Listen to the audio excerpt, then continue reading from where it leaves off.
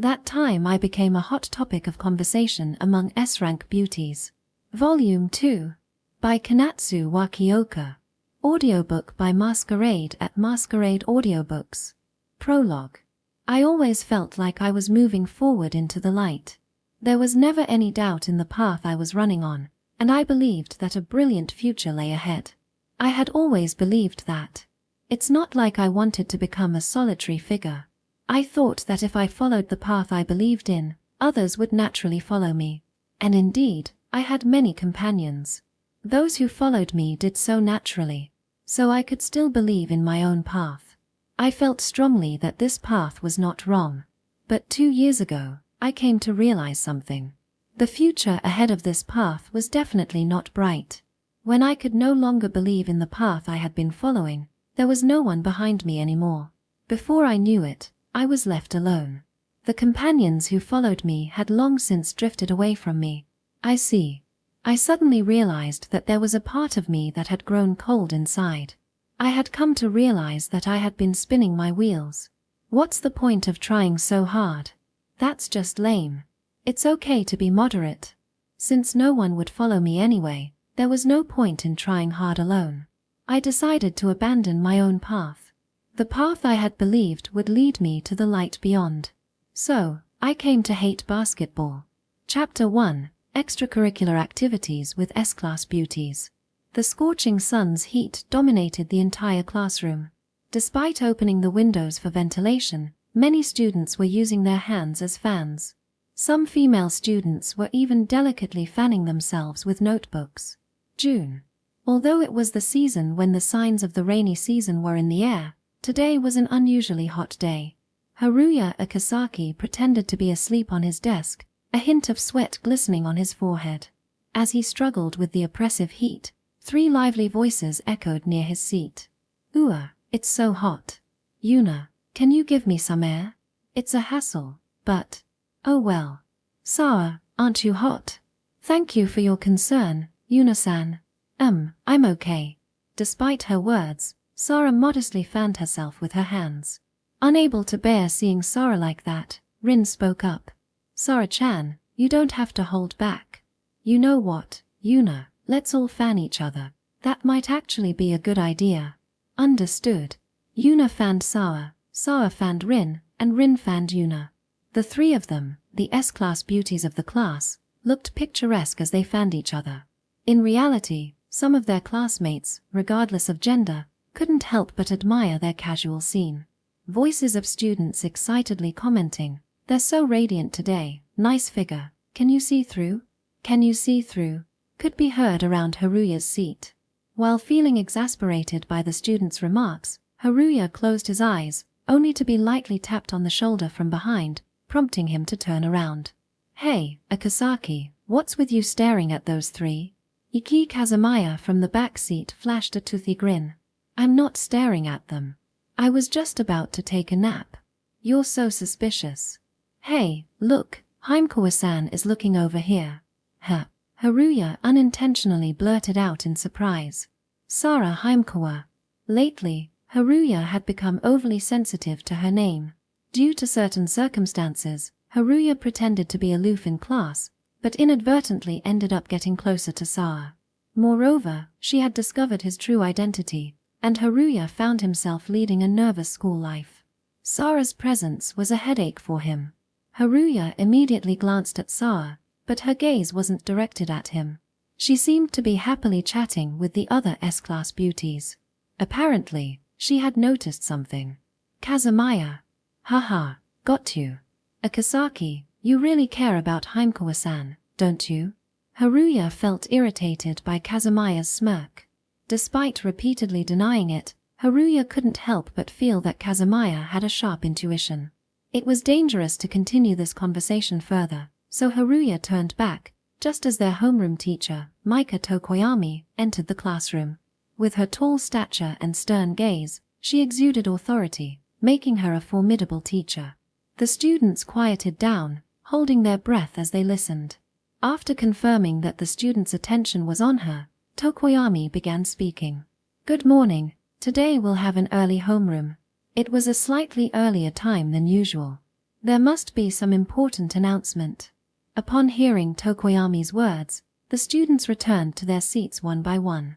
Meanwhile, Haruya placed his hand on his pounding heart, secretly sweating profusely. Whenever Haimkawa-san's name comes up, I can't help but feel nervous. I almost messed up earlier. Seriously. Thanks to that, his drowsiness disappeared instantly. It was a sensitive topic for Haruya. He didn't want anyone to delve into it too deeply. After all, why did Kazamia keep meddling like this? Haruya couldn't be described as particularly friendly at school. Even when spoken to, he responded curtly, emitting an aura that seemed to say, "Leave me alone." He intentionally kept a low profile, his bangs covering his eyes, avoiding eye contact with others. Despite this, every day, a male student from the back seat, Iki Kazamia, continued to talk to him. Although Kazamia doesn't stand out in class, he must be an oddball. Otherwise, why would he take an interest in me? Could he possibly like me? No, that's impossible. It had to be something else. With a laugh at the absurd joke, Haruya glanced briefly at the teacher's podium, where Tokoyami was delivering her message. Haruya absorbed the information without paying much attention. It seems like there are fewer new club members than usual. It's still June, so it's not too late. Students who aren't in clubs should consider joining one. We can't force you, but remember, youth is fleeting. You wouldn't want to regret not joining a club later, would you? If only I could go back to those days. Micah muttered, her voice tinged with melancholy. It seemed like their homeroom teacher was quite envious of their youth. Anyway, to summarize Micah's speech, it seemed like most clubs were struggling with a shortage of new members. So, she was encouraging first-year students to join clubs like this. Originally, since the high school was an academic school, they didn't have any particularly outstanding clubs, but it seemed like the school wanted students to be active in clubs. I'm only feeling darkness from the teacher. She's probably desperate because she's missed her chance for marriage. That's it. She's resentful of her youth, Miss Tokoyami. As the students, regardless of gender, sensed the darkness emanating from their homeroom teacher, Micah deliberately cleared her throat loudly before continuing. Well, anyway, those of you who aren't in clubs should consider joining one. It's not too late even at this time of year. That's all for the announcements. Please prepare for your first period. With the sound of her heels echoing, Micah left the classroom. Once the students confirmed that their teacher was out of sight, they started chatting. Clubs. It's impossible for me to join a sports club. Come to think of it, you were in the tennis club, right? How many new members are there? I might join a cultural club if anything. And so on, whether they were interested in clubs and whether they would join. It seemed like the students were influenced by Micah's remarks. The classroom was filled with talk of clubs. As they continued preparing for the first period, the students began chatting. Among them, a particularly clear voice rang out near Haruya's seat. Clubs, Sara-chin and Yuna, are you interested? I've never thought about it. What about you, Yuna-san? No, I'm not interested either. Rin Kohinata, Sara Haimkawa, and Yuna Takamori were three girls known as S-class beauties in the class, possessing extraordinary beauty. Haruya listened absent-mindedly to their conversation while burying his face in his desk. He wasn't eavesdropping intentionally, but since it reached his ears, he couldn't help it. But still, clubs. He had no intention of joining any club. The answer was clear from the beginning. Memories of his middle school days came to mind. As bitter memories flashed through his mind, Haruya bit his lower lip. He shook his head to shake off the unpleasant memories, but the conversation about the S-class beauties continued. Everyone seems uninterested in joining a club. I can't afford to do that because of my part-time job, and Sara-chin doesn't have the luxury either because she's in love, right? Rin teased Sara while clinging to her. Blushing slightly, Sara tried to divert the conversation to Yuna. It's not like that. Yuna-san, have you ever been in a club? Totally dodged the question. You're still cute as ever, Sara-chin. While hugging Sara, Rin focused her attention on Yuna. Sara and Rin both turned their gaze to Yuna. Something seemed off about her. Yuna had been wearing a somewhat melancholic expression and wasn't very enthusiastic about the conversation. Indeed, after taking a deep breath, Yuna smiled sadly and said, "I played basketball a little in middle school. But I lost interest and haven't done it since. It seems like I shouldn't touch on this too much." Yes, clearly Yuna is upset. Rin and Sara nodded to each other. Yuna's words made Sara and Rin realize that Yuna's untouchable topics are directly connected to her club activities. Based on Yuna's current demeanor, it was clear to them that something in her past was directly related to joining a club. As Haruya listened to the exchange, he felt a tap on his shoulder from behind. There was no need to confirm the identity of the person. He reluctantly lifted his heavy body and turned around. "Whoa, you look really disgusted, Akasaki." Yuki Kazamia, his classmate from behind. "In that case, there's no need to approach me." "No, I can't do that. I'm happy to." "Unfortunately, was that not a mistake?" "Haha, well, getting to the main point, doesn't Akasaki want to join a club or something?" Haruya thought she might question my connection with Haimkawa-san again or ask about the S-class beauties, but it seems he was mistaken, letting out a relieved sigh. "I'm not interested in clubs." "Didn't you do anything in middle school?" Asked with a hint of suggestion in the voice, Haruya unconsciously clears his throat. "Not really." Without answering Kazamia's question directly, Haruya gave an ambiguous reply. Seeing his reaction, Kazamia simply mutters, "Well, whatever." Frankly, Haruya didn't want to touch on the subject of club activities, because the club was the very reason that had shaped Haruya into who he was now. It was tied directly to family, friends, and the things that tore them apart. Unpleasant memories were embedded in the word club. Inadvertently breaking into a cold sweat and tensing his face, Haruya was met with Kazamia's smirk. "Hey, Haimkawa-san is looking over here," Kazamia said. "What?" Although awakened to Kazamia's voice, Haruya thought it was just another one of Kazamia's usual jokes. Surely, it had to be. "I'm not falling for that again." "No, seriously, she's glancing over here." "That can't be."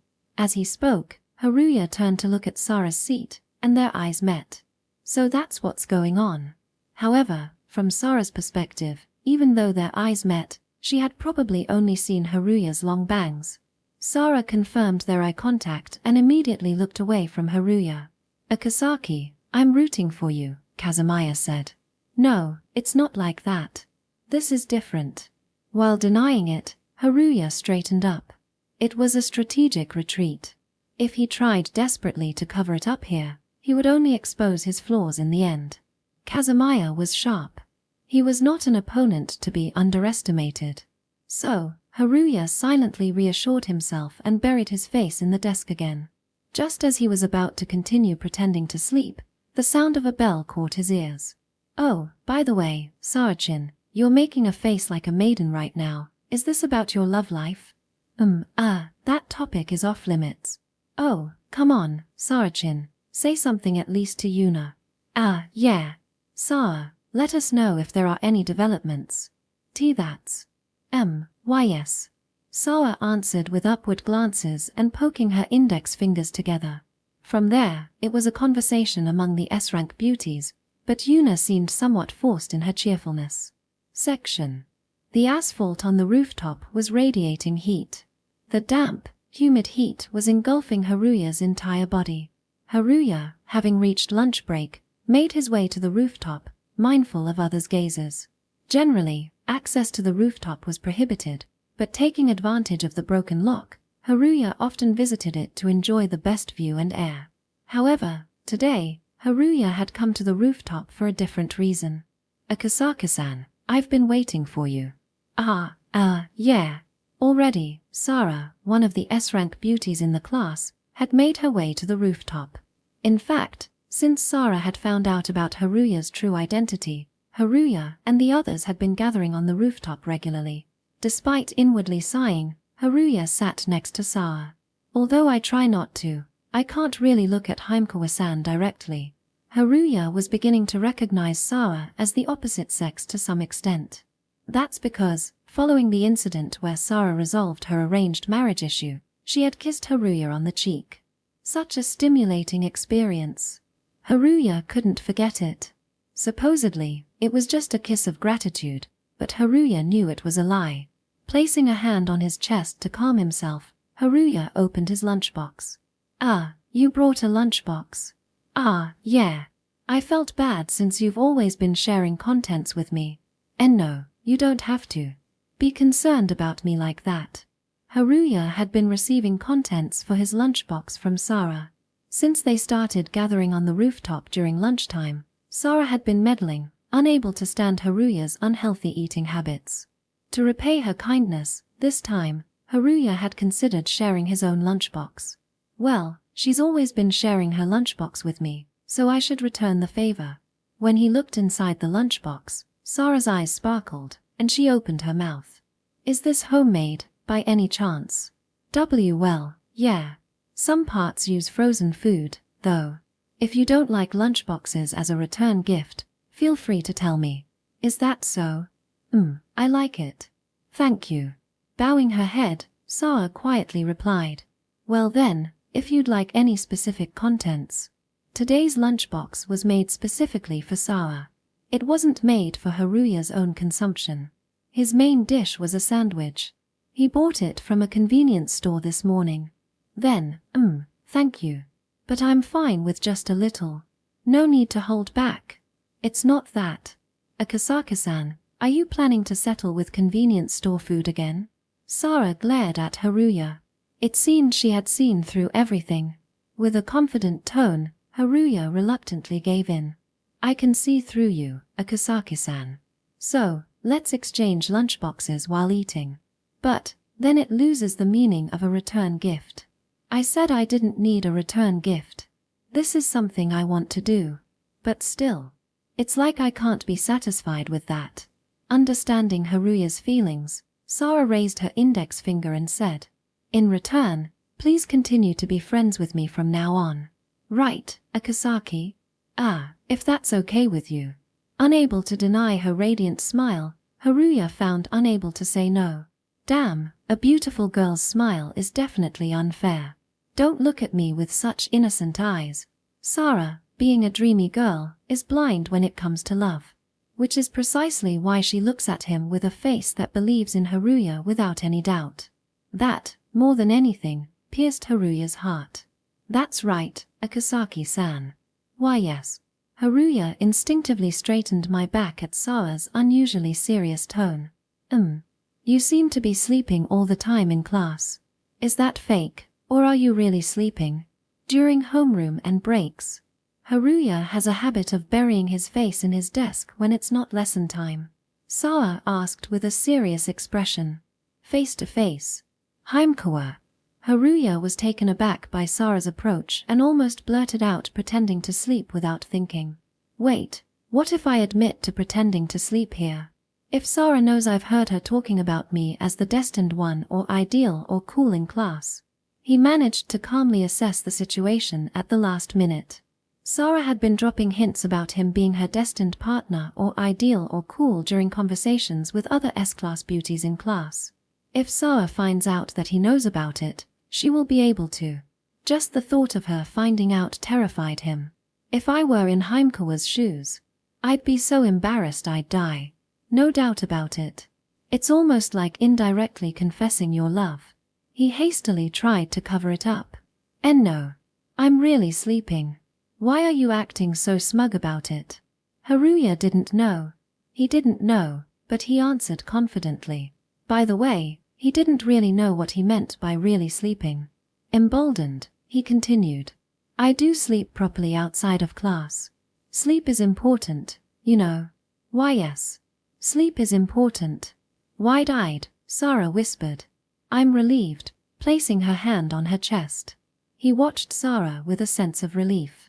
"I'm relieved. I managed to get out of that predicament. Now I just hope my name doesn't come up in class discussions." Haruya prayed inwardly. As an unremarkable mob student, he absolutely wanted to avoid being brought up in conversations in S-class beauties who drew so much attention. However, contrary to Haruya's wish, Sara was thinking this in her heart. "I'm glad Akasaka-san didn't seem to have heard our love talk." I was a little worried, but his deadpan sleeping face must mean he's serious about it. In that case, I can talk about your love a little more in depth with Rin-san and Yuna-san. Ah, it's so nice to be able to talk about someone you like. Haruya didn't know that his school life was about to become even more nerve-wracking than usual from now on. Completely oblivious to that, all he could do was hope Sara would soon realize she was severely overestimating him. Well, I have already gotten Heimkawa-san's promise not to reveal my identity in class. If I were to outright make Heimkawa-san dislike me or distance myself from her now, that would just make me a topic of conversation among the S-class beauties and make it uncomfortable for me in class. Whoa, so the guy Heimkawa-san liked turned out to be a total scumbag pretending to be interested in her. Damn, that's the worst. Unforgivable. After Heimkawa-san showed interest in him, let's find the bastard and kill him. What a heartless jerk, making a girl cry like that. Something like that. He could vividly imagine such conversations in class. If that were to happen, the atmosphere in the class would become unbearable. Ideal and cool are fine, still somewhat embarrassing terms, but jerk and monster are unacceptable. He'd feel his life is in danger. And a mob's mental strength isn't that strong. So, as long as I interact with Heimkawa normally, there shouldn't be any problems. Just be yourself.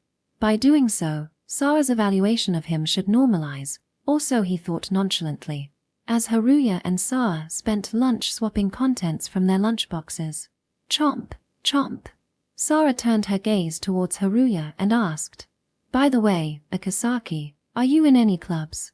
The sudden mention of clubs made Haruya choke for a moment. "And no, I'm not. And I don't plan to join any. How about you, Heimkawa?"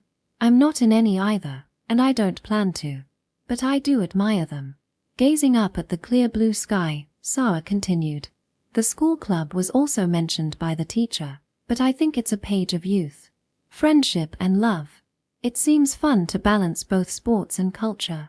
Don't you think so, Akasaki-san?" Under the sunlight, Sara, with a smile like dappled sunlight, murmured in a voice that suppressed emotions. "Friendship and love and club activities at the same time? That's impossible." Perhaps because of the dark atmosphere around Haruya. Sara's eyes widened and she froze. I'm sorry. And no, it's okay." Haruya felt guilty for creating an awkward atmosphere. Even more so, he couldn't hide the discomfort of being dominated by old memories in his mind. "Calm down. I'm not in the club anymore. Calm down." Haruya kept telling himself that several times, trying to calm himself down. Sara quietly gazed at Haruya's profile. It seems that what Akasaki-san is carrying is related to club activities. Probably Yuna-san too. It would be good if I could help. While regretting her own slip of the tongue, Sara clenched her fists tightly. Section. Except for the embarrassment during lunch break, nothing significant happened, and the end of the school day arrived uneventfully. Perhaps because there was a lot of talk about club activities today, only unpleasant memories from the past kept coming back. As Haruya approached his shoe locker, if he looked outside the window, he could see some sports clubs vigorously running. 1, 2, 1, 2. The voices of multiple people with perfect synchronization echoed in Haruya's ears. Sigh. Let's go home without thinking about anything. And let's heal with some shoujo manga. His long bangs that covered his vision helped him calm his mind in this school environment. When he reached the entrance on the first floor, he saw 2 students talking in front of his shoe locker. Excuse me, but I can't go home unless you move from there." Although Haruya muttered that to himself, the 2 seemed to be arguing and it didn't seem appropriate to approach them. Haruya observed them from a distance. "Takamori, hey, aren't you going to continue playing basketball? Onoi, why are you here?" It seemed that the student called Onoi was from another high school, as she was wearing a uniform unfamiliar to Haruya's school. "Saihara and I are going to have a match soon. I came to greet your advisor on the way back. I came here by bike and the teacher left by car earlier. So, on the way back, I never thought I'd run into you like this. So, Takamori, back to the topic, did you quit basketball?" "Shut up." Although they now attended different high schools, they were old acquaintances and met again unexpectedly. And it became a bit of a scene. If we summarize the situation roughly, it would be something like this. Heavy. This isn't the kind of atmosphere I can not just step into. Haruya couldn't say something like excuse me in this atmosphere. Sharp glances seemed to be flying from the two in that situation. Just thinking about it was scary. Could you please stop having a showdown in front of my shoe locker? While shouting inwardly, Haruya could only smile wryly. After observing for a while, Takamori passed by the student from the other high school, called Onoi, saying move in a strong tone.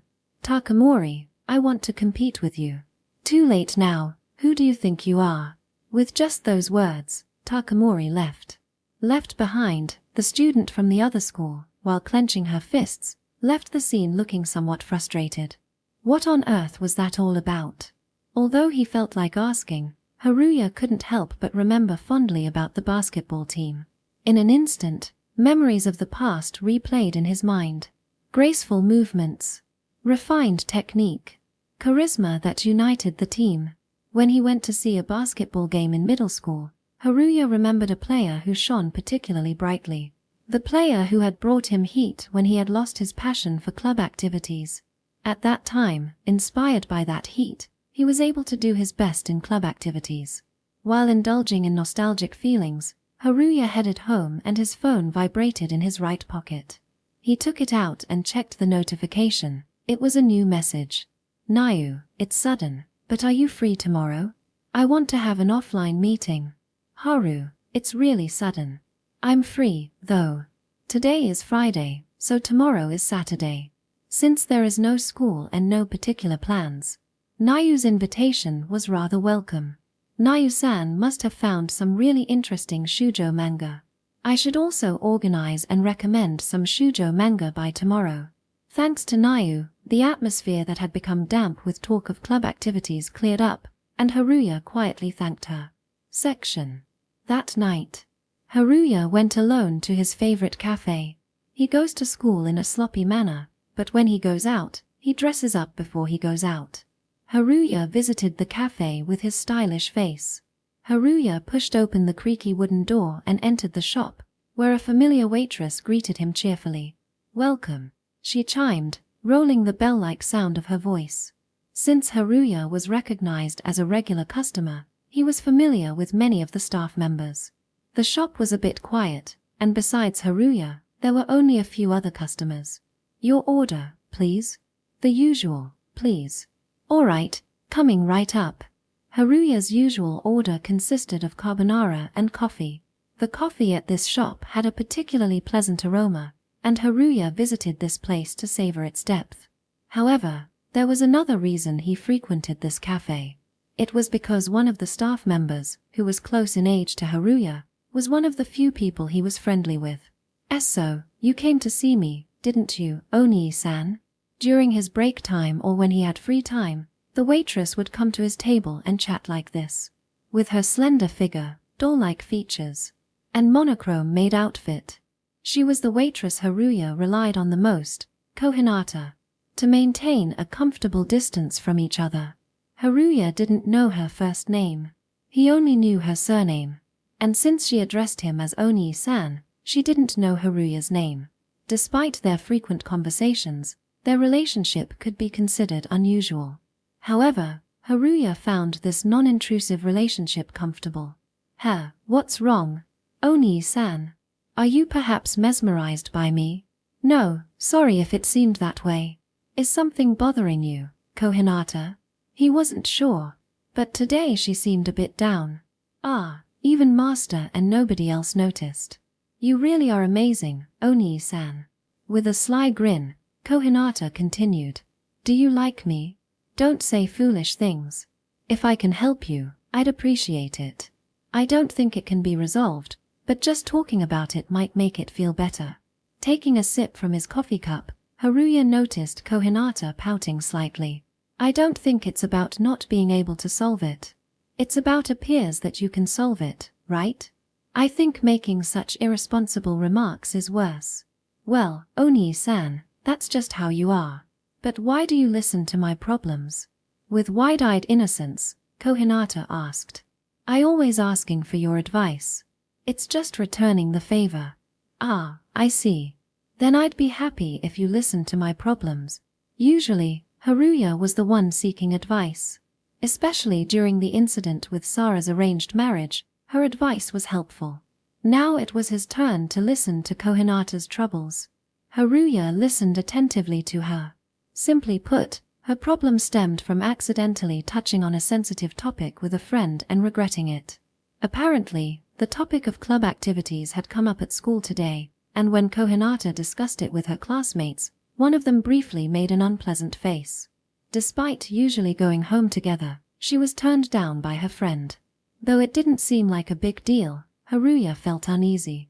The topic of club activities in class, huh? Wait, that feels familiar. But it's probably just my imagination. If your friend didn't seem comfortable discussing it, I think it's best to leave it alone and act like usual. Yeah, you're right. Everyone has parts they don't want others to touch, right? Kohinata nodded with a self-deprecating tone. You're going through a lot, too, Kohinata. Surely she also harbored worries and conflicts she couldn't share with others. That much was evident from her expression earlier. Onii-san, why? Are you being so kind today?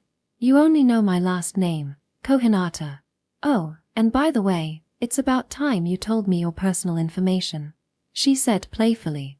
It was selfish of her to want to know others' information while not disclosing her own. But Haruya quite liked Kohinata's non-intrusive nature.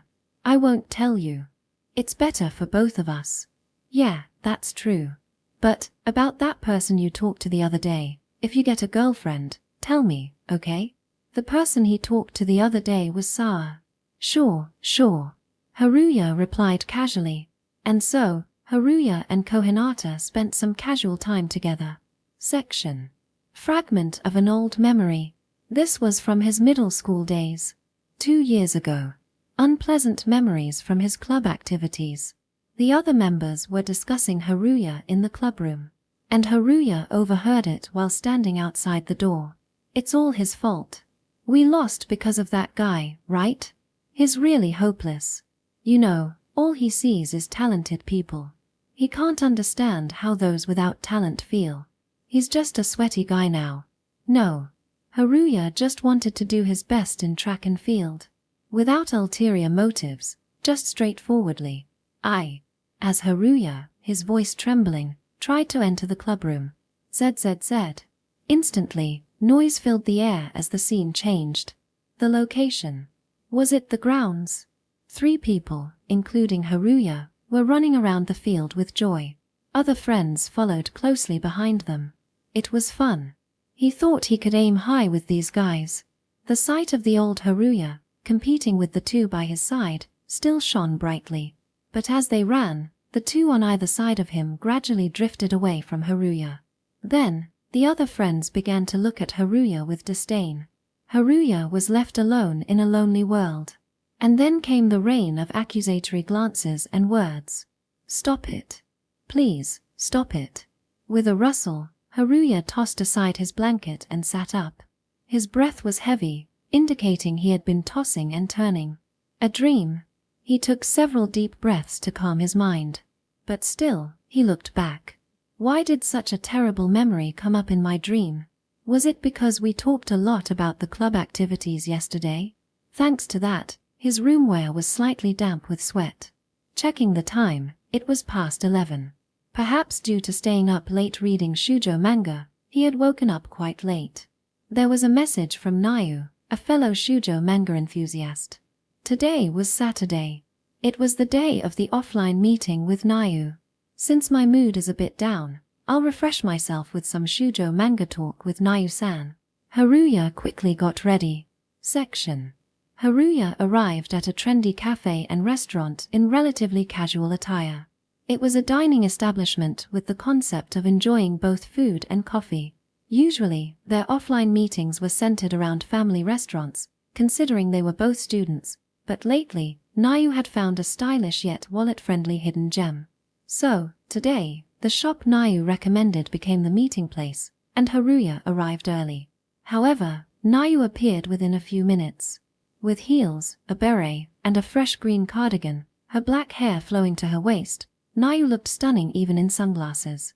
An adult aura exuding sensuality, as if she graced the cover of a fashion magazine, emanated from Nau. "Sorry for making you wait. I just got here a moment ago, too." "I see.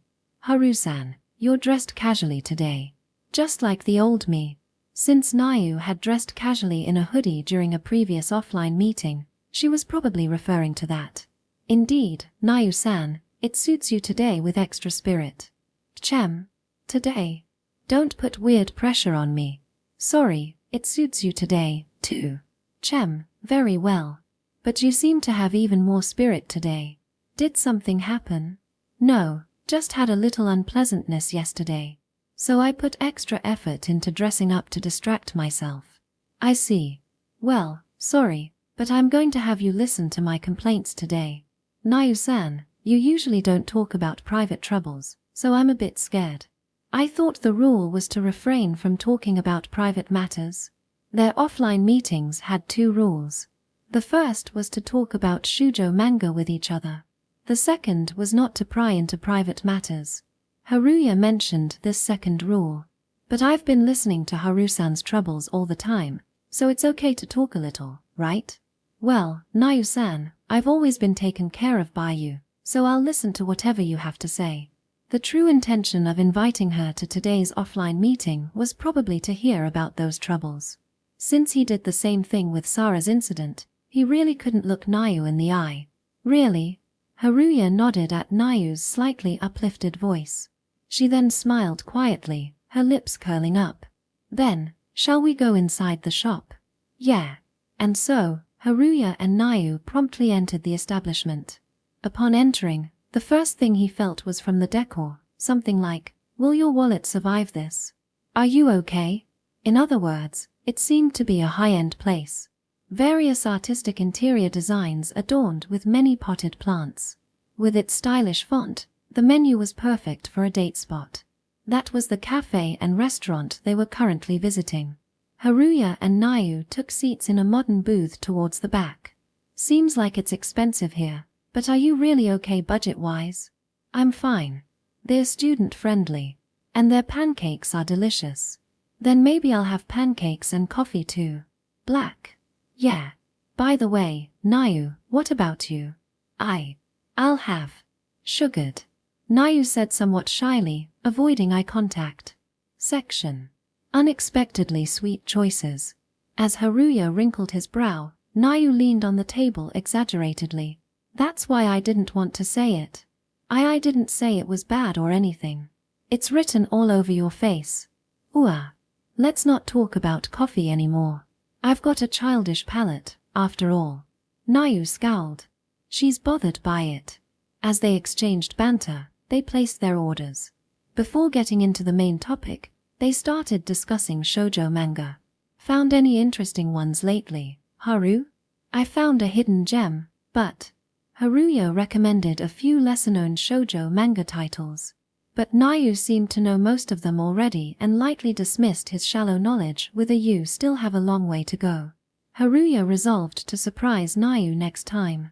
Ultimately, they ended up sharing their favorite scenes from the manga they mentioned. "I like it when the protagonist realizes they're in love with each other. I love the scene where they both confess their feelings." They almost responded simultaneously, then looked at each other, and Nau muttered, "Imitation is the sincerest form of flattery." "No, why? That scene was amazing." "No, I'm kidding. But yeah, my heart raced during that part." "I get it. Especially after doubting whether they liked each other for so long." As they excitedly conversed, their ordered items arrived. Haruya had ordered pancakes and black coffee. Nau had ordered pancakes and sugared coffee. As Haruya tried to cut his pancake and eat it with maple syrup, Nau stopped him. The way he was applying syrup wouldn't evenly distribute it, so she elegantly spread it on the pancake with her knife. Following her lead, Haruya cut his pancake and took a bite. "It's delicious." His eyes widened as he unintentionally voiced his impression. "I'm glad." This place is both delicious and reasonable, and it's a hidden gem where you don't bump into acquaintances. You found a good spot.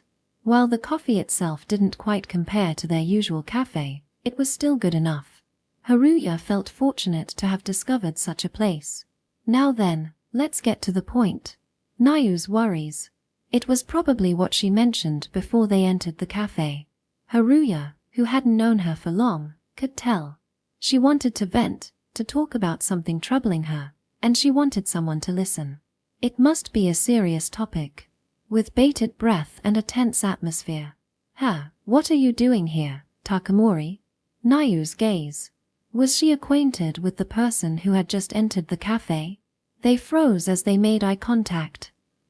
This is the worst. Nau muttered, biting her lower lip hard. Takamori. If it's about 2 years ago, I think I was wrong. I want to play basketball with you again. Onoi, I'm sorry, but I'm not coming back. Do you realize how irresponsible and selfish your words are? You want to compete with me now? Isn't it too late for that? Onoi's words left Nau's acquaintance wide-eyed and speechless. Haruya also felt overwhelmed by her quiet anger and disgust. What a scene. Come to think of it, something like this happened yesterday too. I'm clearly out of place. And the atmosphere is terrible. In fact, glances from other customers were directed at their table. Sorry, but Haru, I'll be leaving first today. I'll leave too. It would be awkward to stay with Onoi after this. And spending time with her would inevitably lead to breaking the rule of not revealing each other's private lives. He had unintentionally learned her last name already. But it's going to be awkward leaving. Looking back at Onoi, she was trembling and had tears in her eyes. And with the numerous glances from the surrounding customers. What is this?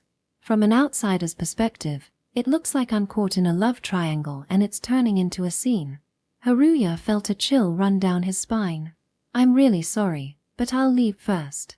She looked unwell. Perhaps she wasn't feeling well. Regretting Nau's apology, he couldn't hold her back. She swayed her cardigan and headed to the cashier first. What should I do in this situation? Haruya, unable to hide his confusion, quietly called out to Onoi. Wouldn't it be better to sit first? In a booth, there was a woman on the verge of tears and a man who seemed unnecessarily tense, stretching his back awkwardly. The waiter handed a glass of water to Onoi awkwardly and quickly left the scene. This is a mess. Why did the offline meeting turn into this?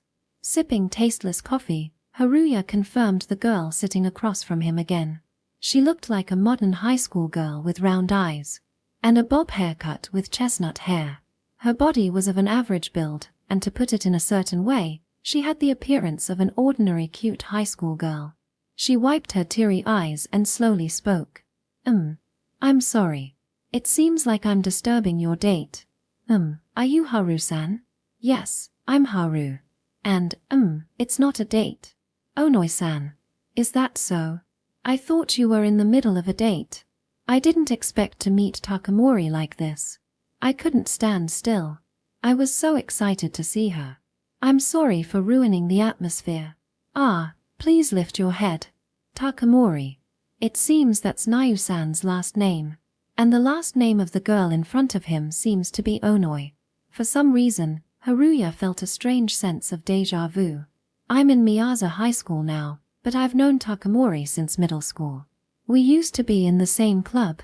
Onoi began to speak hesitantly after wiping away her tears. We worked hard together in the basketball club until the second year of middle school. But I took basketball away from Takamori. It seemed to be a more serious problem than he had thought. Onoi's expression told the story. Her somewhat distressed expression. Takamori doesn't want to play basketball anymore. But I think she's lying. Because I don't feel any radiance from her now. Haruya couldn't help but feel uncomfortable. Is that so? Do you want to order something? Yes, let me order then. As her expression softened slightly, Haruya heaved a sigh of relief. But, isn't that too much to order? Does she really intend to finish all of this alone? A set of a mountain of fried potatoes, grilled chicken, and a hamburger. Although he had involuntarily flinched inwardly when placing the order, he couldn't help but comment when the products arrived in front of him. I tend to eat a lot because I'm in the physical education club. And I came here alone to eat a lot, haha. As she started eating, her expression changed completely from before, becoming bright. Seeing her brighten up, Haruya breathed a sigh of relief. It's painful when someone gives off such a distressed atmosphere. Therefore, seeing Onoi, who seemed to have calmed down, Haruya relaxed. Takamori is amazing. She has very high ideals and continues to pursue them. She's cool and dazzling. Chewing on potatoes as she reminisced, Onoi's expression softened. But Takamori threw that away. So I want Takamori to return to basketball. After all, our schools are going to have a practice match. This kind of opportunity might never come again. I know I'm being selfish, but Haruya didn't interject, just nodded. It was because Onoi's desire to share her innermost feelings with someone, to be heard, came across. Moreover, it would be rude to intervene without knowing the detailed circumstances. However, there was something he felt while listening to her story. This girl in front of him really likes Nau. Although she spoke with a distressed expression, there was a glimmer in her eyes that made Haruya intuitively feel that. No, you really do like Takamori-san, don't you? Well, it's not like I like her that way or anything. But after being rejected that harshly, I can accept it and sort out my feelings. Thank you for listening. I feel a bit lighter. Facing Onoi's resigned expression and forced smile, Haruya opened his mouth despite knowing he was sticking his nose where it didn't belong. It may be painful, but if you face your feelings seriously, I'm sure they will get through eventually. After that, Onoi didn't say anything more and left after finishing his meal. But she soon came running back, saying I forgot to pay and returned. And also, this is my contact information. Please feel free to contact me anytime if there's anything about Takamori. If there's anything about Takamori starting basketball again, please let me know immediately. Even at night is fine. Haruya is handed a piece of paper with contact information written on it. What a stormy person. With that impression in mind, Haruya glanced at the dishes laid out on the table and chuckled wryly. I hope the staff doesn't think I ate everything when I pay. Section 2 days later. Monday morning. Haruya was running to the classroom with a black-haired beauty. The reason was simple. Haruya overslept this morning and was about to be late, so he was in a hurry like this. The student next to him is also hurrying because she is about to be late. Without saying anything to each other, they just sprinted towards their destination. Perhaps because most of the students have already arrived in the classroom, there was hardly any crowd. When they hurriedly arrived at the front of the classroom, what? Haruya inadvertently twisted his neck. The reason was that the female student who had been running next to him until just now was standing next to him. Are they in the same class? But if she's standing next to him like this, that's the only thing that makes sense. Haruya peeked at her from behind her long hair and gazed at her standing next to him. I feel like I've seen her somewhere, but this feeling. Oh, come to think of it, is she the girl I had a little interaction with during the incident with Heimkawa? I think we interacted at a creep stand. It was when I was walking home with Sara. In short, the girl in front of me right now is. She's that S-class beauty, right? She's such a high-class beauty that some male students rate her as such. It seems that Haruya has a strange connection with S-class beauties, much to his chagrin. While ordinary male students would be lucky, it was a stomach-churning feeling for Haruya, who didn't want to stand out at school. As he prayed not to stand out too much, he reached for the door to the classroom. You're both late. Come to the staff room later. When he turned around, the homeroom teacher was looking at Haruya and the others with a scary smile. You didn't make it in time, did you? Well, that sucks. I understand. Well, get into the classroom. It's time for homeroom. As they entered the classroom with the teacher, naturally, they attracted the attention of their classmates. Damn it.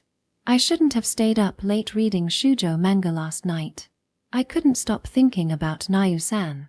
Even though we parted like that, I never received a message from Nau afterwards. It's impossible not to worry about it. But Haruya didn't know how to proceed after yesterday, so he decided to summon Nau through the requirements of shoujo manga, and spent the night reading shoujo manga. As a result, he stayed up late, and that's why he was late like this. Well, let's start homeroom. As I mentioned the other day, about the club activities. Although the teacher mentioned club activities, Haruya didn't have the luxury to pay attention to such things now. The contents of the homeroom that had been talked about since earlier didn't enter his head at all. That's because Haruya noticed that an unpleasant aura was emanating from the back of the room. Kazamia. He's definitely going to pick a fight with me. He's probably going to talk about how envious he is of me being late with an S-class beauty.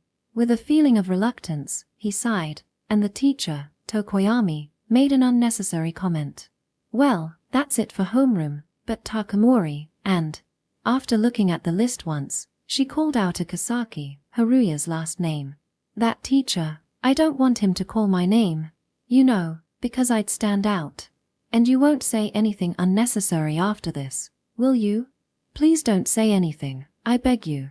But Haruya's feelings were in vain, as Tokoyami mercilessly said. Both of you, come to the staff room later. That's it for homeroom. With a click-clack, the teacher, who was still wearing heels today, left the classroom. Ha ha ha, Haruya could only laugh bitterly as he was being patted on the shoulder by Kazamia, who seemed to be saying tell me more.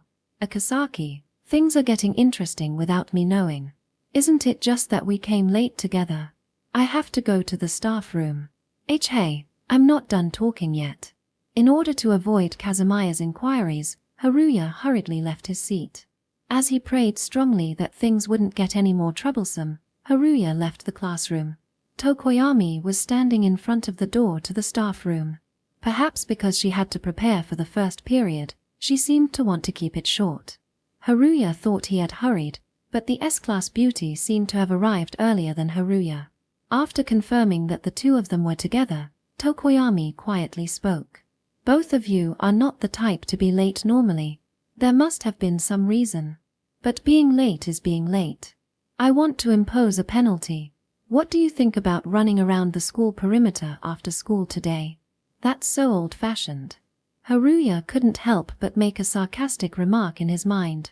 These days, I've never heard of punishments like standing in the hallway or running outside.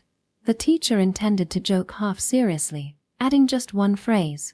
I can't force it, though. To Haruya, who smiled wryly. After school, we just need to go around the school, right? Without any disturbance, Yuna asked, focusing on Haruya. Really? Do we have to run? As the teacher nodded, she left the scene without paying any attention to Haruya. Left behind, Haruya could only be dumbfounded.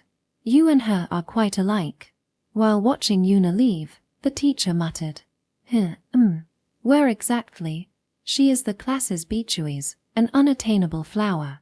Meanwhile, he's just a nobody in the class, the one who is in the shadows. Objectively speaking, he couldn't see any resemblance at all. You're hiding your true self. I think you're also quite similar in terms of half-hearted actions. So, it's good to reset your feelings by running around the perimeter. He felt like his heart was gripped. Instinctively turning to look back at the teacher, she chuckled before saying, Kidding. It's just an adult's nonsense based on intuition. Don't worry about it.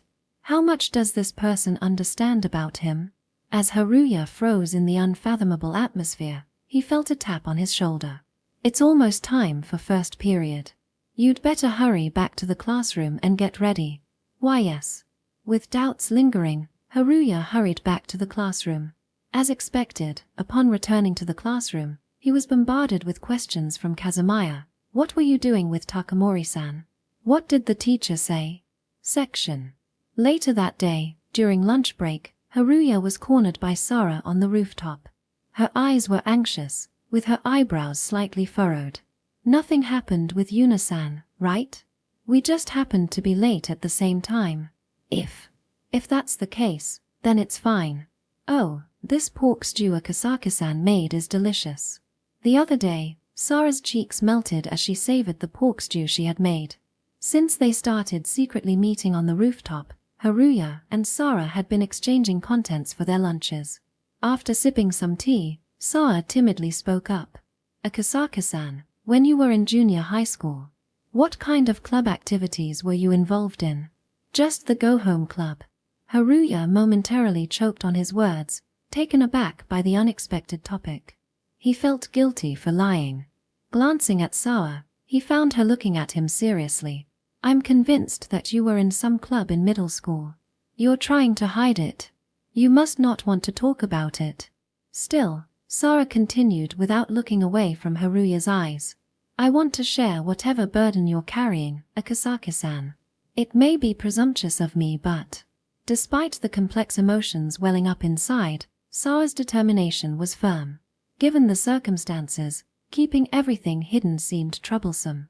Instead of being repeatedly asked about his club activities and recalling unpleasant memories, it might be better to just tell what club he was in.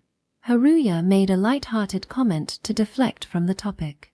I was in the track and field club, doing long distance. Well, I quit the club for various reasons. Is that so? Sara seemed surprised that he was being so straightforward, shaking her head lightly. Then she continued. I'd like to see you running, Akasaka-san. It's not like I've stopped running. I'll run if I'm about to be late or if someone's chasing me. In response, Sara shook her head modestly before giving him a gentle smile. I'm not asking about that, you know? Haruya understood. He understood, which made him feel ashamed and filled his heart with regret. What Sara wanted to know was whether he was running with genuine feelings. Whether he was running with the same feelings he had when he was in the club. There's a difference between just running and running with strong determination. As he nibbled on the strawberry Sara handed him, he couldn't help but feel embarrassed. I'm sorry. This is my apology for touching a nerve. If you understand, I'd rather not talk about this topic anymore. I can't do that. I'm very grateful to Akasaka-san for showing me how to live my life. Looking up at the blue sky, Sara wore a gentle smile. Just this one last thing. She turned to him suddenly. With a refreshing breeze blowing, Sara's hair fluttered. Whatever happens, whatever I hear, I'm on your side, Akasaka-san. He wished she hadn't looked at him with those sincere, innocent eyes. Haruya chewed on the strawberry Sara gave him. The taste was strangely more sour than sweet. Section. After school, once the number of students had settled down, Haruya and Yuna headed to the staff room after making sure that the number of students had calmed down. Yuna Takamori, walking down the corridor alongside her, who possessed a different elegance from Sara even among the S-class beauties, Haruya asked her. About the perimeter run, wouldn't it be fine if we just pretended we ran it and no one found out? Perhaps due to entering introverted mode, his voice involuntarily became lower than usual. It wasn't because he was nervous about being next to an S-class beauty, definitely not. I don't like doing dishonest things, so I'll run. You're serious, right? I'll run, but if you really don't want to run, you don't have to, you know? She was more serious than he had thought. Despite her calm demeanor, Haruya was taken aback by her gal-like attitude. Feeling his own shallowness, he couldn't help but say, No, I'll run too. Then let's do our best together. And after such a trivial exchange, not long after, they arrived at the staff room. Yuna informed him that they would start the perimeter run from the teacher's seat. Teacher, we'll be running from now on.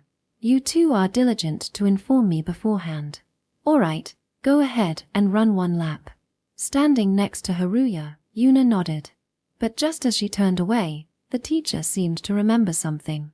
The teacher slowly spoke to Yuna's back. Oh, right. Takamori, do you have any intention of joining the basketball club? What? Perhaps it was an unexpected topic, as Yuna's shoulders trembled slightly. Why are you asking me like that? Oh, I'm the advisor for the basketball club. We're going to have practice matches with other schools soon, but we're short on experienced players. Scratching the back of the head, the teacher continued. I remembered from your self-introduction card that you were in the basketball club in middle school. I just wanted to ask if you were interested. In this class, immediately after enrollment, all students were asked to fill out a simple self-introduction card to get to know each other. One of the items on the card was what club were you in during middle school, so the teacher must have been referring to that. By the way, on that self-introduction card, Haruya wrote down that he was in the track and field club. Sorry, but I'm not interested in joining the basketball club.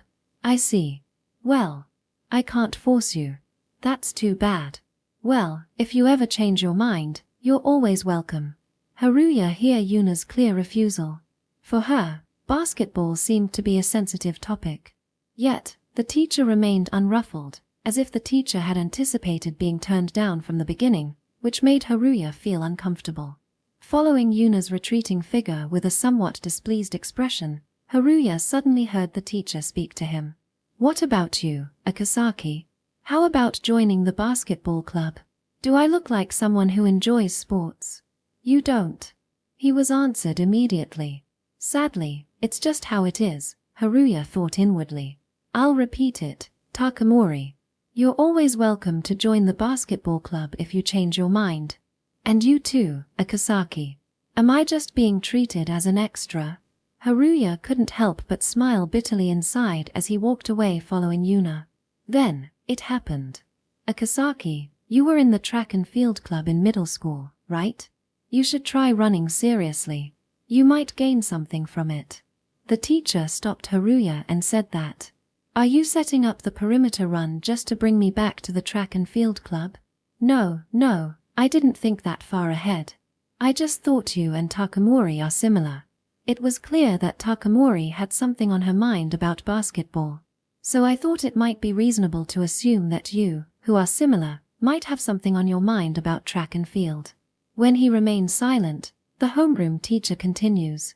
This is just something I thought could be a catalyst, nothing more. Looking at the atmosphere, you two seem quite alike. Akasaki, you may be able to help Takamori. Help her. Isn't that usually the teacher's role? Besides, Takamori-san doesn't really seem to be struggling with anything. True, but sometimes people can only open up to those similar to them. And Takamori is struggling, or she should be.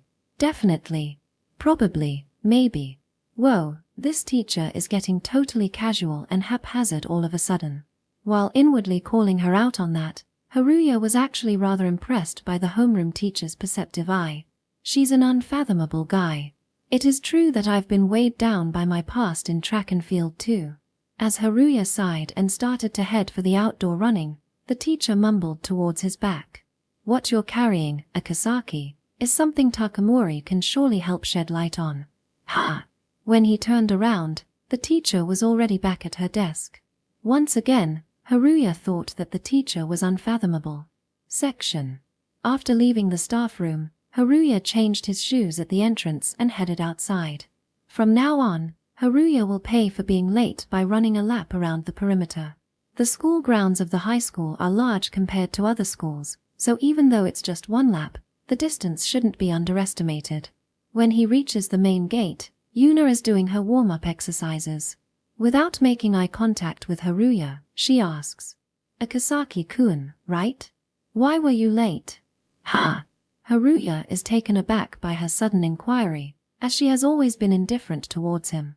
You don't usually arrive late, right? Not just you, but everyone in school. The high school is a prestigious college preparatory school known throughout the prefecture.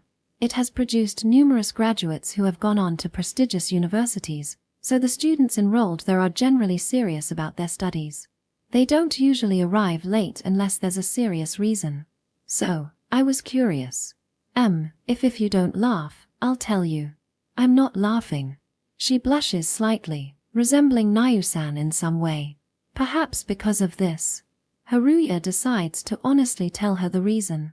I stayed up all night reading manga and overslept. Oops. Sorry. But it's surprising, isn't it? What? Surprising? Yeah, because it seems like Akasaki-kun has some connection with Sara. Since Sara is serious, I thought you were too. Oh, but earlier you were planning to skip the run, so maybe you're not that serious. His heart skips a beat. He never expected her to be so sure of his connection with Sara. Does that mean, even if I'm not serious, Heimkawa-san is? Although they're not supposed to be on the rooftop during lunchtime. Yuna seems lost in thought as she looks up at the sky. I was late because I got caught up in the basketball club's recruitment on my way to school. She starts explaining. It seems like a senior who knew I used to be in the basketball club ran into me and recruited me on the way to school. Oh, I see. Sorry for suddenly starting to talk. And also for being rude earlier. I've been a bit on edge since this morning. She seems to be aware of her behavior. Her attitude has softened quite a bit now, making for an approachable atmosphere. Anyway, going back to what I was saying, after hearing about the basketball club, I got down in the dumps without realizing it and my footsteps just got heavier. Before I knew it, time had flown by and I ended up being late. It was really the worst. That's too bad. Yeah, so, Yuna said, shrugging her shoulders. Doesn't everyone going on and on about basketball seem a bit strange to you? Some strange switch seems to have been flipped. I just want to shake off this frustration. Sorry for leaving you behind. She wanted to convey that, she said. Although he could just run without worrying about her, her consideration shows how kind she is. You're very considerate. She's so cute that he can't help but smile. You shouldn't laugh. I mean, isn't it rude to just sprint off without saying anything? Avoiding eye contact, Yuna walks out of the school gate. Then, she expertly ties her hair with a hair tie. Haruya follows her outside. Suddenly glancing up at the sky tinged with crimson edges, Haruya felt a sense of nostalgia. It had been a long time since he ran in such conditions. True to her words about leaving him behind, Yuna was faster than he expected. Her ponytail swayed gracefully left and right with her beautiful form as her back gradually distanced itself. There's no real need to run seriously. This isn't a competition or race. There's no necessity to run at all, really. This is just a penalty lap for being late. Trying to convince himself of that, Haruya watched Yuna's retreating back. Whatever. It doesn't matter. I can take it easy. I've already quit the track team. That's what he should be thinking, and yet, for some reason, he found himself biting his lower lip hard, maintaining a steady pace to avoid falling behind Yuna. Running like this, he could feel his physical strength and stamina had deteriorated. The force with which his feet struck the ground was far weaker compared to before. Only natural, since he no longer did any training runs. No wonder. I don't run anymore. But for some inexplicable reason, he felt intensely vexed and ended up running seriously. Even he found it perplexing. He must not be left behind. He didn't want to lose. Some part of his heart was determined to catch up to her. Before he knew it, the distance between him and Yuna was steadily closing. But his breathing is ragged, his long bangs sticking to his forehead with sweat, obscuring his vision. He feels embarrassed to be making so much noise over such a short distance. He doesn't really need to run seriously. Even if Haruya manages to overtake Yuna, it probably won't mean anything. However, despite that, Haruya had been running seriously before he knew it. Why did he run seriously? Ignoring his own inexplicable calmness, Haruya approaches Yuna. Yuna suddenly turned around, her eyes widening. It wasn't surprising. The person he thought he had completely left behind had somehow caught up without him noticing. As Haruya overtakes her when they are about to finish another lap, Yuna looks puzzled. And right at that moment, they finished just one lap. Haruya gets down on his knees, trying to catch his breath. Surprising. I was really running seriously, yet I'm quite fast, Akasaki. It was strange even to himself. Though his body is screaming for air with each breath, his chest feels clear. You're quite competitive, aren't you? I don't know. When realized I was running seriously. As he clenches his fists tightly, Yuna chuckles amusedly. It seems like you're confused yourself. You're even dropping the formal language. Sorry about that. He answers completely honestly. Haruya hurriedly tries to correct himself. It's okay. We're in the same year. But if you were running seriously without even realizing it, Akasaki, you must be quite competitive. Indeed, when Haruya was trying to catch up to Yuna, memories of his efforts in middle school were stirred in his head. Memories of those times when he would run recklessly if he was about to be overtaken or seemed about to lose. Yeah, maybe. It feels like a weight has been lifted off somewhere. Do you like running? No, that's not. There shouldn't be. Because there are unpleasant memories associated with club activities. Love and club activities are filled with bitter memories. I'm sure you do. You were running seriously until you were out of breath. I think you like running, Akasaki. I swear by the name of Takamori Yuna. To Haruya, who involuntarily swallows his breath, Yuna calmly declares, I feel embarrassed saying this myself. Well, let's go tell the teacher then.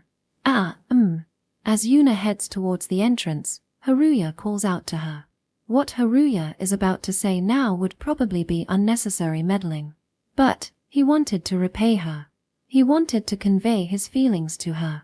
It was just a confirmation that Akasaki likes running. But her words resonated with Haruya's ears because they both ran seriously. Even if Yuna didn't feel that way, she lightened his heart. You are very much alike. Such words of the homeroom teacher are in his mind. Is that why? Though not entirely convinced, Haruya had no choice but to ask. Don't you really love basketball? Stopping in her tracks, Yuna turns around quietly. No, I don't like it at all.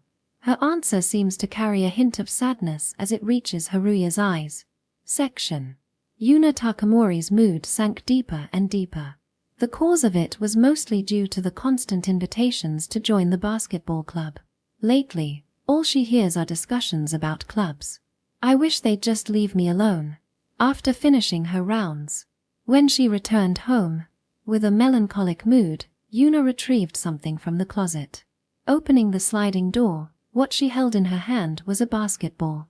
The ball showed signs of wear and tear, indicating it had been used for a long time.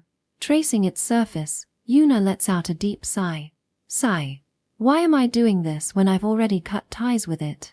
That's why she had stowed away her longtime companion in the closet. She couldn't help but feel foolish for bringing it out again. Maybe it's because they keep talking about basketball. Come to think of it, not a day has gone by that I haven't heard the word basketball or club activities in the past few days. Day after day, the word fills Yuna's head as if she's being harassed. Because of the invitation from the seniors this morning, I was late. No, it was my fault for getting flustered. And then, she added, Teacher, Onoi-an. It wasn't just discussions about basketball with her homeroom teacher and former club mates. Don't you really love basketball? The words of a boy in her class who knew nothing about her situation flashed through her mind. What am I worrying about? Stop it. It's ridiculous. Running her fingers through her hair in frustration, Yuna puts the basketball back into the depths of the closet. And just then, a message tone from Yuna's smartphone breaks the silence. Checking her messages, it's from Sara. That's unusual. In their private group chat for S-Class Beauties, they often interact. Especially with Sara, who tends to be reserved, sending messages individually to Yuna was unusual. Yuna-san, if you need to talk about club activities, I'm always here to listen. It was accompanied by a cute rabbit stamp. Yuna felt that Sara had become stronger towards her. When it came to club activities, she seemed to almost say don't touch to Sara and Rin, so Yuna had a slightly rejecting expression. She thought she would apologize later, but she didn't expect Sara, who was usually passive, to approach sensitive topics on her own. So there was no way to hide her surprise. Sorry for acting weird. But I'm okay now. Sorry for making you worry. Yuna replied immediately. Then Yuna remembered the previous Sara. Come to think of it, Sara also had a time when she was mentally unstable. Although she avoided talking about it directly, she clearly wasn't feeling well when she had a matchmaking meeting. However, Sara quickly regained her energy, and it could be seen that she was growing in her personality. Yuna naturally asked Sara, I think Sara has changed in a good way. Is there a reason? In her mind, Rin, who loves love stories, smiled and said, that's obviously because of love. Rin, but Yuna wanted to hear the answer from Sara herself. A reply came immediately. Have I changed? I wasn't aware of it. I think if it was the previous Sara, she wouldn't have checked on my expression and poked her nose into private matters. I see. If I've changed, then, it's because of a date. Yuna's tapping hand suddenly stopped. In her head, Rin was smiling and saying, "See, I told you.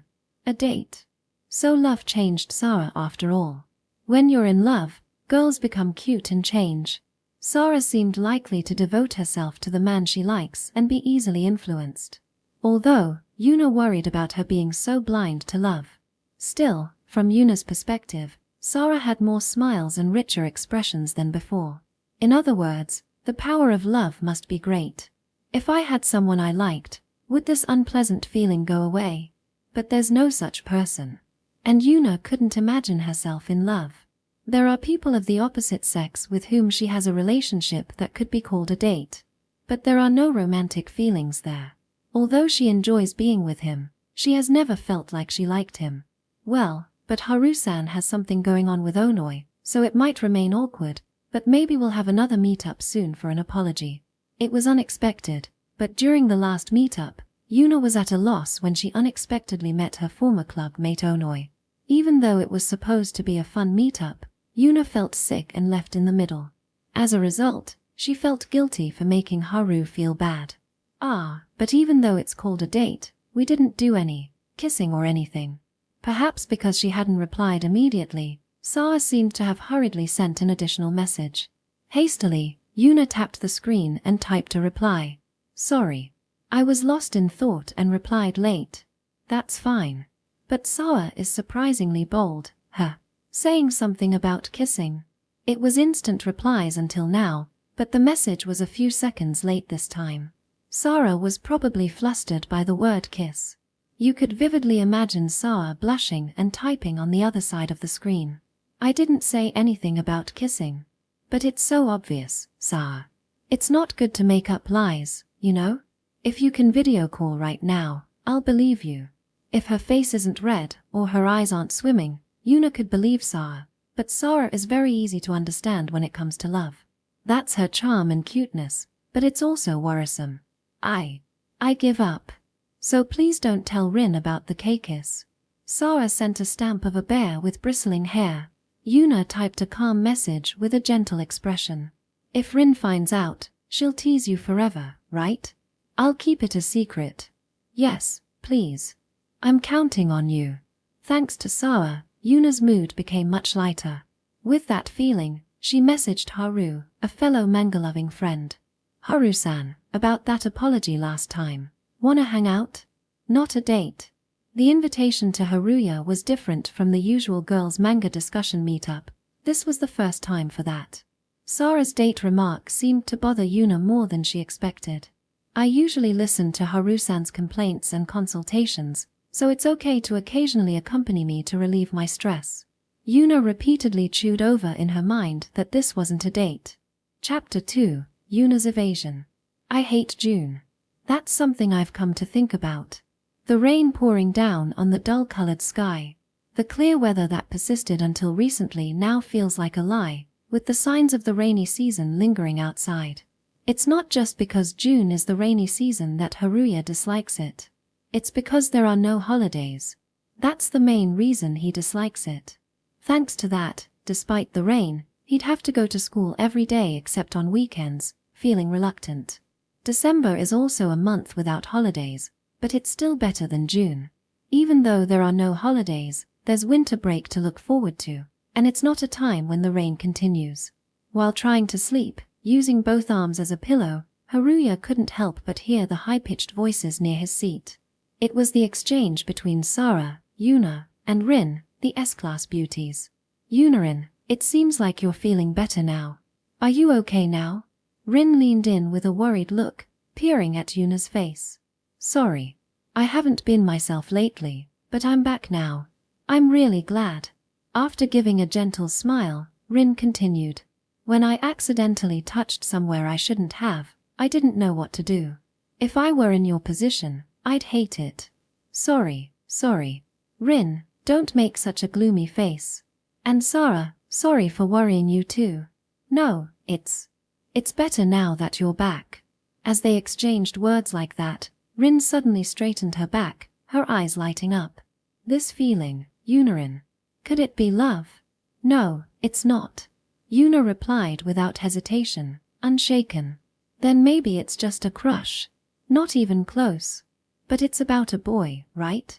Rin leaned closer, wearing a soft smile, speaking in a hushed voice. Then, for some reason, Sara blushed and stared at Yuna. Did she remember the private messages from the other day? Could it be that you found a date partner? Yuna-san. And then she remembered her own blunder of a kiss remark. Because of that, Sara couldn't seem to calm down, unconsciously blushing, occasionally glancing at Haruya's seat.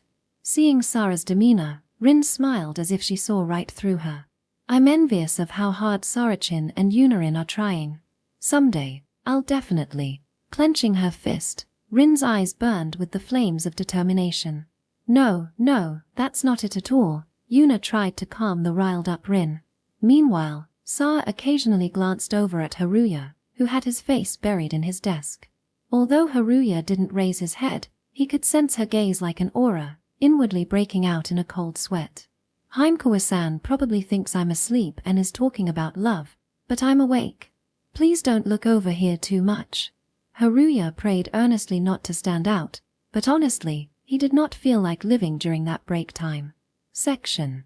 The dreary days passed, and Saturday arrived. The sky was cloudy, but there was no sign of rain. So, Haruya visited the shopping mall, the meeting place, with a carefully chosen stylish look.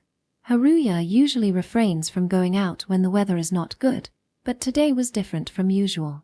It all started when Nau invited him to hang out the other day. So, it's not an offline meeting, it's hanging out. But I'm conscious. Haruya's relationship with Nau is not short. If it were the usual, she would invite him to an offline meeting, but this time she suggested hanging out. It's understandable that he would be nervous.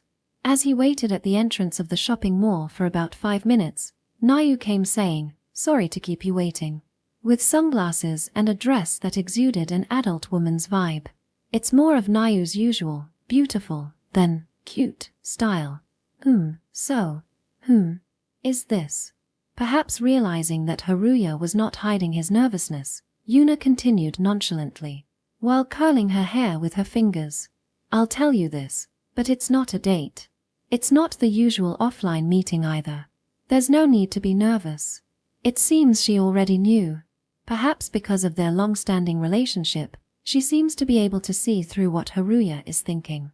So, about today's gathering. It's my way of blowing off steam.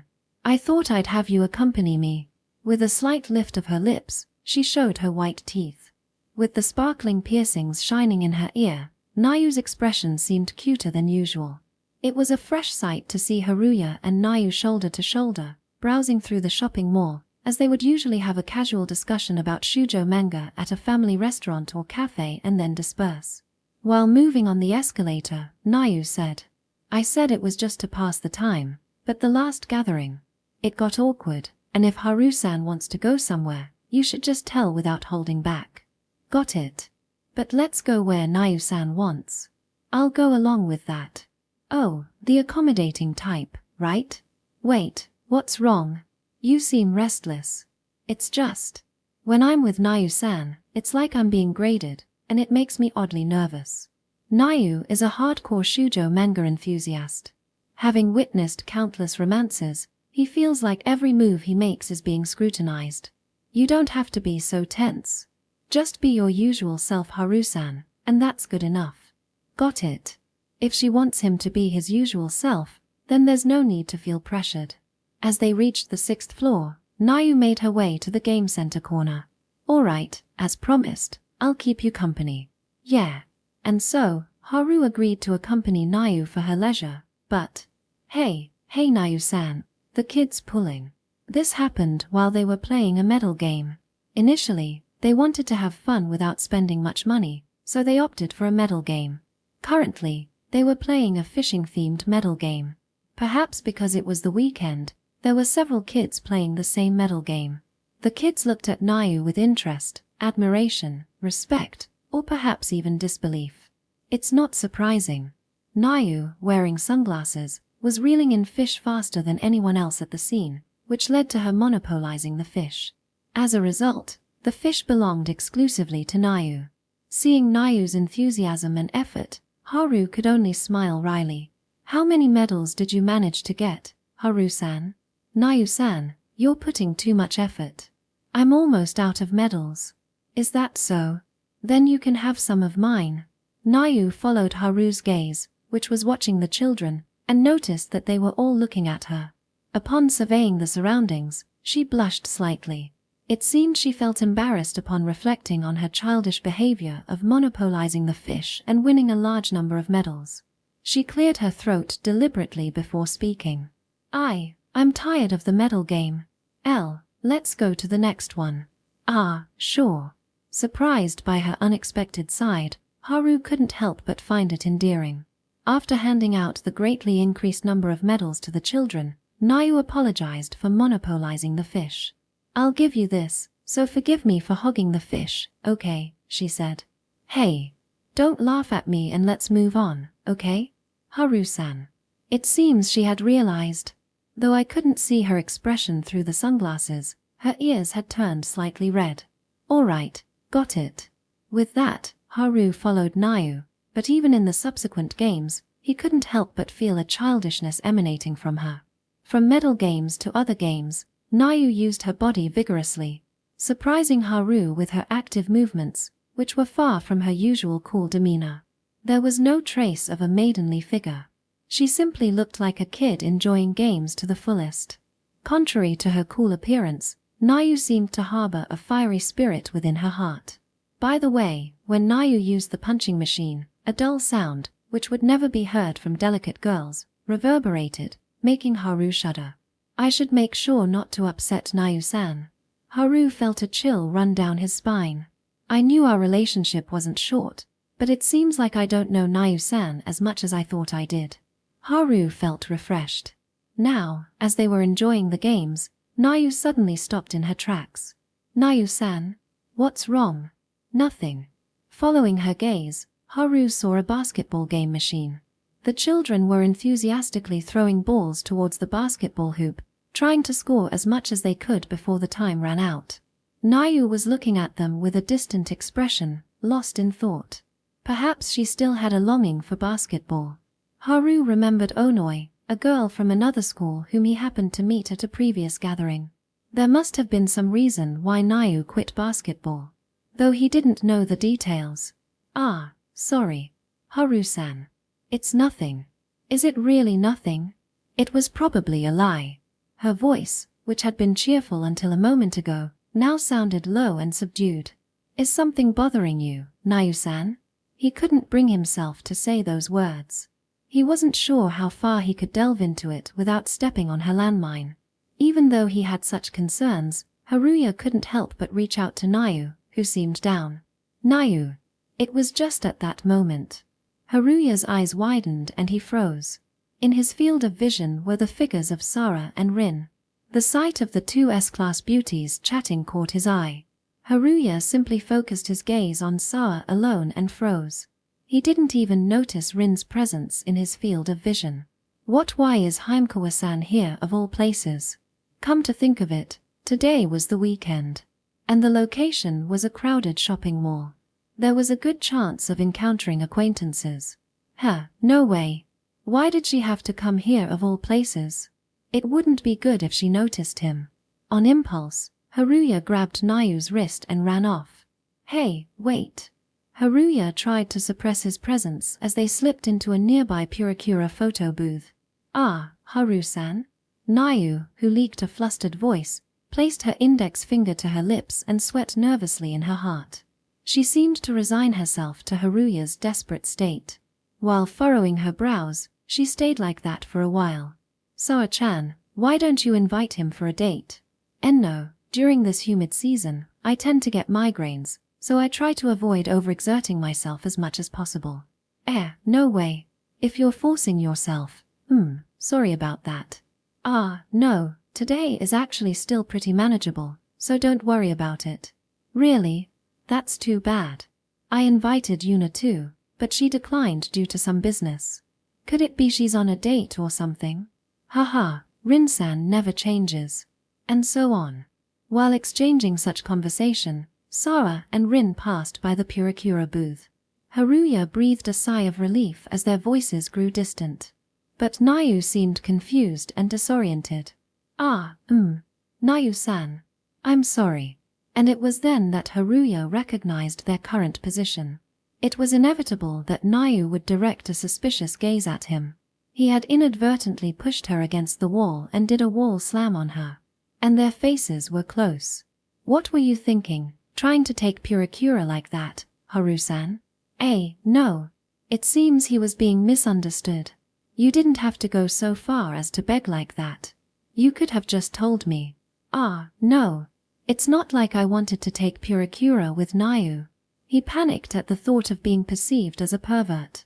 But there was no way to escape from the circumstantial evidence. Especially the wall slam. What was he doing? It looked terrible from the outside. He desperately tried to explain, and Nau seemed to understand, albeit blushing slightly. I understand. I guess it was something like, you were about to run into someone you knew? She said in a slightly embarrassed voice. What's with that reaction? Could it be that Nau-san also knows Heimkawa-san? No, that couldn't be possible. Haruya dismissed that possibility. And then, without being perturbed, he continued. That's it. That's how it was. But seriously, if you knew, you shouldn't tease me like that. It's bad for my heart. I'm sorry. It's just that seeing how flustered you were, I couldn't help it. But I was surprised when you suddenly approached me like that. It was like a draw, right? I'm really sorry about that. Haruya apologized sincerely. Section. Satisfied with their time at the game center, Haruya and Nau left and came to a ramen restaurant on the 7th floor of the shopping mall for lunch. Haruya ordered the restaurant's recommended extra-large Ajitama miso ramen, while Nau ordered the spicy miso ramen in a regular portion. Bitter things were his forte, but spicy things were not Haruya's cup of tea, so Nau's choice looked like it would hurt his mouth just by looking at it. After exchanging greetings before the meal, Haruya and Nau started slurping their noodles. Just as they were about to get excited about their usual topic of discussion, Nau interrupted. Haru-san, this ramen is just the right amount of spicy and delicious, so if you'd like, have a bite. Suddenly, Nau pushed her bowl towards him. Oh. There goes our usual talk about shoujo manga. Although interrupted, Haruya stared at the bowl Nau had offered. No, it looks completely red. And, I'm not good with spicy food. Just one bite, it's not that spicy. It's a product that claims to be super spicy, so how can it not be spicy? But seeing Nau's challenging expression, I had to take at least one bite. He tried his best to take a bite, and a tingling pain attacked his mouth. Instinctively, he grimaced and gulped down some cold water. It's so spicy. Nau-san, this is way too spicy. Complaining, he looked at Nau, who smiled satisfied. In my usual black coffee, as I was savoring it. Do you get it now? Surprisingly, she seemed to be holding a grudge. Apologizing briefly, I handed her back the bowl of spicy ramen. By the way, Nau-san, how are you feeling? After our outing? Oh, yeah. Today's outing helped me understand that Haru-san can't handle spicy food. Wait, where are you planning to take me next? You don't need to be told. You're already considering it, aren't you? I don't want it. I absolutely don't want the meeting place for the offline event to be a spicy restaurant from now on. As I panicked inwardly, Nau smiled elegantly. Seeing her like that, Haruya couldn't help but interject. I'm glad I got to know an unexpected side of you, Nau-san. What side is that? A childish side. Childish? Yeah. You were so into the game, it was a bit unexpected coming from the usual Nau-san. It's not very ladylike. With a teasing tone, Haruya said this, but Nau responded calmly, almost with an air of composure. The girl who shows a temporary facade and the girl who shows her true self. I thought Haru-san would prefer the latter. But was I wrong? She wasn't wrong. The former is actually the type that Haruya is not good at dealing with. I actually think your contrast is impressive. That's true, but saying it yourself shows no vulnerability. Well, but it annoys me that Haru-san's perception of me has turned into childish. Maybe I should show a bit more of a girly side.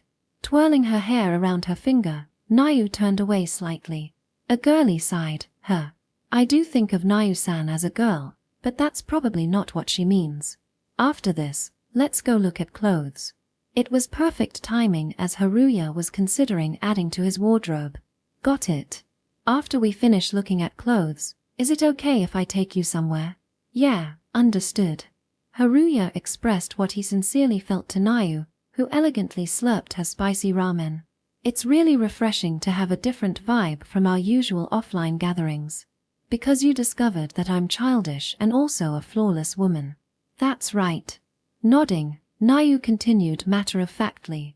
And Haru-san, it turns out, is unexpectedly carnivorous. She's probably referring to the time Haruya pinned her against the wall in a Puricura booth. Sorry. Apologies, I won't tease you about it anymore. Saying this, Nau finished her ramen in one gulp. I hope she doesn't use that trump card too often. Seriously. Section. After enjoying the ramen, Haruya and Nau made their way to the apparel shop on the 4th floor of the shopping mall. Nau suggested going to see clothes, but Haruya also has an interest in clothes, so it's not a bad choice. Nau probably suggested it because she wanted to take her time looking at clothes for herself. The men's and women's sections are in different places, so Haruya said to Nau, "Shall we meet outside the store?" He thought it was a constructive suggestion, but he received a short sigh in response. "Are you serious about that? Then there's no point in us coming together." She lightly dismissed it. They're out today under the pretext of accompanying her to relieve her stress, so Haruya tries to comply with Nau's requests as much as possible, but he wished she wouldn't insist on dragging him along to pick out clothes and ask for his opinion on every outfit she picked up. Right now, Haruya is accompanying Nau as she browses the women's section.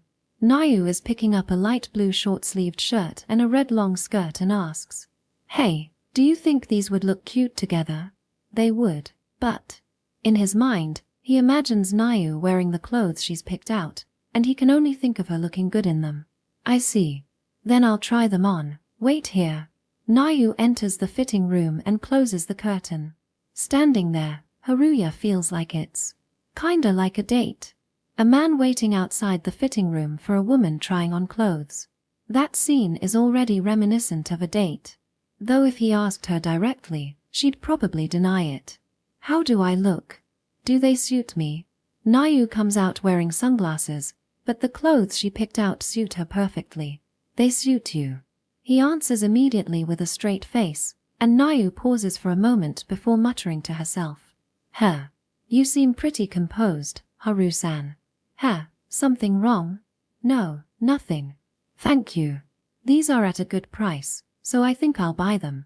Even though she found clothes she liked, she seemed somewhat dissatisfied.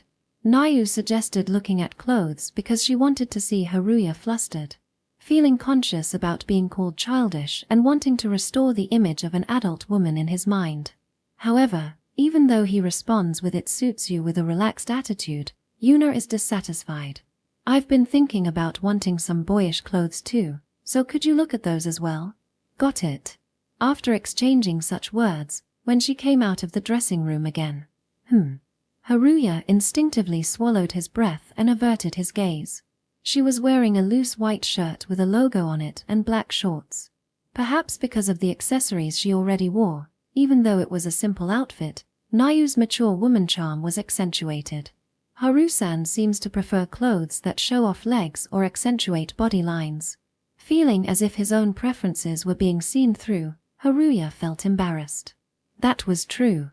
The clothes she was wearing now were more eye-catching than the ones she had tried on earlier and were Haruya's favorite style. "How does it look? Does it suit me?" she deliberately asked, even though she should already know the answer. I think it suits you."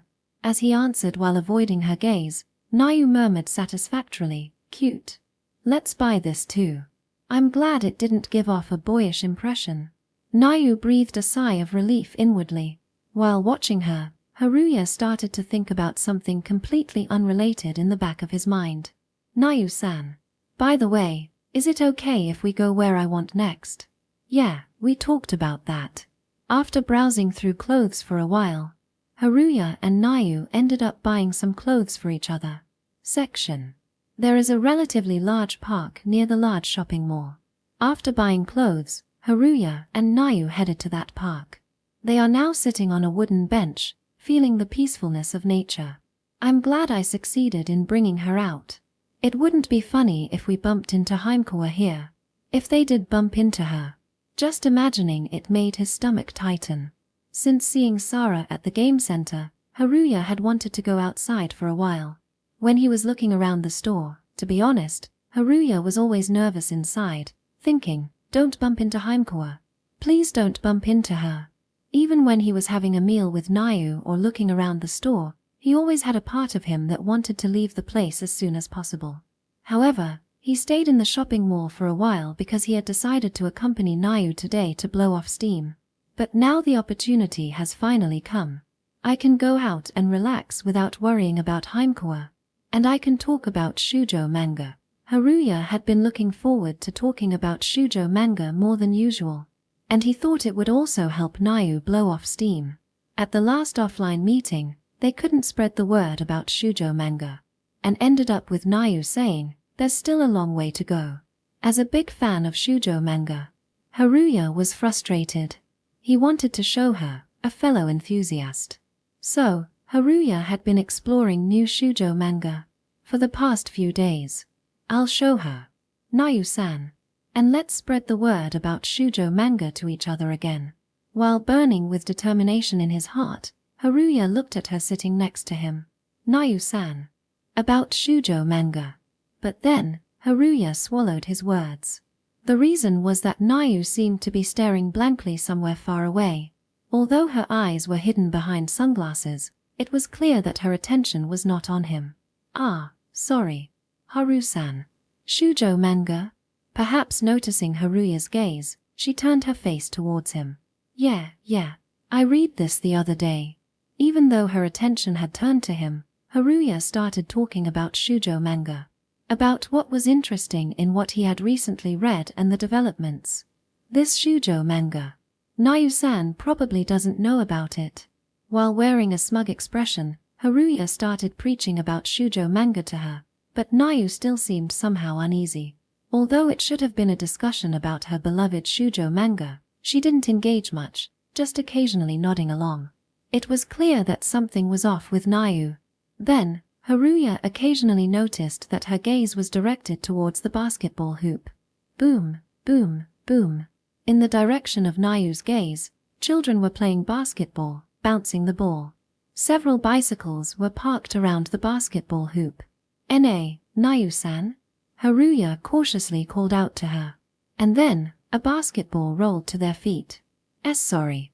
A boy ran over to Haruya and Nau to retrieve the ball. Ah. Nau picked up the ball and stared blankly at the net. The boy scratched the back of his head in confusion. Nau-san. Are you okay? Waving his hand between her eyes and the ball, Haru voiced his concern. In response, Nau seemed to snap out of it, uttering a brief apology before handing the ball to the boy. Thank you, miss. With an innocent smile, the boy returned to his friends. She stared at him, bewildered. Nau-san, about basketball. Is something wrong? Unable to ignore her demeanor, Haru asked. It's nothing. After a brief pause, Nau replied. Saying it's nothing is clearly forcing it.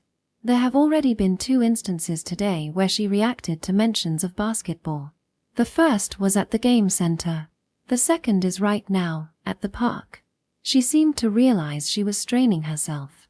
After keeping her mouth shut for a while, she let out a deep breath. Did you hear something from Onoi or something? I haven't heard anything from her. That would be rude. I see. So he wouldn't inquire further. She shot him a look that seemed to convey as much. Nevertheless, Haru silently urged her on. In response, Nau let out an exaggerated sigh. Haru-san, did you forget the rules of our gatherings? Unfortunately, today isn't a gathering, it's about accompanying you. Fine. Feeling defeated, she bit her lower lip in frustration. Then she stood up. Don't pry any further. With a clear rejection. Nau spat out the words with a level of coldness he had never seen before. Unable to say anything in response to her sharpness, Haru watched as she turned on her heel. Sorry. I'm heading home today. With those words alone, Nau walked away. Watching her lonely figure, Haru offered only one word of consolation. Nau-san, don't you really love basketball? She didn't stop to respond. Watching Nau's retreating figure, Haruya continues. If you ever want to talk to someone, I'll listen anytime. Without saying anything in particular, she simply walks away. As she walked away, Haru felt as if the distance between them had widened and instinctively bit his lower lip. Section. The Monday following Haru's day with Nau. In Haruya's class, there was more commotion than usual as the class's high-class beauties engaged in gossip. The cause was the romantic gossip surrounding the S-class beauties, the unreachable flowers of the class. While the classmates seemed accustomed to Sara's romantic interests, rumors about the other S-class beauties appeared to be unexpected. Regardless of gender, the classmates were frozen in stunned disbelief. Amidst it all, Haruya as usual had his face buried in his desk, feigning sleep. Although not intentionally eavesdropping, the S-class beauty's conversation reached his ears nonetheless.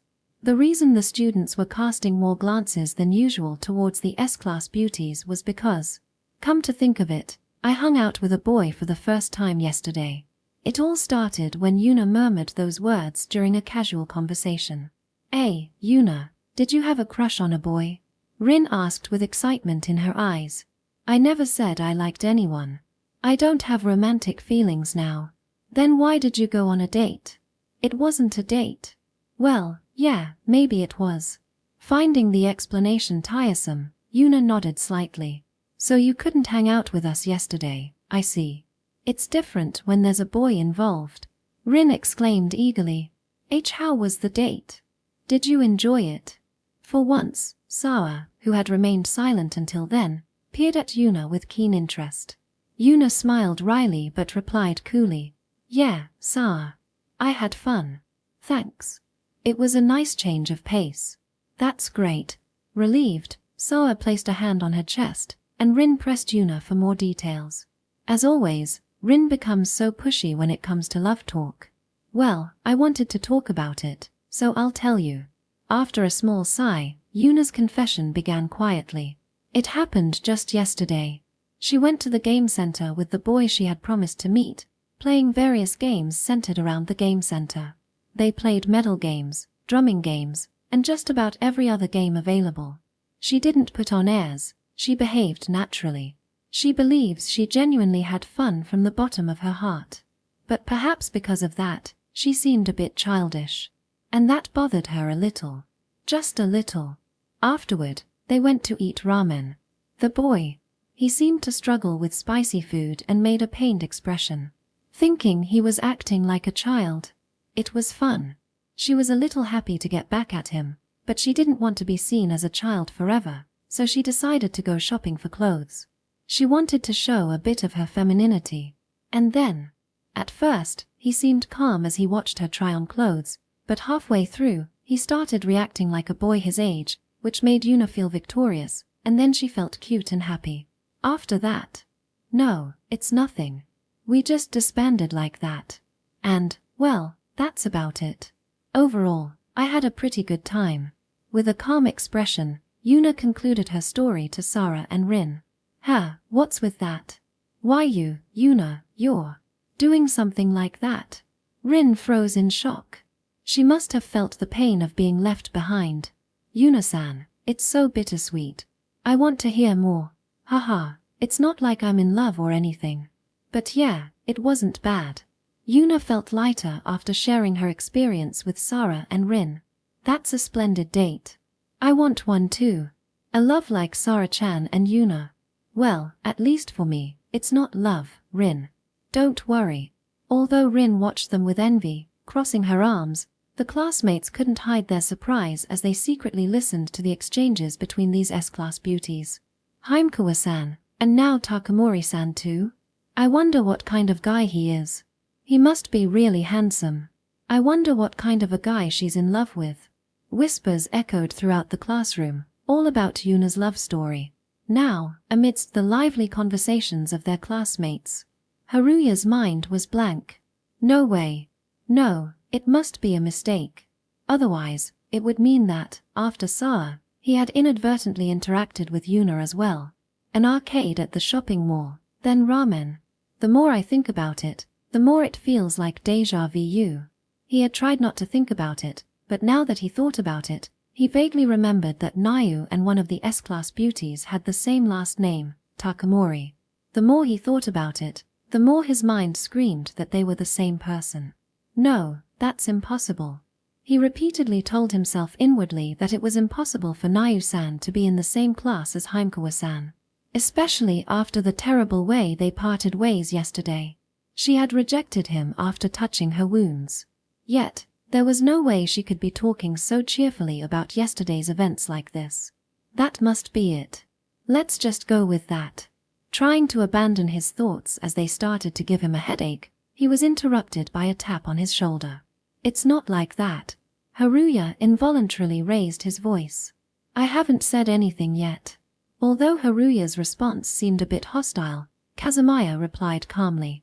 Haimkawa-san and now Takamori-san are also talking about love. Lately, even the S-class beauties have been changing. Hey, we're not done talking yet. Haruya refused to engage in conversation and instead buried his face in his desk. He didn't want to think about anything right now, because he was so confused. But, Takamori-san, ever since the club discussions started happening in the classroom, the atmosphere has changed, but now it's back to normal. So her date must have been really fun, right? Kazamia whispered into Haruya's ear. I don't know. Why are you telling me something like that? Because I want to get along well with the Kasaki. What is the real intent behind this guy's joking manner? Though uninterested, Haruya replied in an annoyed tone. Then don't try to strike up conversation with me. But then we can't get along, can we? Hey, cut out the pretend sleeping. Amid the buzzing classroom noises, Haruya's heart was anything but calm. Section. Lunch break. Under the cloudy sky, Haruya visited the rooftop. Due to the rainy season, he hadn't been able to access the rooftop for the past few days, so he hadn't had many opportunities to have lunch with Sara. But today, since it wasn't raining, he came up here. He arrived earlier than Sara, lying on his back and staring at the overcast sky. Without thinking about anything, just staring blankly at the sky, he felt his tense heart relax slightly. Click. The rusty, broken door opened. Sara arrived, carrying a bento box, and walked over to him gracefully. To avoid accidentally seeing Sara's panties, Haruya lazily got up and picked up his own bento box that he had placed nearby.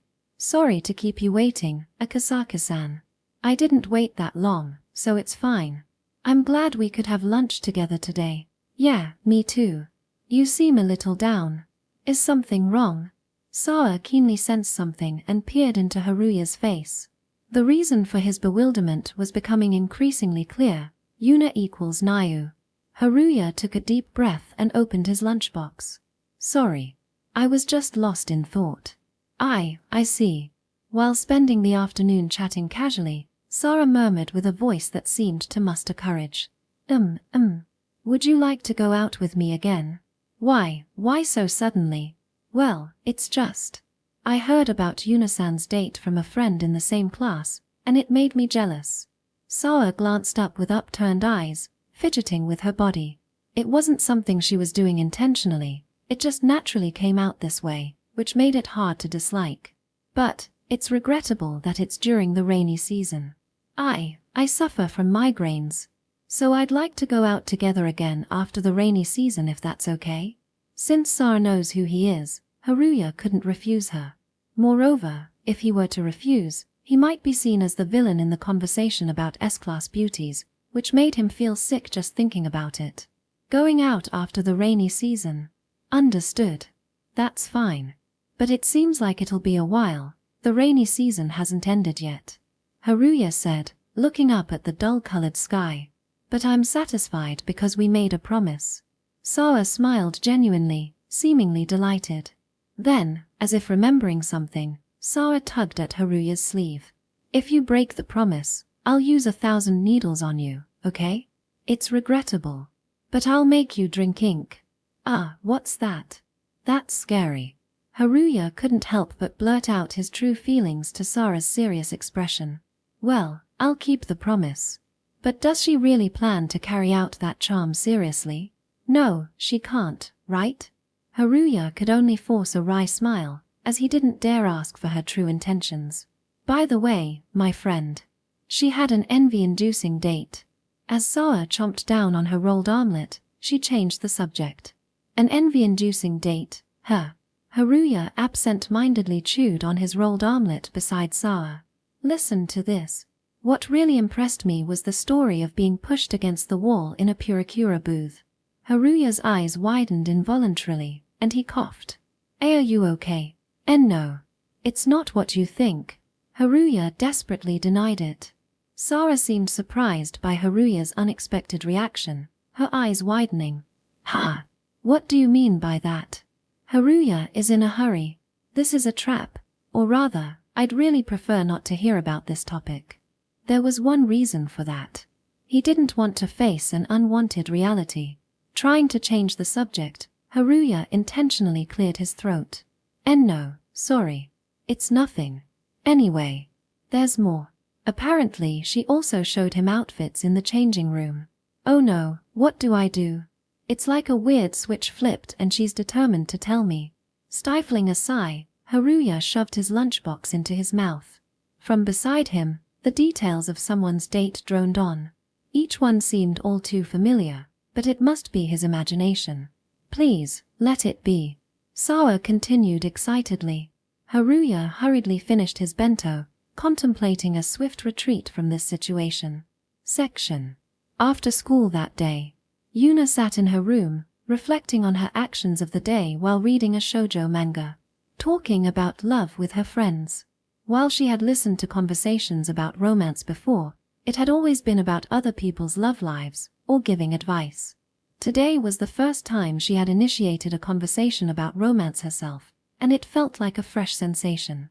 I feel lighter, and it wasn't so bad. Even when Sara was feeling down, through talking about romance, her spirits seemed to stabilize. Recently, stress had been building up from basketball. In an effort to alleviate it, she actively engaged in romantic conversation today. And as a result, she felt as if a weight had been lifted, both mentally and physically, so it was a great success. I thought listening to others' stories was more fun, but talking about it myself is surprisingly enjoyable. Not just about romance, Yuna tended to stick to listening in most cases. In fact, even during their usual offline gatherings with Haru, it was often Haru who initiated the conversation. If things go on like this, even if something unpleasant happens, as long as I can talk about playing with Haru-san, I think I'll be able to endure it. Yuna breathed a sigh of relief.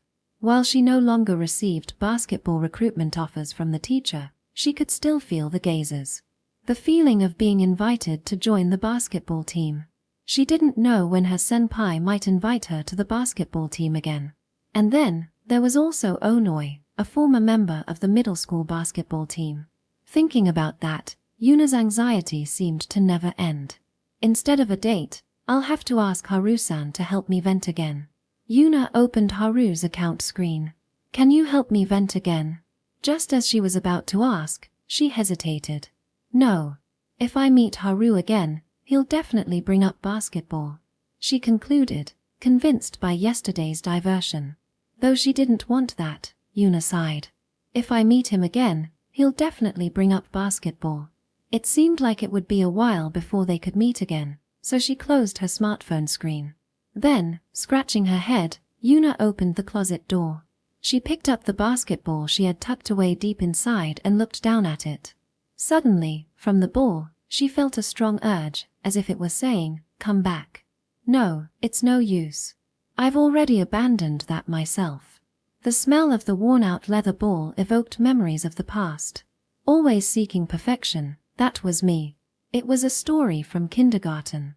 I was never satisfied unless I was the best at everything. In races, I had to be the first, and in drawing, I had to be praised the most by the teacher. I was the best in everything. Anything but the best was worthless to me. I was selfish from the moment I could understand things.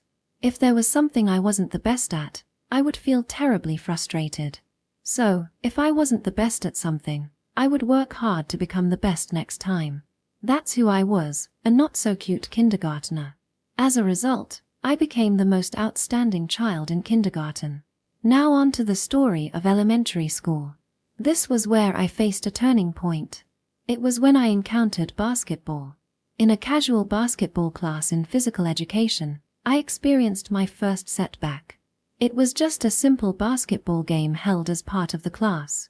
My team was completely defeated. It wasn't that the team allocation was particularly bad. Kids who were not good at sports were evenly distributed among the teams. I think I was the only one who was fixated on winning or losing. What I couldn't forgive the most was that I was holding back the team. Everyone is supposed to have one or two things they're not good at. For me, it was basketball. It was frustrating, incredibly frustrating. I couldn't dribble as I wanted, and the shots wouldn't go in as I wanted. While I could easily improve in other things with a little practice, I couldn't do anything in basketball. It was surprising because it was the first time something like this had happened. And at the same time, I felt joy. Definitely, I'll show them I can be the best. With determination in my eyes, even as a child, I devoted myself to intense practice. Sometimes playing in the park with the boys, sometimes reading basketball books in the library to gain knowledge about techniques and shooting tips. I continued to practice tirelessly, making what I'm not good at the best. It was very difficult, but I worked hard because I wanted to taste that sense of accomplishment. So, one day during a basketball class, I finally brought victory to the team with my performance. It was just a game in one class. It was a game that didn't hold any special meaning in terms of winning or losing, but it was very meaningful to me. The sense of accomplishment was beyond my expectations, and my heart was enveloped in happiness. From that day on, I became more and more absorbed in basketball. And finally, the story of junior high school. From the moment I entered, I had decided to join the basketball club. The junior high school I entered had a weak basketball team.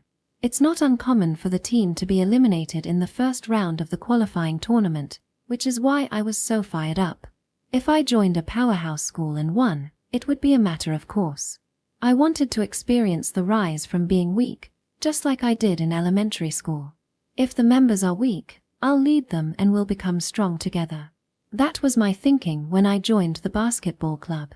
There were a reasonable number of club members, including 4 first-year recruits like me. Only one of them was a beginner, the rest were all experienced players. Even though they were called experienced, there were no players of a particularly high level. But I clenched my fist and believed in it with all my heart. From this team, I will definitely go to nationals, and eventually become the best in Japan. But reality was not sweet. Because we weren't a powerhouse, our practice menu was quite easy. When I suggested changing the practice menu to become stronger, neither the advisor nor the seniors were enthusiastic about it. Instead, I was scolded by the seniors for doing unnecessary things. Let's show them with your play. In reality, when I contributed to the team as a regular member, some seniors became very fond of me. Well, only some of them, so I became the target of other seniors' hostility. It's tough in this generation. In my generation, we will definitely go to nationals. I was supported by my fellow teammate in the same grade, Michiyu Onoi. Onoi seemed to have a sense of rivalry towards me and agreed to strengthen the team. Onoi and I then worked together, reaching out to fellow first-year members and conducting enhancement training. Can I play like Takamori too? If I follow Takamori, can I become better? Such words from my teammates were my greatest support and motivation. Continuing like this, I believed I would eventually reach nationwide competitions. I love basketball. The path I'm on is always illuminated by a shining light. If I keep running, I'll surely be rewarded. Everyone believes in me, on that path. But I came to realize that it was all just an illusion. No one was there when I looked back. There was no light anywhere when I looked ahead. There was only darkness. And there I was, left alone. Suddenly, my eyes fell upon a worn-out basketball. Perhaps it reminded me of unpleasant memories, as sweat trickled down my neck. Then, a voice echoed in my mind. Don't you really love basketball? Annoying. There's no way that's true. Suppressing my irritation, I grabbed the worn-out basketball and dashed outside, determined to deny that voice. Section. That evening, rather than going to my usual cafe, I had dinner at home.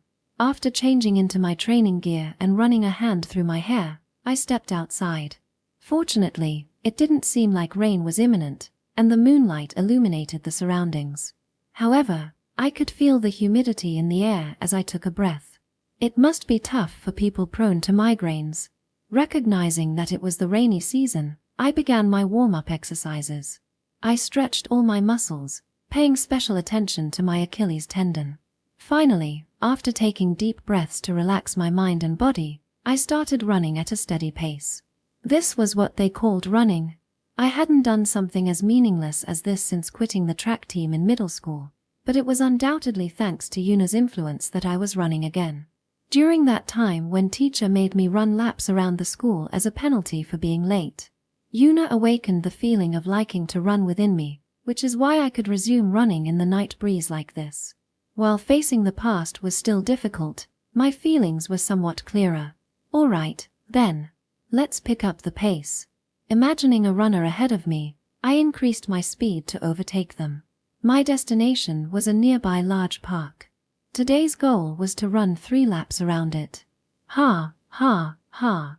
Maintaining a steady rhythm in my breathing, I ran through the park. My stamina has definitely decreased. Back when I was in the club, I wouldn't have been breathing like this after running the same distance. Gradually, the distance between the runner I imagined and myself widened. No, I was being left behind. Feeling frustrated but unable to do anything about it, I completed 3 laps around the park. Ha, ha, damn. While I achieved my goal, I honestly didn't want to think about my current record.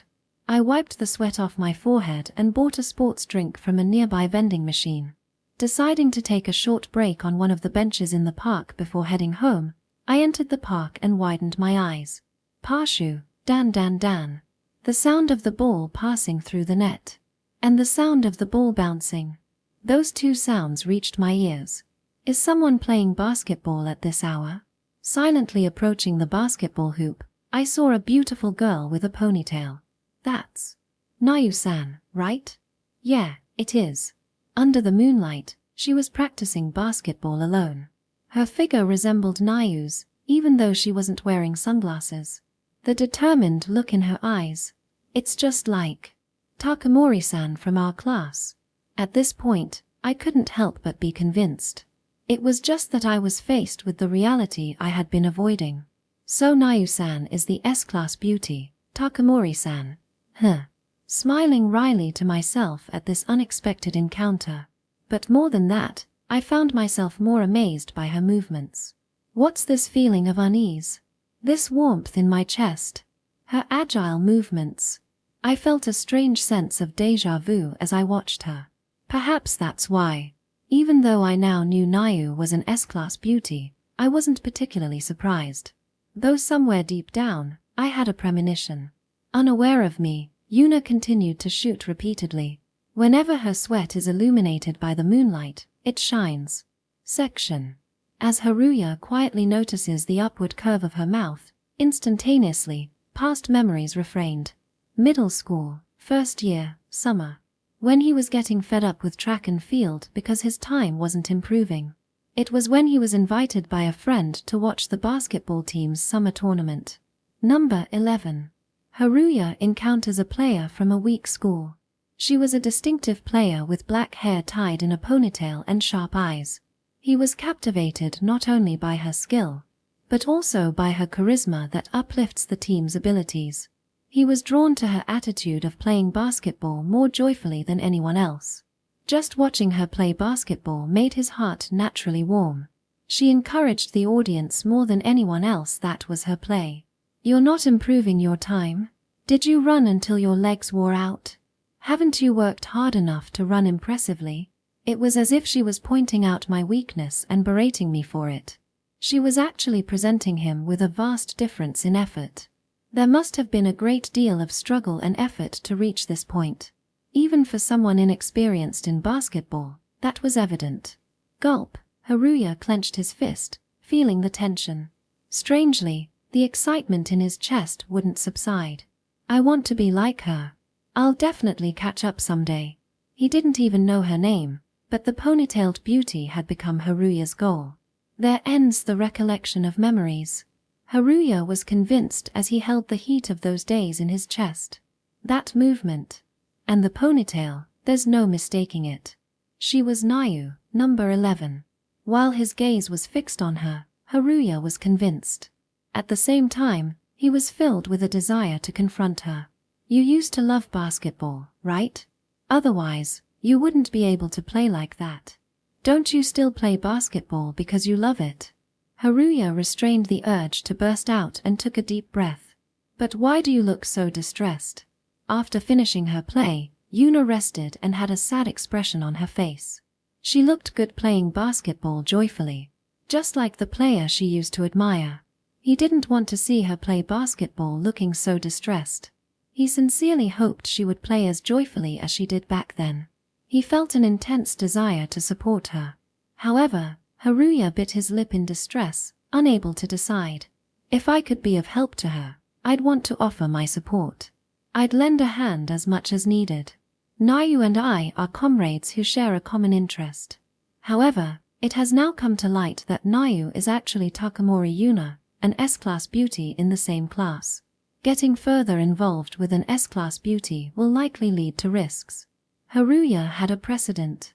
Despite realizing Sara was an S-class beauty, through various interactions, his identity ended up exposed to her. As someone who doesn't want to stand out at school, Haruya wanted to avoid his identity being revealed to any more conspicuous individuals.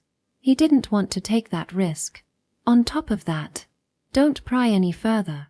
During their previous off-meeting, venting session, she had outright rejected him. He had never heard Nau's voice that cold before. In other words, Haruya didn't have permission to touch her wounds.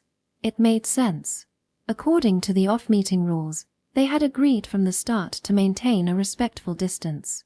Haruya was in the wrong for forcefully encroaching on her private matters. There's no need to get deeply involved with Nau-san by taking risks and potentially facing rejection again. No need to touch her wounds. There's no necessity or reason to.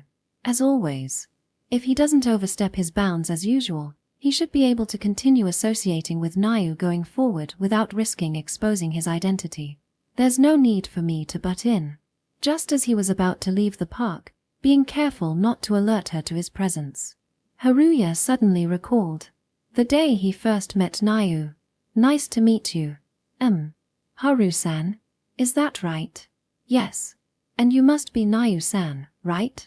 It was when they first had their off-meeting. After the awkward greetings, Haruya and Nau went to a family restaurant together. Looking back, he felt he had been quite rude that time.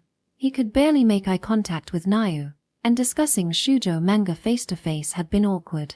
To say he was just nervous would be putting it mildly. The reality was, at that time Haruya had been grappling with his own troubles when meeting Nau. If he had talked about shoujo manga, it might have eased the situation. On the internet, conversations were lively.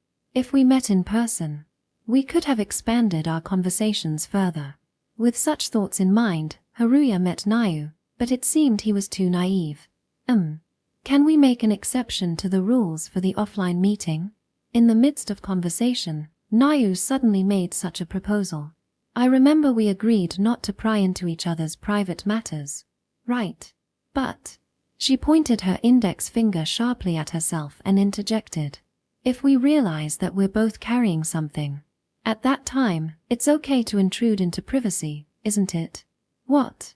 Well, otherwise, our fun discussions about cute girls manga won't be as lively, right? Blushing, Nau scratched her nose. Maybe you already knew from the beginning. Interrupting Haruya's words, she continued. Yes, I did notice. It's obvious that Haru-san has been having a conversation with Blankface for a while now. Sorry. That's rude of me, especially since we just met. Yeah.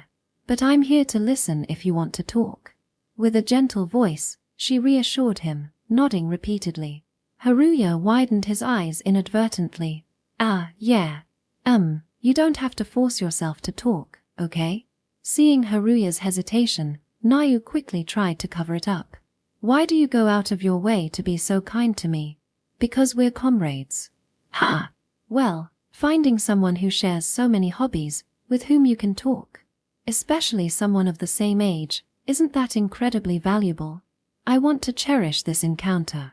After that, Haruya couldn't bring himself to disclose the detailed circumstances, but he remembered how much lighter he felt thanks to her consideration.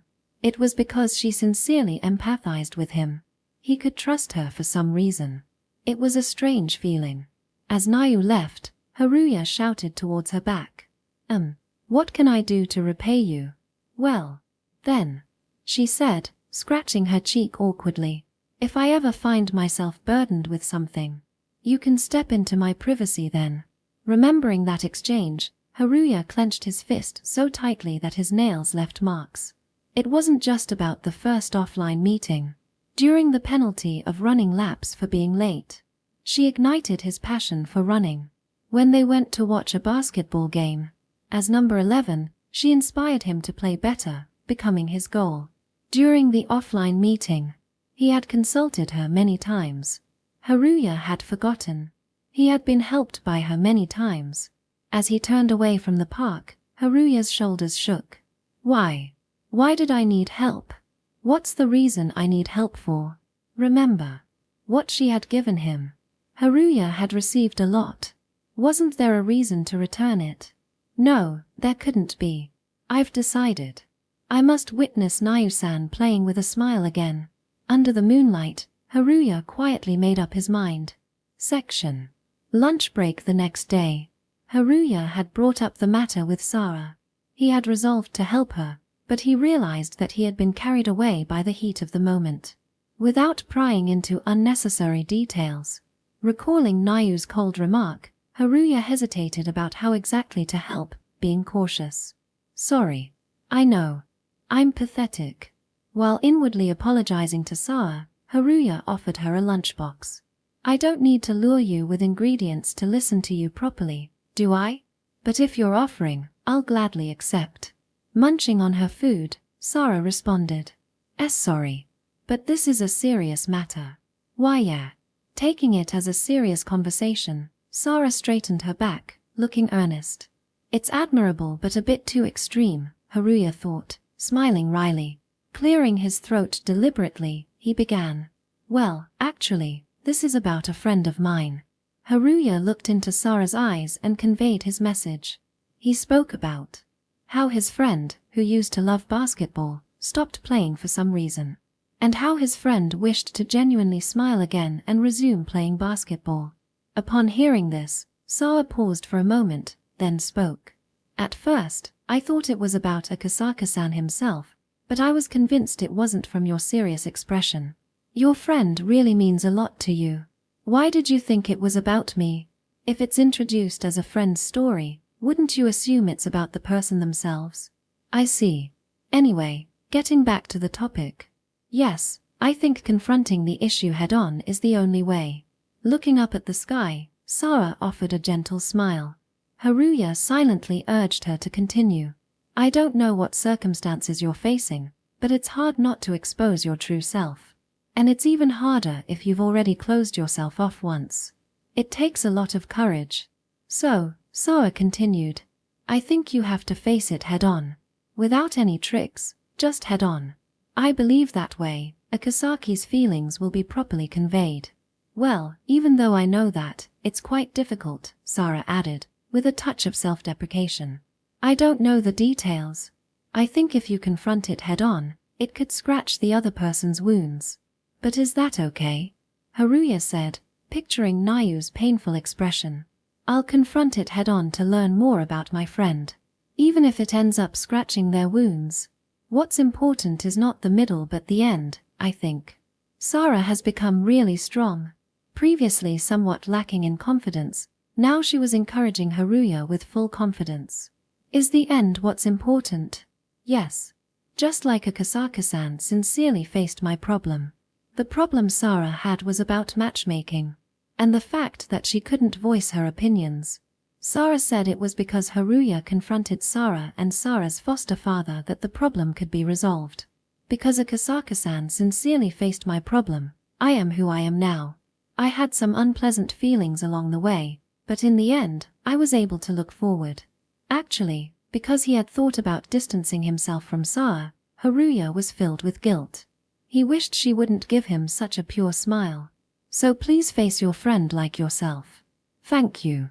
Then he silently apologized in his heart, feeling guilty. Yes. Oh, that reminds me, my father wants to invite Akasaka-san over again. No, refuse that. Why? The atmosphere somehow became damp, but maybe Sara was being considerate. Then they exchanged light-hearted small talk for a while. Section. Night. It was around 8 p.m. Haruya went to his usual coffee shop. Entering the retro atmosphere of the shop, he was greeted by the familiar female staff member from the back. Welcome. With a cheerful voice, she led Haruya to his usual seat, like always. Looking around, there seemed to be no other customers except Haruya. Would you like your usual order? Oh, I already ate at night, so just the blend hot, please. Yes, understood. After nodding, the staff member whispered to Haruya. By any chance, do you have something to talk to me about? Nodding, Haruya replied, please wait a moment. I'm about to finish my work. Then she disappeared into the back of the shop. She probably went to ask the manager, master, for permission. Although he had been here for a while, Haruya had never spoken to the manager, who seemed shy. He wanted to ask about the manager's coffee preferences at least once, but as he was thinking about it, the female staff member, Kohinata, who brought the product, approached Haruya. Here you go. It's the blend hot. Thank you. As Haruya tried to enjoy the scent of the delivered product, Kohinata sat down at the opposite seat. That's it for today's work.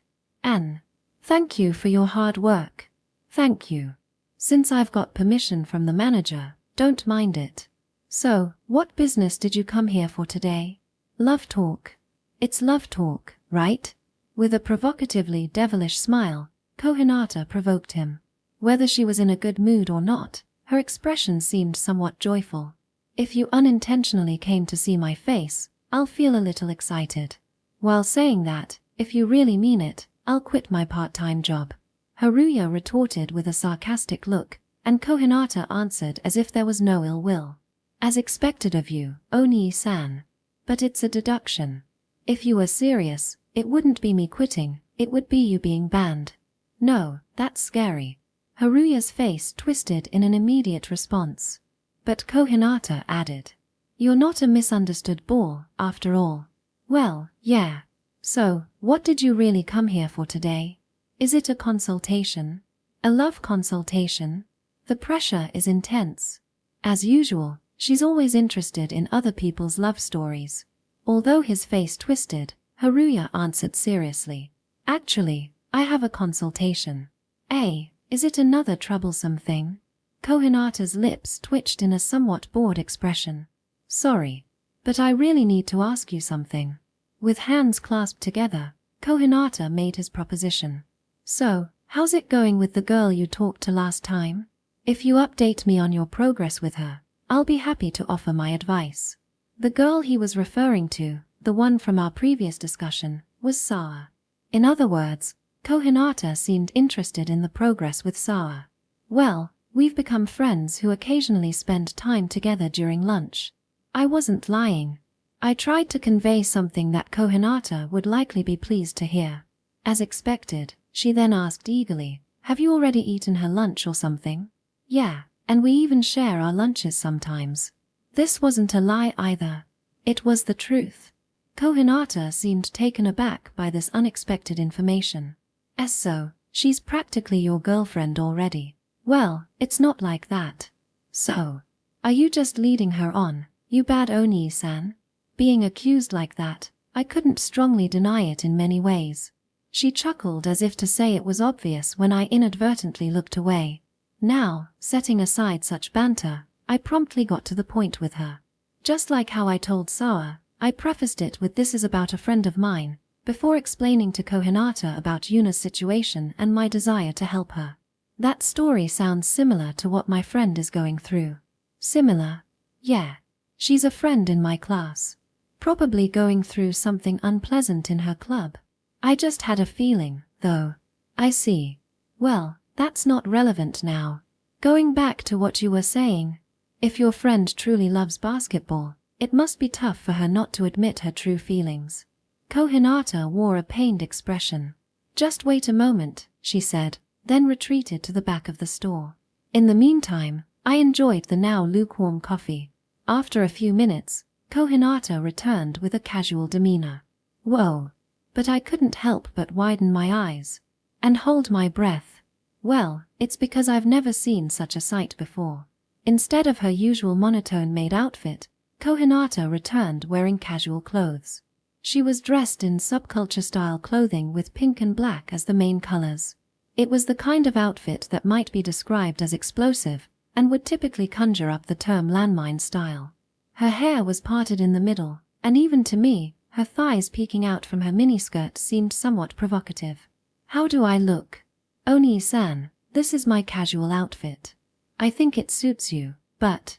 Thank you. I love this outfit too. It was as if she wanted to say she was wearing it because she liked it. Kohinata said proudly. She flashed a gentle smile and twirled her skirt. Resisting the urge to look at her legs, I prompted her to continue. But, well, I get the feeling that society doesn't look favorably upon this fashion. While I didn't have any particular issues with the landmine style, I also had a vague sense that it might attract strange looks. It's a look that attracts attention in both good and bad ways, no doubt. I'll wear it regardless because I like it. But I just feel like not everyone can openly admit what they like. External influences have a significant impact, you know. But that makes it really tough to live. I agreed with her point. While I liked shoujo manga, if asked whether I could openly admit it, I probably couldn't. While seated, Kohinata continued. It's painful to imagine not being able to admit liking something despite enjoying it. I don't know if your friend is in the same situation, but if she's being stifled by external voices, it's important to face it head-on and help her be able to admit what she likes. Well, and then she added, but facing it head-on is the most difficult part. Well, you helped a lot. Thanks. I'm glad I could be of help. Helping someone admit what they like. It might seem obvious, but it's incredibly difficult. Though I received advice from both Sara and Kohinata, they both emphasized the same thing. That is, facing the issue sincerely. Having finished coffee in one gulp, Haruya reaffirmed his determination. He closes his eyes and organized the flow of events so far, identifying the problems and considering them. This time, Nayu's biggest obstacle is likely her past with basketball. The piece to resolve that is Onoi. There was someone from Nayu's middle school days who had some kind of connection with her Onoi. Haruya heard the story directly from her when he happened to meet Onoi at the offline meeting. Fortunately, it seems that there will be a basketball practice match between our high school and Onoi's high school soon. He heard this at the shoe lockers and also at the offline meeting. There's no way he could miss this opportunity. If so, there's no other choice but to pit Nayu and Onoi against each other in the practice match. In other words, Nayu has to join the basketball team. And that's with the added bonus of having it done before the practice match. Haruya took a deep breath on the spot and gathered his thoughts. Section. Audiobook by Masquerade at Masquerade Audiobooks. Chapter 3. Reaching Out for That Glory. Haru, out of the blue, but after school today at the park where we parted the other day. I'll be waiting. Nayu, I'm not going. Haru, I'll wait. Nayu, I don't care. Haruya was rereading the message he sent last night. Based on the advice he received, Haruya had made up his mind and sent a message to Nayu. He had decided in his heart to confront her without any tricks or deception. This was the first time he had sent such an forcefully insistent message, one-sidedly setting up a meeting. Inwardly, Haruya's heart was pounding rapidly. However, this pushy approach was the only strategy available to him. The reason being, there was little time left before the practice match between high schools. Onoi, who has issues with Nayu. Recalling Nayu's words, It seems our schools have an upcoming practice match scheduled. If so, Haruya wanted to get Nau back into basketball by that day. As such, calling her out insistently via message was his only recourse. If he simply proposed an off-meeting as usual, it would likely be rejected outright after the previous off-meeting incident. So despite his conscience protesting, Haruya decided to take advantage of Nau's kindness. He grew anxious when there was no reply for hours after his initial message. But ultimately, she did respond like this. "Nau-san really is kind. And she didn't say I can't go, but rather I'm not going," in her reply. Haruya saw potential in this. Now, shall I go and push her to the edge? Haruya decided to make preparations. Section. So, the next morning. The time was 7:35 a.m. Haruya, who had arrived at school earlier than usual, headed to the staff room. He went to the seat of his homeroom teacher and the advisor of the basketball club, Mika Tokoyami. "Good morning, Akasaki. What's up? Why are you here so early in the morning?" Surprised by the unexpected visitor, the homeroom teacher's expression changed to one of surprise when she saw Haruya. But that was only for a moment, before she quickly put on a confident smile. It was eerie. There was no sign of agitation from the teacher, despite a student with little presence coming at this hour. Rather, it almost felt like she had been waiting for Haruya's visit. He had thought this before, but this teacher's depths were unfathomable.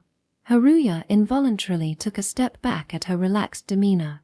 He wanted to get out of this situation as soon as possible. And he cut to the chase. "Would you please let Takamori join the basketball club soon and let her participate in the practice match?" he pleaded, bowing his head. "Is that for real?" "Yes." With a serious look, Haruya looked at the teacher, and she quietly smiled. "It seems like it's not a lie. That's good. Akasaki, you seem to have made up your mind to help Takamori. Did you believe my nonsense?" Breathing a sigh of relief, the teacher slowly spoke. "Did Takamori help you?" He felt choked up.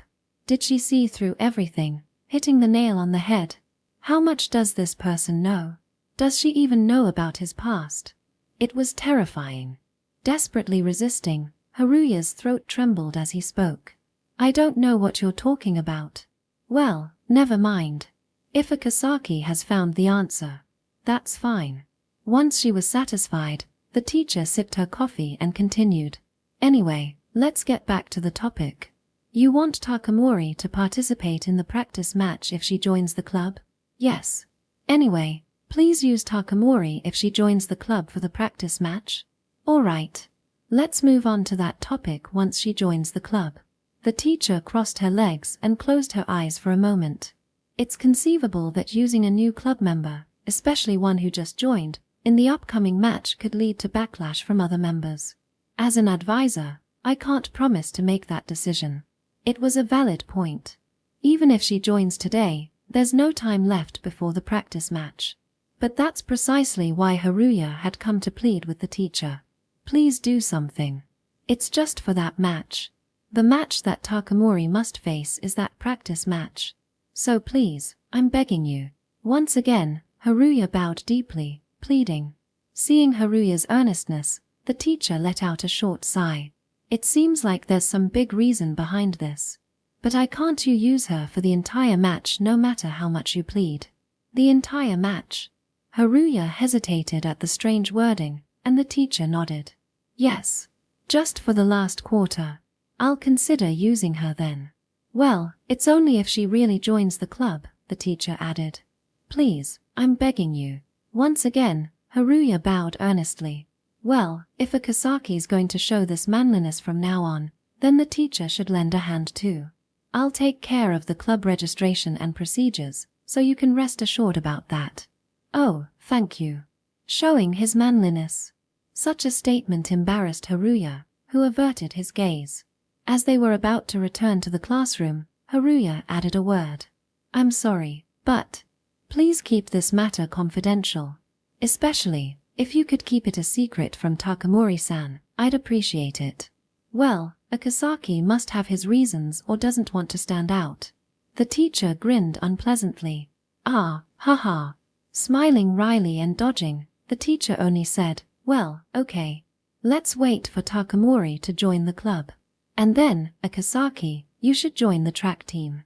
"No, I'm fine. Can't even be hooked," Haruya retorted immediately and then left the faculty room.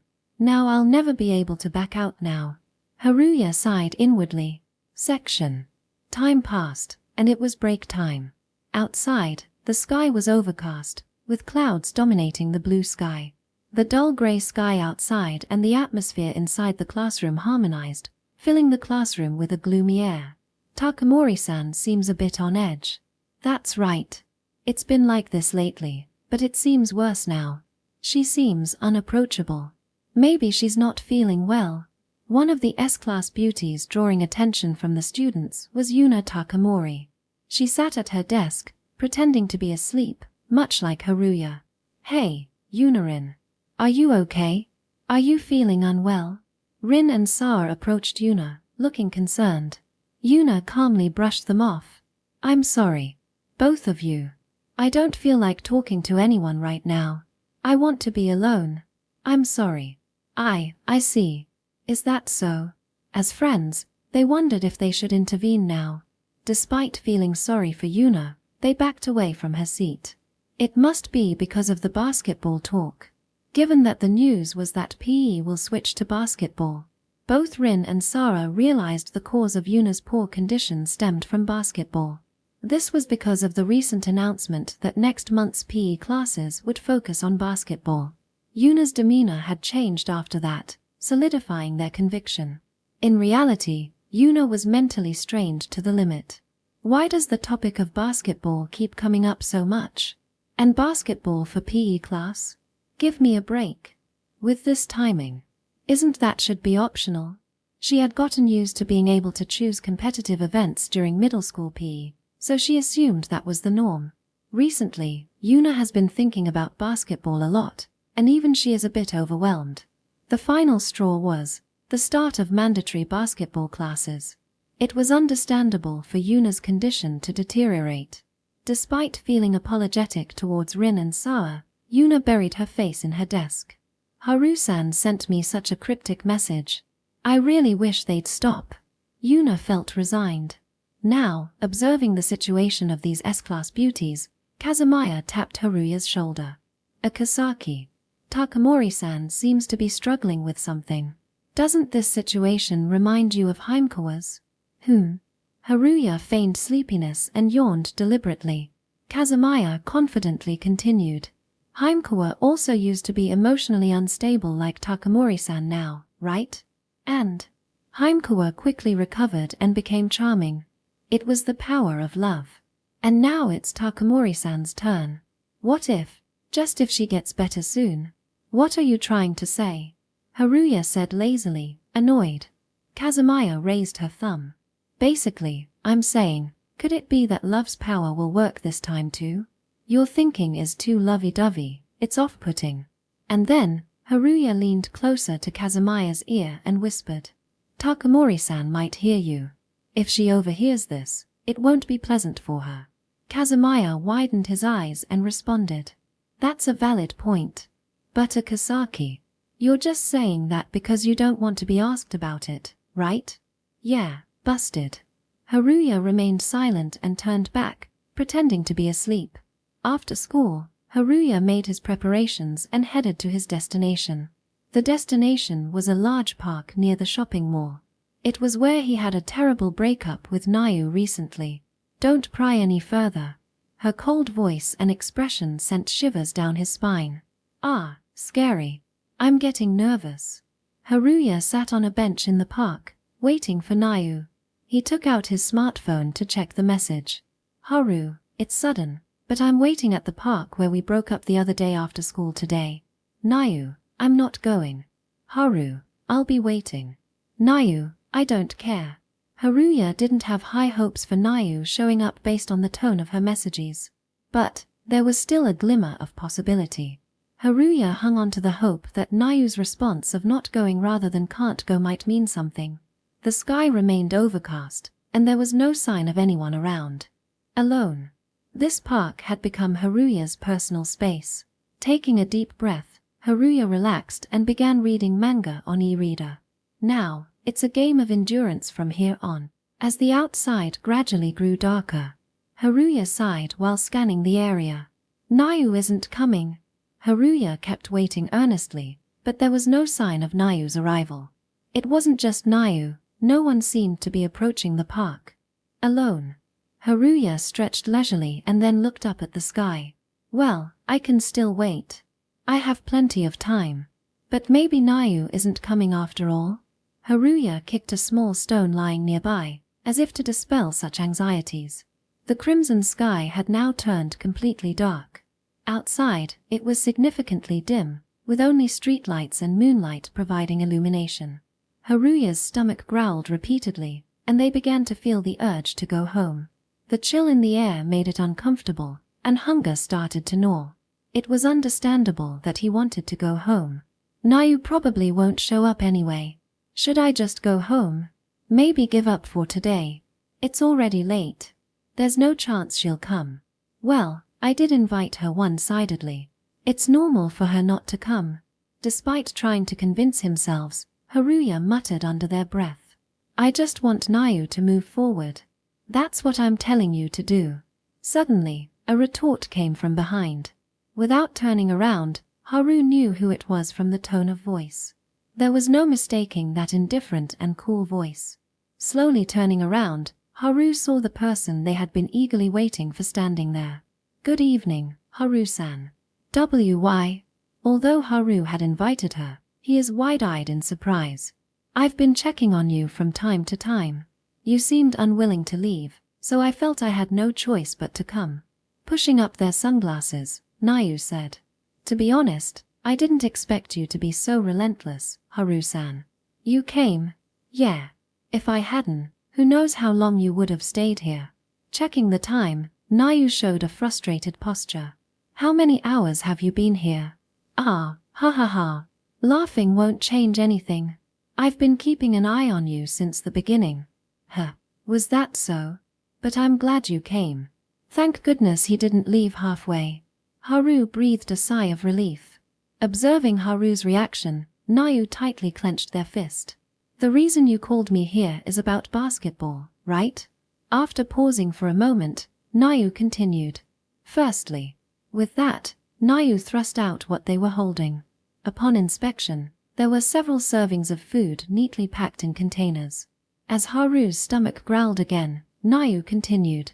Wanna eat? Section. The energy surged within Haru. His stomach was now satisfied. They say hunger is the best spice. Is it delicious? Nods eagerly. While vigorously nodding their head, Haru enjoyed the meal. Bliss. That was the word to describe it. You're eating so eagerly. It's embarrassing. Nau scratched their cheek. Right now, all the food that Haru was putting in their mouth was homemade by Nau. Feeling grateful for Nau's kindness, Haru continued to savor the food. Ah, Nau is too kind. With a heart full of gratitude for her loving gesture, Haru finished eating. When they had finished, Nau's gaze turned towards them. Thank you. Nau-san, it was delicious. Yeah. If you're enjoying it that much, bringing it was worth it. Haru finished every last bite. After basking in the afterglow of the meal for a while, Nau started the conversation. The atmosphere shifted. Hey, I rejected you, right? Nau was referring to their cold behavior at the previous offline meeting. So why don't you give up? Do you remember when we first met? When they established the rule for the offline meeting? Prompted by Nau's silence, Haru continued. That rule about not prying into each other's private lives. Remember the exception? Nau had said something to comfort Haru, who was feeling down at the time. Haru repeated verbatim what Nau had said. If either of us has a problem we can't handle, it's okay to pry into our private lives. She gasped. Then she let out a small breath. Oh, you remembered. Well, technically I remembered, but is Nau really in the mood for talking about shoujo manga right now? It's not like that. It's exactly like that. Haruya, having had a relationship with Nau that was anything but short, understood this. He knew whether she was truly enjoying talking about shoujo manga or not. Just by looking at her expression, he could strangely tell. And Nau was probably the same way. That's why she tightly sealed her lips. She realized that lies and pretenses wouldn't work on a comrade like Haruya. I want to talk about shoujo manga with Nau-san again. So, about what's been bothering you. I want you to talk to me about basketball. Haruya looked gently into her eyes behind her straight sunglasses as he spoke. I've been indebted to Nau-san many times. You helped me. So this time, I want you to give me the chance to repay that. But... She trembled as she clenched her fist on her thigh. If he pushed any further, he might step on her landmine again. He might touch her wounds, and to be avoided again. It might become irreparable this time. Still, it's okay. I want you to trust me and talk to me. Haruya pressed on. It was something he could say because he had decided to face it sincerely after receiving advice from Sara and Kohinata. He made sure to stay close to her heart and never take his eyes off her. Nau let out a light sigh and smiled softly. Honestly, Haru-san is so pushy. With that, she resigned herself and began to speak softly. Section. This is the story of when I was abandoned. 2 years ago from now, I, who always sought to be the best, was striving and growing together with my club members. When I first joined, this basketball club was weak, but under my leadership, everyone followed me closely. Especially Onoi's presence, which ignited a sense of rivalry in me, was significant. To go from being a weak team to a strong one, strict training was an absolute necessity. Not only me, but also Onoi, the mood maker, actively engaged with the club members, leading to a successful reform of our training regimen. All the painful practices were for the sake of becoming stronger. Basketball is a team sport. If only individuals become strong, they will eventually reach their limits. The entire team must become stronger. I motivated the club members with my play. If you follow me, we can win. So everyone, follow me. I pushed forward with that belief. And indeed, the results I expected followed. We went from losing in the first round to not losing in practice matches within a short period of time. In official competitions, we became runners-up in the district tournament, reached the top 4 in the prefectural tournament, and the top 8 in the regional tournament. At this rate, we could reach the national level. So I ambitiously aimed for it. But things around me started to change. When you aim for the nationals, you should practice even harder next time. Everyone. When I said that, the response I got was lukewarm. The nationals. We've already achieved results at the regional level, isn't that enough? If the practice gets any harder, I won't be able to keep up. And, how far are you aiming for the nationals, Takamori? It's hard to keep up. When we weren't getting results, everyone followed along. But once we achieved mediocre results, strangely, they seemed satisfied. They no longer aimed for higher goals. At first, when they followed me, everyone talked eagerly about aiming for the nationals. That's when I first felt the disconnect. What? Didn't everyone say they believed in me and would follow me? Why stop here? There's no choice but to move forward, right? It was a little shocking. But if I showed them my play, everyone would surely follow me again. I was desperate. Hey, Onoi. If you're my rival, you'll follow me, right? Let's increase our practice and show everyone how strong we've become. Together. Yeah. Alright, then let's do some special training. If I worked hard with Onoi again, everything would return to normal. I kept believing in my own path. If we aimed for the nationals, this wasn't enough. We needed to increase our training, engage in special training every day. Onoi believed in me and followed me, as expected of my rival. Of course, I aimed to excel in both studies and sports. Indeed, I achieved the top score in the class in tests. With this momentum, in club activities too. Surely, when everyone saw how Onoi and I were getting stronger, they would aim for the nationals with us. But the results were different. Reality was different. Though it was already night and Haruya couldn't see her expression, those heartfelt words made his heart race involuntarily. As Haruya remained frozen, Nau abruptly changed the subject. as if to cover her embarrassment.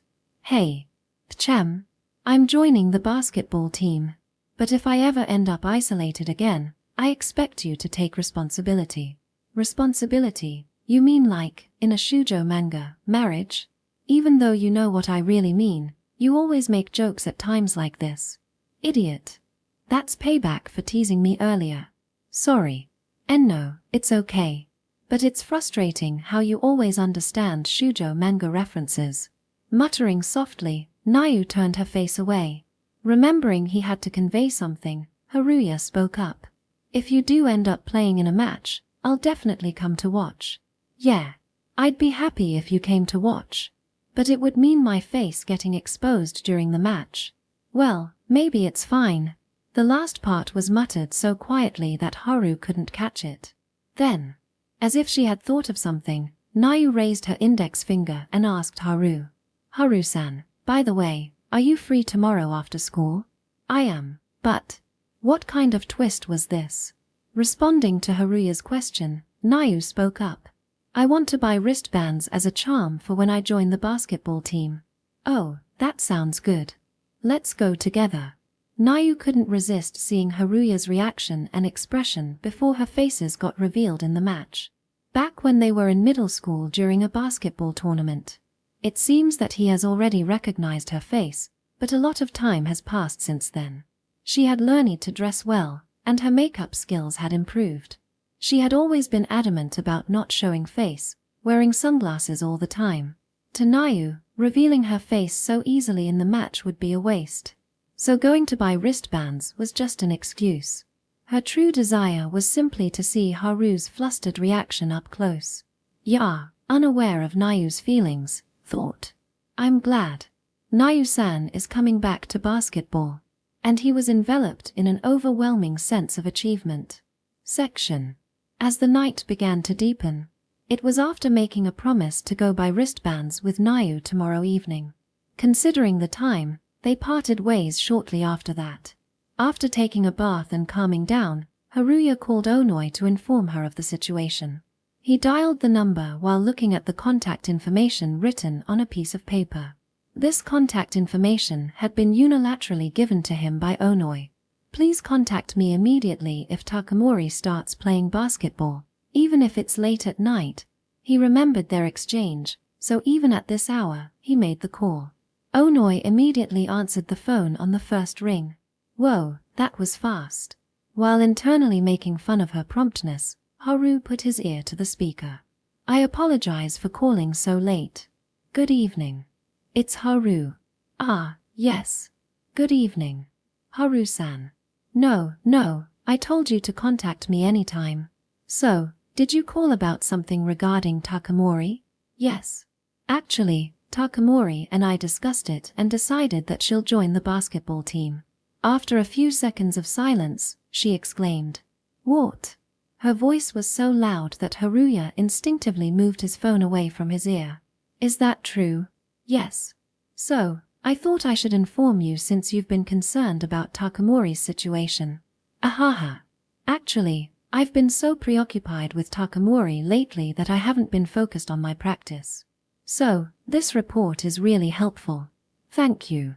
I have so many questions I want to ask, like how you managed to convince him, but can he make it in time for our match? That concern was only natural. But there was no oversight. Haru had already discussed this matter with the teacher. She can make it. So, Onoi-san, please work hard in practice until then. And I want you to face Takamori in the match. Did you even negotiate with their coach? It was just as he expected, so he involuntarily fell silent. Perhaps his silence was interpreted as affirmation, as Onoi praised Haruya excessively, to bring back Takamori to the path of basketball, and to get the coach's promise for it. It was an amazing elevation. It must have been a delightful report for Onoi. After that, Haruya, feeling ashamed, continued to talk on the phone with Onoi for a while. Section. She warmed her chilled body in the bathtub. But unlike her body, her heart burned with a fiery heat. Haru-san. He faced me squarely. She looked up at the ceiling and reached out towards the light bulb. Yuna Takamori reflected on the series of events up until now with her eyes closed. Originally, today, if she explained the situation, Haru-san would surely understand. And when she met Haru-san next time, he would definitely bring up basketball. And he would dig into my old wound. That was absolutely certain. Yuna was convinced. The eyes and words of that person when they parted before. They were trying to bring her back to the path of basketball. Don't you really love basketball? Those words spoken to her once had been gnawing at her mind ever since. Since those words were spoken to her, nothing felt right anymore, no matter what she did. So I wanted to deny those words and touch basketball again.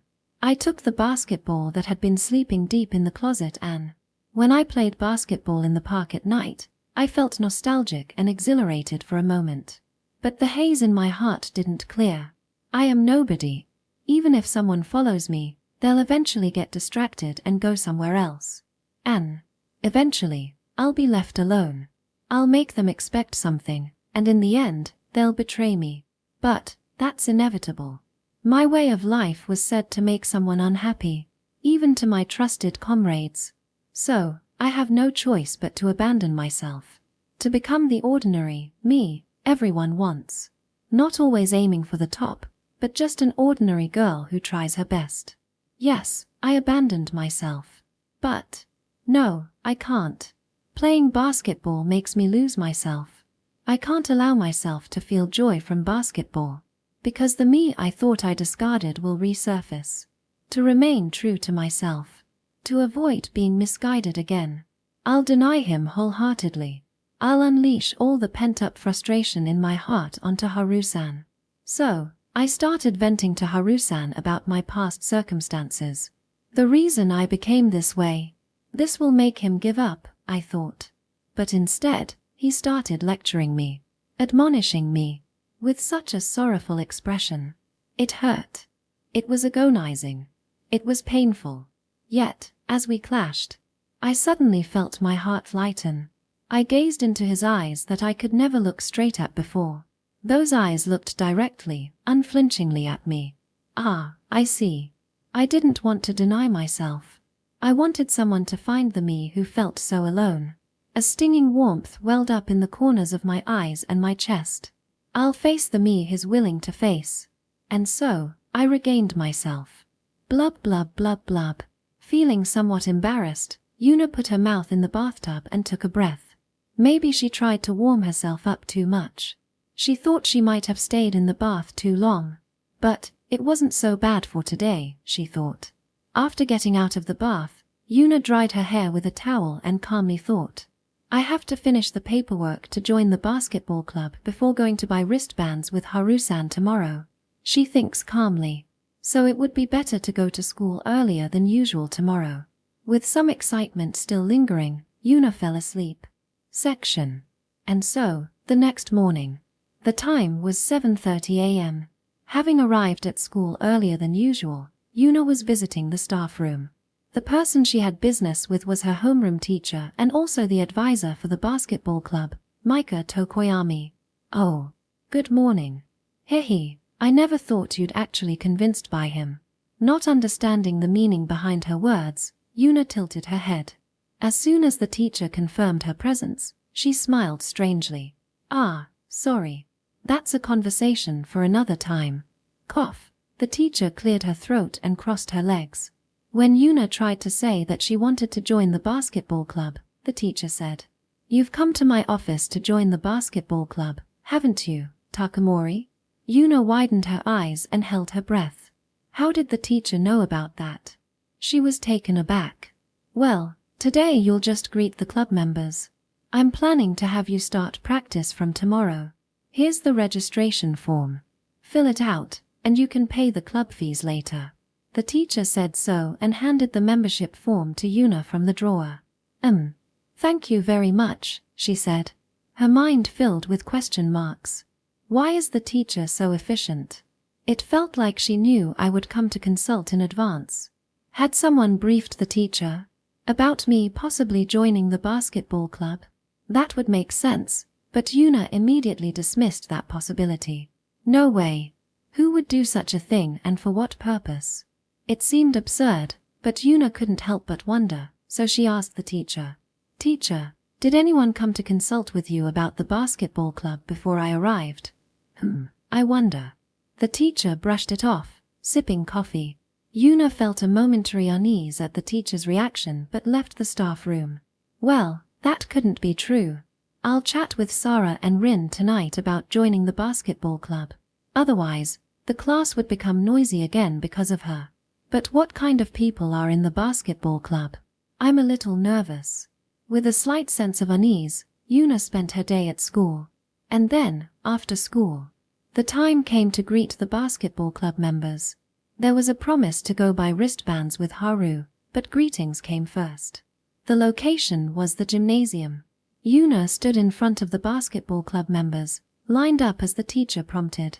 "We have a new member. Today, let's just have introductions. We decided to have you meet everyone early." The teacher's gaze shifted to Yuna. The members' gazes turned to Yuna as well. It seemed like it was time for self-introductions. Yuna took a brief breath and faced everyone. "I'm Yuna Takamori, a first-year student. I've decided to join the club. Nice to meet you. Oh, and I played point guard in middle school." She bowed clearly, and applause erupted from everyone. The gymnasium was filled with welcoming sounds. This is where it begins. I won't fail anymore. With a bit of determination, Yuna prepared herself. Starting tomorrow, Yuna would also participate in basketball practice. Clutching her fist tightly, Yuna's expression hardened just a bit. Section. After school, Haruya came to the station after getting ready. Today, he had promised to go by wristbands with his comrade, Nau. The meeting place was the fountain in front of the station. Listening to the sound of flowing water, Haruya focused his mind. Today's school day was tiring. Because, from Kazamia, Takamori-san seems to be feeling better. Is this love? What do you think, Akasaki? He had been enthusiastically approached. Even though Yuna had just returned to her usual self, she hadn't become particularly cheerful. At least, that's how it seemed from Haruya's perspective. But the reactions around him were different. Not only Kazamia, but most of his classmates were surprised by Yuna's change. He couldn't help but think his classmates were rather idle. At the same time, he couldn't help but feel a bit sorry for the S-class beauties who stood out at school. "Sorry to keep you waiting." As Haruya waited for a while at the meeting place, Nau, respectfully, ran up to him. Upon recognizing Yuna, Haruya unintentionally choked on his words. It was because her trademark was gone. Her attire exuded the usual adult woman's vibe, beautiful as always. But her eyes, which should have been hidden, were now clearly visible. Because she had removed her sunglasses. What happened to your sunglasses? Ah, yeah. If Haru-san is coming to the game, it's okay to reveal my face. I thought. Twirling her hair with her finger, Yuna seemed somewhat unsettled. I see. Well, I think it suits you. Well then, shall we go by wristbands? Yeah. While slightly pursing her lips, Yuna followed behind Haruya. It seemed she wanted to see Haruya more flustered. His attitude seemed more relaxed, like, "Oh, I think it's okay," than she expected, so she felt a bit dissatisfied. But, from Haruya's perspective, seeing Nayu's true face wasn't something new. So it was inevitable that his surprise would be lessened. Haru-san is such an idiot. Why am I being cursed at? Dunno. When he turned around, he was turned away. He wondered why. Nau seemed to emit a negative aura from behind. Haruya keenly felt it. They found a sports shop not far from the station. In the evening, due to the bustling pedestrian traffic, several customers could be seen inside the shop through the window. It seems to be quite prosperous. Feels nostalgic somehow. She was lost in thought in front of the store. Back in middle school, she must have been a patron of a similar sports shop. Haruya and Nau promptly made their way into the store. Wow, I didn't know there were so many types of wristbands. Haru, have you never used wristbands before? No, never. They browsed through the shelves of wristbands, dazzled by the variety. This is a bit of a dilemma. What's wrong? She didn't react to his inquiry. It seemed she had entered her own world, pondering over two products in her hands. Haruya stood by her side and casually asked again, "Which one seems better?" "Well, both seem to have the latest version, so I'm having trouble deciding." It seemed Haruya's assessment was correct after all. The wristbands she held were black and blue. Although there were various differences in performance and color, Haruya didn't quite understand. Anyway, he took both wristbands from her and picked up one for himself, heading towards the cashier. "Hey, Haru. What are you doing? I'd like to treat myself to both this time. And I'm thinking of getting this wristband for myself." "That's a bit much. Nau has always helped me out. Besides, I want to repay her for last night as well." Upon hearing this, Nau fell silent for a moment before nodding modestly. Well then. I'll accept your kind offer. Thank you." Haruya headed to the cashier with 3 wristbands in hand. By the way, the total price was about 3,000 yen. It was a little more expensive than he expected. Section. Haruya and Nau moved to a nearby park and relaxed on a bench.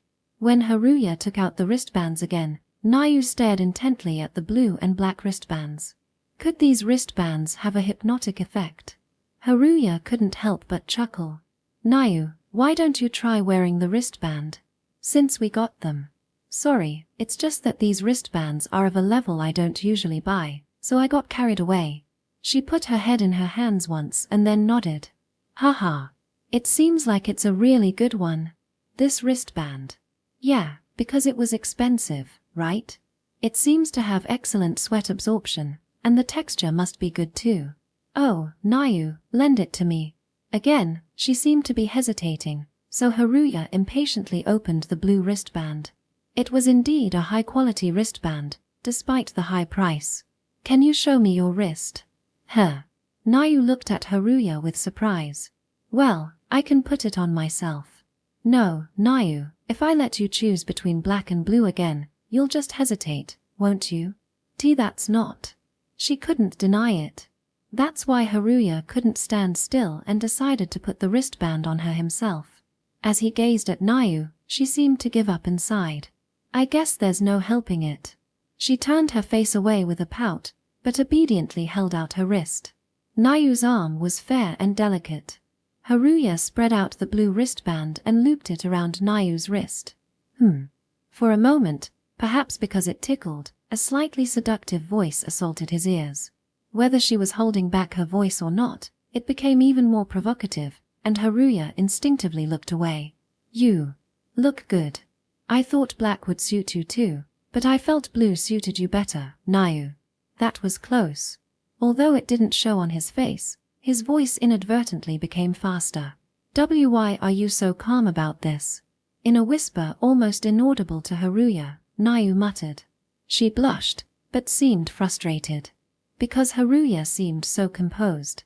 "This isn't funny. He doesn't seem flustered at all, even though he's seeing my true face. And he's so casually putting wristbands on girls, such a sneaky thing to do." Haru. Just remembering the act from earlier made her feel embarrassed. She wanted Haru to feel the same way. She smirked, lifting the corners of her mouth.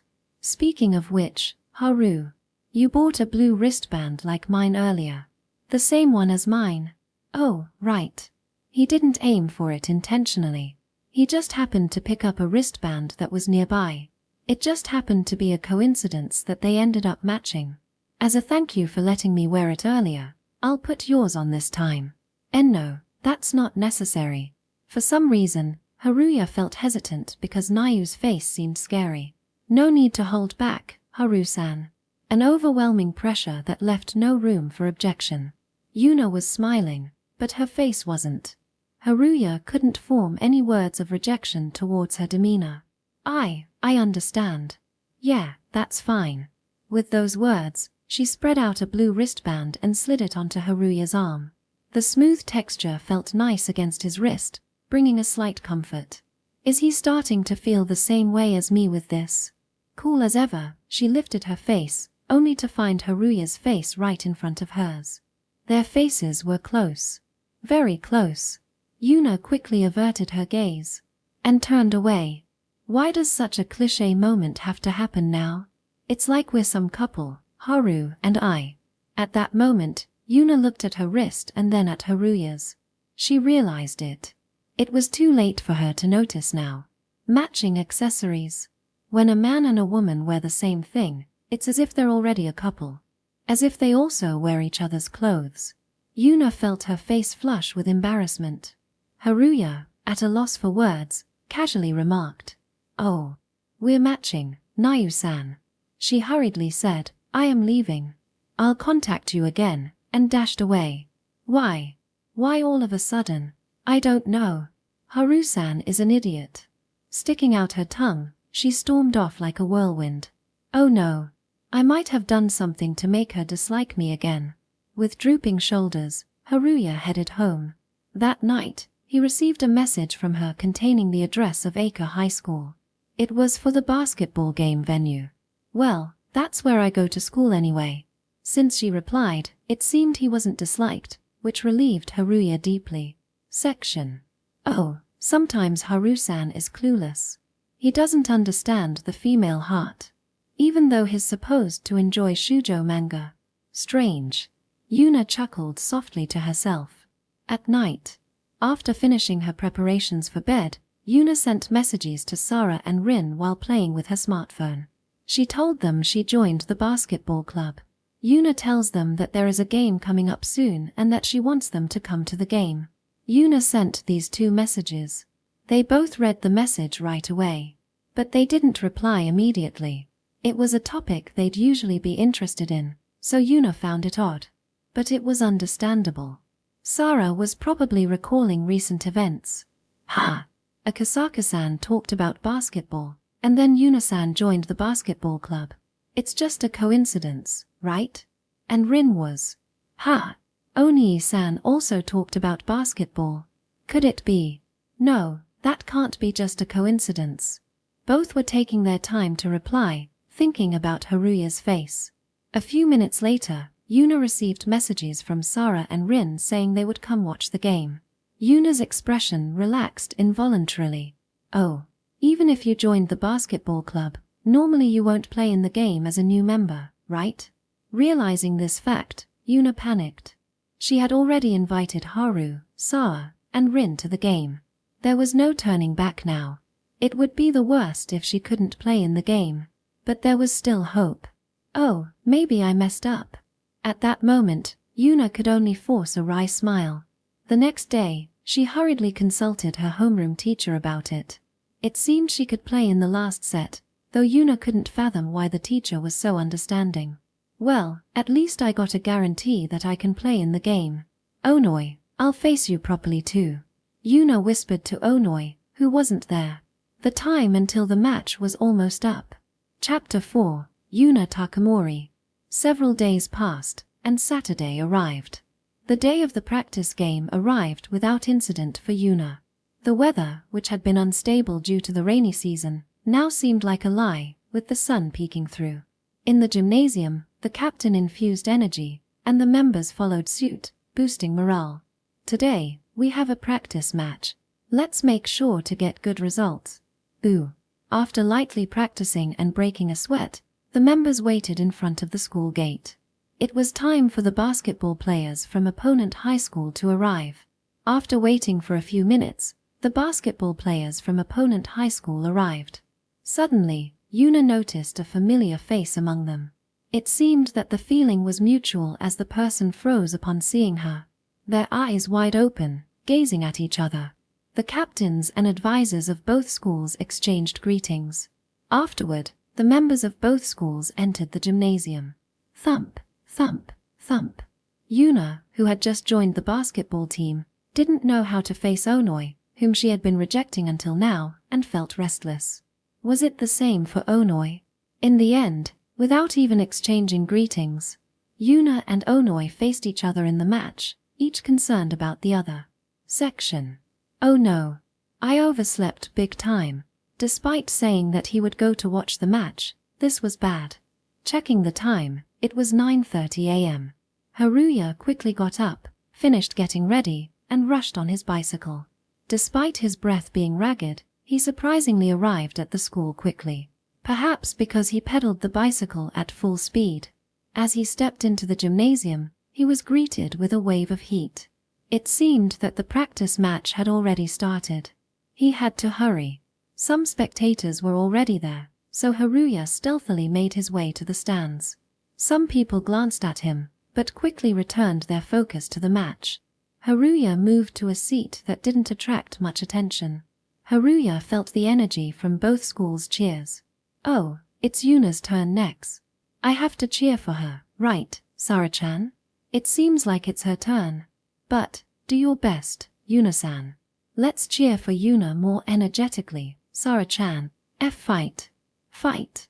Sara sent her cheers in a shy, quiet voice. Haruya watched this scene from a distance with a smile. Himekawa-san is here. Well, she seems to be friends with Nau-san, so it makes sense. Let's not get noticed. With a wry smile, Haruya checked the current situation of the match. As the S-rank beauties had said earlier, it seemed that Yuna was about to join the match. This means that Haruya came just in time. The match was already in its final stages. In other words, the match would be over in a few minutes. As the teacher had said, Yuna would be used in the last few minutes of the match. Yuna's turn to play is about to start. Onoi was already a member of opponent's team. Looking at the score, opponent was slightly ahead of Aika. Haruya observed the match from above with bated breath. Section. Takamori, use your fast break attack to sap the opponent's morale. Takamori, who is not yet accustomed to teamwork, is like a wild card. Understand? Don't overdo it, but give it your all. After the coach's instructions, Yuna stepped onto the court as a player. With her hair tied back and a determined look on her face, she glanced at Onoi. Onoi wiped the sweat off his face and smiled confidently. With the sound of the buzzer, the match resumed. Yuna immediately broke through the opponent's team with a high-speed dribble. She's fast. Her ball handling is extraordinary. I can't stop her. It must have been shocking. The opponent was caught off guard, and Yuna scored points single-handedly.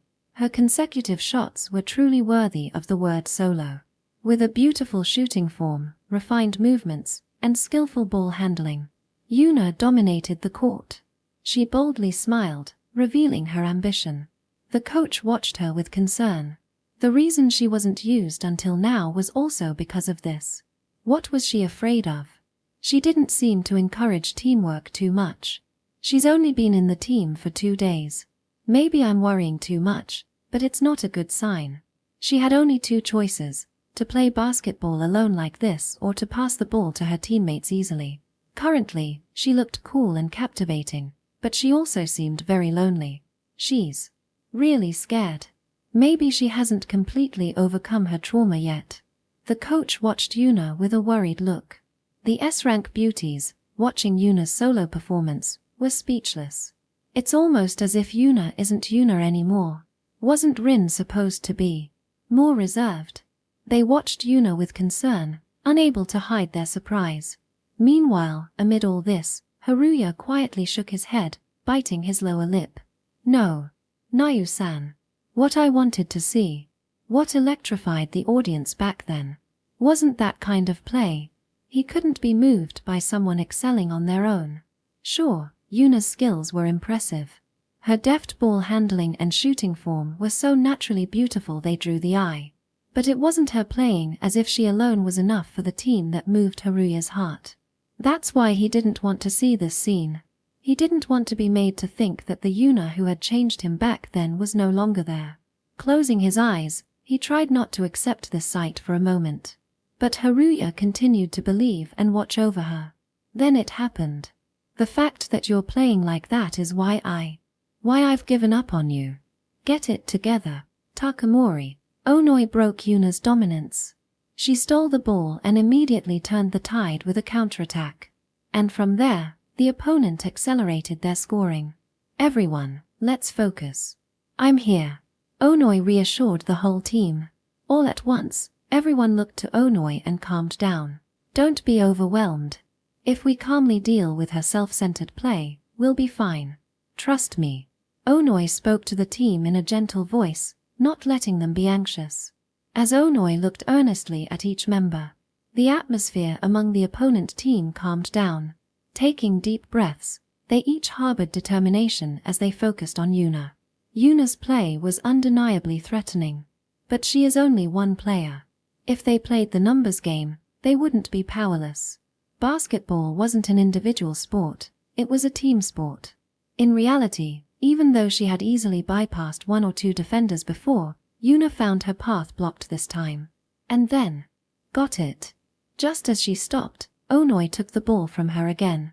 Yuna couldn't help but bow her head. Biting her lower lip, her shoulders shook. I can't afford to fail. I can't afford to fail. The hot sweat that usually filled her with exhilaration now felt cold. To put it simply, it was the worst. Even without looking at the stands, it was clear. Sara, Rin, and even Haruya must be disillusioned with Yuna's play. Pathetic. Even though I was determined to become me, if this is the result, it's meaningless. Yuna keenly felt her own weakness. From then on, Yuna focused on playing defensively, trying to avoid making mistakes. Onoi quietly watched Yuna's actions out of the corner of her eye. Section. Takamori Yuna. Since meeting her, she quickly became someone to look up to. She was like a cool girl straight out of a fairy tale. Having learned basketball at a local sports club, Michiyu Onoi joined the basketball team at middle school almost on a whim. And there she met her, Yuna Takamori. She was an exceptionally driven player. With her sincere gaze, she casually said to her classmates, "Why don't we aim for nationals together?" We laughed it off at the time, thinking she was joking. Anyone can say that if it's just lip service. Onoi had seen many people like that before, but most of them lacked the skill to back it up. So her words didn't resonate. That is, until Onoi saw her play and witnessed her ambition with my own eyes. No way.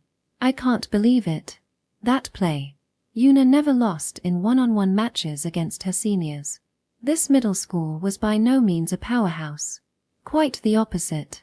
So it was shocking for Onoi, a junior, to see a junior easily defeat her seniors. Yuna's challenge to her seniors and her suggestion to improve their training routines caught their attention, leading to arguments like "don't get cheeky with me" and eventually to one-on-one matches. That was the flow of events, it seems. Why? Even though she's so skilled, why did she choose our team? Curious, Onoi asked her. Isn't it cool to climb up from the bottom and reach the top? That's why. As if to say, what else is there? She said confidently. She said confidently. That's all there seemed to be, almost as if to say there was no other reason. What attracted me to her more than anything else was her ability to lead the team. Yuna genuinely engaged with each member of the team, tailoring training methods to each individual and inviting them to simple activities to take care of their mental well-being. She earnestly faced Onoi and the others. And Yuna possesses a charismatic charm that captivates through play. Naturally, Onoi and the others began to admire Yuna and follow her lead. And they achieved results that were unimaginable from a small school. As a result, of course, they were greatly pleased. However, Yuna alone seemed constantly frustrated. Perhaps because of this. As the club members became satisfied with the current results, Yuna began to become more radical little by little. Rigorous training routines, including reckless passing. Yuna kept saying, as if possessed, to the nationals, all the time. With a somewhat worn-out face but ambitious eyes, she appealed to me as her only hope. Unable to refuse the pleas, Onoi reluctantly followed Yuna, pushing herself beyond her limits. Perhaps Yuna couldn't hear the voices around her anymore. She couldn't see her surroundings and her vision narrowed. There are risks inherent in rigorous training. One day, it happened suddenly. Onoi injured her leg during intense practice. Other members noticed and unanimously said, "Takamori, she's a monster. She doesn't understand us ordinary people. We can't keep up anymore." And she made Onoi get injured. Seriously talking about nationals, isn't it ridiculous? It's obviously impossible. She used to be a good kid, but she changed after losing that match. Saying it's for the team while only wanting to go to nationals herself. She thinks of us as tools or pawns. I can't keep up anymore. Onoi got injured, so it's natural that everyone can't keep up with Takamori. In that case, we should just kick her out. Onoi, I understand it's hard for you because you're kind. But Takamori is weird now. It's not good for the team like this. She should take a break from basketball to cool her head. The opinions of all team members. Certainly, from Onoi's perspective, Yuna now looked different from the previous Yuna. Yuna was no longer facing each member individually to boost morale. She was selfishly striving for herself. That couldn't be denied. Following the suggestion of other members to take a break from basketball to cool her head. So Onoi, with a heavy heart, said firmly, I want you to take a break from the club. However, now in this game, Onoi realized painfully. Onoi was immature back then. I was following Yuna's lead. I was always chasing after Yuna. I felt like that. So, Onoi couldn't speak to Yuna on equal terms. But that wasn't the case. That wasn't it. What Onoi should have done to Yuna, who was tired and somewhat insane at the time. That's right. Takamori. It was up to you to deliver what I admired about that girl Takamori Yuna. At that moment, Onoi now reproduces the play Yuna showed her. I won't just pretend to be behind you anymore. You, who I admired so much, were always there for someone. While captivating through play, treating everyone equally. No. We weren't always behind you. The Takamori I admired should have been far away, but even so, you were next to me. That's what excited me the most about you. So, in her heart, Onoi added, words are unnecessary. Captivate through play. You're not the one who excited me anymore. I'll awaken you, Onoi thought, with a daring smile. Section. Why did it end up like this? Even though Haru-san was expecting so much from me, Yuna was on the verge of losing her fighting spirit as she sweated unpleasantly. Noise spread throughout the world, and everything dulled. Time felt slow, and everything was so quiet. It must be similar to looking back on life like a flashback at the moment of death. Why did it happen? That's obvious. Yuna herself didn't want to play like this now. Charging in alone, scoring alone. This isn't the basketball Yuna enjoys. Basketball isn't an individual sport, it's a team sport. Even though she didn't need to be told, Yuna herself knew it wouldn't work with her current style of play. But she still played alone. It's scary. I'm sure I'll be looked at like that again. She suddenly remembered hurting her former rival, and the disdainful gazes of her comrades who had admired her. She couldn't forget. Bitter memories of the time when they all aimed high and played basketball happily. It's a shameful story, but Yuna is afraid of teamwork. For a while, it might have been a disadvantage to be away from basketball. In addition to that, there was the pressure of expectations from Haru, and the feeling of I can't fail anymore, which bound Yuna's actions. To be honest, Yuna had noticed her own cowardice during the first practice after joining the basketball club. Despite trying not to dwell on it because others said things like, it's okay, we still don't know each other well. But you're really good, Takamori-san. Deep down, she knew. Ha. Nothing about the game situation was registering in her mind. Her head was completely blank. Her feet moved, but her heart didn't. When the ball came her way, she immediately passed it to someone else. She didn't really want to play basketball like this. I was going to face Onoi too, I'm sorry. And just as Yuna turned to apologize to Onoi, Yuna's eyes widened and she froze. Why does she look so happy? Onoi, who was here, was genuinely enjoying playing basketball while sweating. But that wasn't all.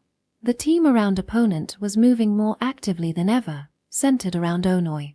The sounds of basketball were irregularly beating rhythmically. Everyone looked at each other with trust. Despite being physically exhausting for everyone, they seemed to enjoy basketball, at least in Yuna's eyes. What is this feeling of excitement? Yuna looked back and this time saw the members of her own team, in her field of vision. She saw the team members who had allowed opponent to score and widen the gap. No one is giving up. Everyone is trying to find a way to turn it around. For the sake of the team. Looking at the members of opponent and Aga, Yuna couldn't contain her excitement. And now, seeing Onoi shining the most on this court, everything fell into place. Oh, right. When did I stop facing my teammates? Her own origin. Until the middle of her second year of junior high school, Yuna had faced each of her teammates.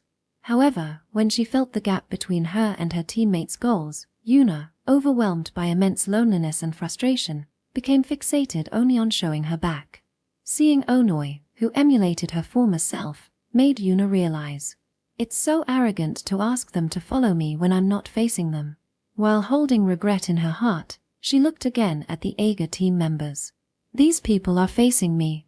They see me as a teammate, even though I've just joined and haven't coordinated with them. And they put me in the game. Yet, none of these teammates are giving up, still seeking a chance to turn the game around. Why am I allowed to break down? Yuna thought it would be rude not to face them sincerely. And above all, she added, it's disrespectful to play basketball without smiling, even though I love it. Yuna regained her fighting spirit completely. Section. In the audience, all eyes were on one player. Onoi Michiu. Opponent high school, basketball club's command tower. Even though she was a first-year student, her presence had suddenly changed, raising the team's concentration. She consistently gave precise instructions to improve the teamwork of the team members. While her charisma was not as great as Yuna's at that time, Onoi's play was still enough to be admired. Haruya glanced at Yuna. Nau-san, do your best. I believe in you. Haruya was attracted to Yuna's play. Of course, it included her own skills, but the other aspects were rather significant. Look at Onoi-san, Nau-san. I was attracted to that kind of play. While feeling frustrated, watching the game, he heard the voices of S-class beauties from a distance. That girl on the other team seems to be awakening, doesn't she? I didn't intend to watch her specifically, but my eyes are naturally drawn to her. No, we should be watching Yuna, right? Rin murmured with apparent conflict. But I understand Rin-san's feelings a bit. I was also drawn to Yuna-san's fast dribbling, but it's transient. I can't help but be drawn to that person for a long time. Sara agreed while resting her chin on her hand. Ah, I see. Sara-chan, it feels like that person is making the whole team stronger. So maybe that's why we can't help but watch her. Why yeah, maybe so. Now that you mention it. Indeed, as they said, Onoi was enhancing the team's strength by showing off her play. But more than that, Haruya felt a clear difference between Onoi and Yuna. Smile. Nau-san isn't enjoying basketball. She's still struggling, looking uncomfortable playing basketball. Yuna-rin seems a little down. Should we try cheering for her again, Sara-chan? Do we have to do the F-fight again? Sara hesitated and glanced around the audience. Yeah. Then maybe Yuna-rin will, come back to us. I mean, maybe not. Sara's weakness was that she couldn't deny it outright. But it's embarrassing to shout fight into a megaphone, and no one else in the audience is doing that. As Sara scanned the audience, that was the moment. She froze when she saw someone familiar from this seat. A handsome guy in the high school uniform, standing slightly away from them. They blinked at each other several times. Haruya quickly turns his face away, but it is already too late. Sara's eyes widen and she freezes. Why is a Kazaki-san here in this place? Her thoughts couldn't keep up. Sara inadvertently became flustered, and Rin tilted her head in confusion. Do you know someone? Sara-chan. No, I don't. I don't know anyone here. Blushing furiously, Sara gestured to block Rin's view, who seemed like she wanted to peek. Meanwhile, Haruya quickly left his seat. Then he straightened his hair and adopted a slouching posture. Then he quickly moved to the opposite side of the audience with Sara and Rin. Heimkawa-san. She knows I don't want to stand out at school, so she must have protected me. I thought it was over when our eyes met, but I managed to bluff my way out. With a sigh of relief, Haruya breathed out. Your reaction is really intriguing. There must be something, right? Your face is bright red, and you're not hiding it, Sara-chan. There's nothing. Nothing at all. Sara denied desperately, clenching her hands in front of her chest. Seeing Sara's reddened face and closed eyes, Rin couldn't help but feel affectionate towards her. But it's a concern. But we have to focus on the match now. Yuna, do your best. Yeah. Let's watch the match. Go, Yuna-san, fight. Sara and Rin redirected their attention to watching the match. Haruya also watched Yuna with a worried expression. Then it happened. Yuna raised her fist quietly. She looks calm, as if she has come to her senses. As if reassuring the audience that everything was okay. Haruya couldn't help but raise the corner of his mouth at Yuna's appearance. It seems like she's really okay now. Show me, Nau-san. Show me that play that captivated the audience once again. With his chest swelling with excitement, Haruya opened his eyes wide. Sara-chan. Yuna-rin seems to be back in action, so let's cheer her on properly. Why yes. Let's do it from here. With smiles on their faces, Sara and Rin focused their hot gaze on Yuna. Section. Yuna's movements, now that she had regained her fighting spirit, were remarkably different. While giving instructions to her teammates, Yuna dashed through the court like lightning. If I'm going to fight alone, it's the same. Again, several opponent players surrounded Yuna. At a moment when it seemed like her path was blocked, Yuna unexpectedly passed the ball to her teammate, prompting a surprised gasp from the opponent players. She's not playing solo anymore. Then what was she doing until now? This is bad. Don't panic. The opponent team couldn't hide their surprise. The player who received the pass rushed in and scored. As Onoi looked back, their eyes met. Has she broken out of her shell? Looks like she's finally back, Takamori. Yeah. Sorry to keep you waiting. They exchanged such a glance. The teammates who scored and returned to Yuna looked at her happily. It seemed they weren't bothered by her earlier blunder. Yuna took a deep breath and smiled boldly. I'll lead everyone. The score difference is severe, but I'll win. For this team. For her teammates who believed in her. For the people who supported her. Even her sweat wasn't cold now. It was all hot. As long as she had this heat, she could fly anywhere. She could run through anything. Reversing the score seemed difficult given the remaining time. But Yuna decided to believe in the comeback. Not being bound by the past. Facing Onoi and the others with my current self. Yuna began to show plays that led the team. As the practice match entered its climax, both teams' coaches and the cheering audience in the stands, everyone in the gymnasium, except for the players, couldn't take their eyes off the court. Opponent team, led by Onoi, focused on defense. Our team, led by Yuna, focused on attack. It was truly intense. The offense and defense of both teams were highly active, with everyone desperately trying to win. The gymnasium was filled with the heat of the players. It was a tense game even for those watching. Haruya, secretly cheering from the stands, couldn't contain his excitement. Amazing. This is what I wanted to see. Such exhilarating play that makes my heart race, inspires me to do my best. I want to keep watching. His heart throbbed with excitement, his hands sweaty, his body warm. The passionate feelings he had during club activities stirred within Haruya. And it was probably because everyone on both teams, especially Yuna and Onoi, seemed to be enjoying basketball so much. Onoi muttered inwardly as she faced Yuna. Takamori. That's right. Takamori, who plays with such enjoyment and leads everyone, is the one who excited me. I want to beat her. My admired rival.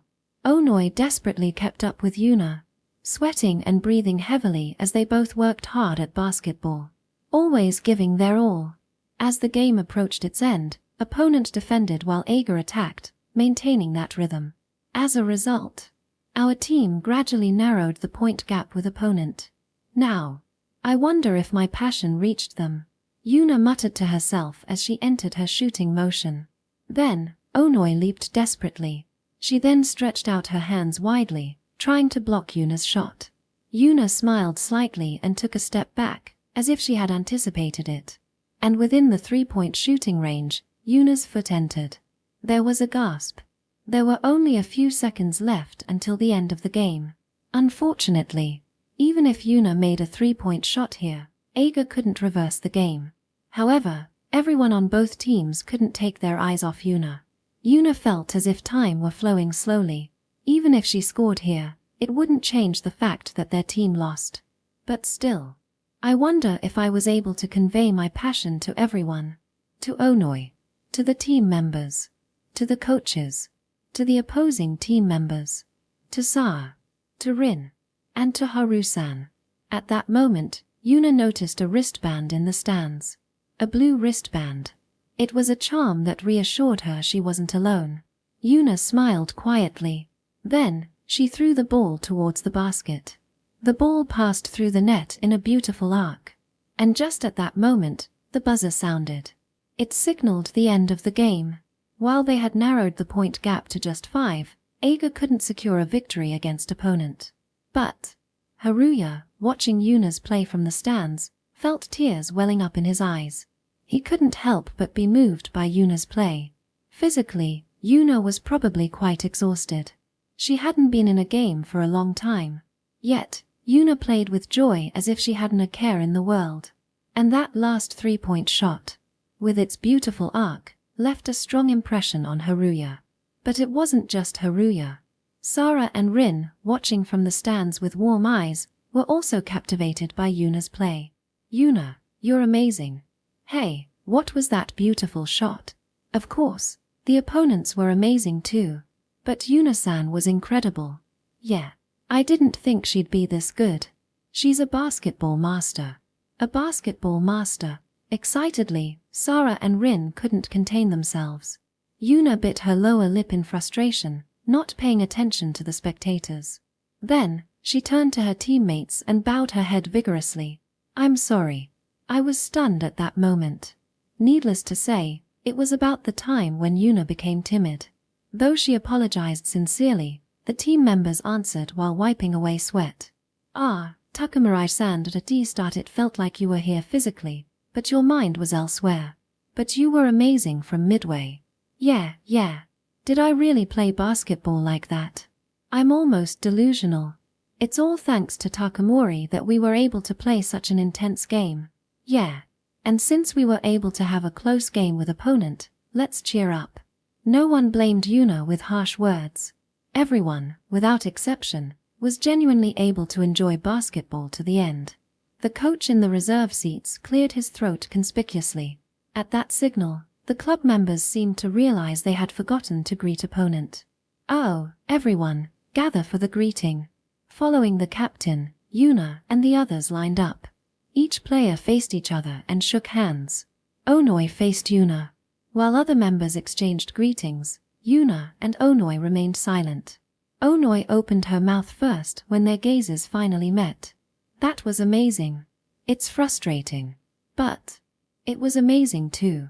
Although murmured in a low voice, Onoi probably understood. Applause was sent in recognition of both teams' efforts. In the stands, Rin applauded enthusiastically, while Sara clapped somewhat reservedly. Haruya, like Rin, was clapping as hard as he could for the players. With the encouragement received, the game truly came to an end. Section. After the game, it's customary in practice matches to receive feedback from the coach first. As the captain called out gather and they moved toward the coaches' area, they noticed that both coaches were talking a little away from the court. Looks like it might drag on a bit, so how about we chat for a while? The captain of opponent high school suggested. That sounds good. It might take a while for the coach to come back. The captain of our school agreed with the proposal. Then, the players from both teams began to interact, their fatigued faces lighting up. Hey, about the old days. Let me say a word. Sorry. It was at that moment that Onoi spoke to Yuna. I'm sorry too. And thank you. Ha! Yuna continued, somewhat embarrassed by Onoi's tilting head. I woke up because of your play, Onoi. Yeah. They both became restless again. But when their eyes met again, they both burst out laughing simultaneously. Let's forget about the past. Shall we talk about the future? Sure, I agree. Relaxing, Yuna nodded. Suddenly, Takamori, want to go one-on-one? Even after all that movement, You still want to? Well, it's fine. Yeah. And hey, Haru-san is amazing, right? He even went to the coach for Takamori's sake. Huh. You didn't hear about that. Haru-san seems even cooler for keeping it a secret. Onoi. I want to hear more about it, but what does that mean? Hehe, if you can beat me one-on-one, I'll tell you. Okay. So one-on-one. If I get permission, shall we play? Yeah. And hey, how about a bet like back then? Oh, that's right. It wasn't fair to me with you being treated. By the way, during middle school, there was a time when Yuna and Onoi played one-on-one countless times. But for the most part, it was a flow where Onoi challenged Yuna with "let's compete," and Yuna accepted. Every time they played one-on-one, they made a bet. It was a very simple one. The loser treats the winner to a meal. Although it was not fair because Onoi was a big eater and Yuna ate less, Yuna, who had no intention of losing, accepted the condition. As a result, Yuna never lost to Onoi. After nodding, Onoi answered. Then, the two went to get permission for one-on-one from the captain, but both Yuna and Onoi received the same response from their respective captains. Wow, full of energy. And were bewildered. While the members were socializing, the coaches of both teams were talking about the two players. Wow, some good players have joined, haven't they? That girl with the ponytail. I want her in our team. Well, she just joined our team a few days ago. At first, we couldn't coordinate, and it was nerve-wracking, but it seems she grasped something from today's match. It's really good. That's right. Speaking of new recruits, our Onoi is also excellent, but she seems to have grasped something today just like the other girl. Everyone played exceptionally well. They all shone and enjoyed playing basketball. Yes. Let's work together again sometime. Yes, likewise. After exchanging greetings, both coaches looked back at the court. There, Yuna and Onoi were seen playing one-on-one. Those two seemed to be good rivals. Yes, very.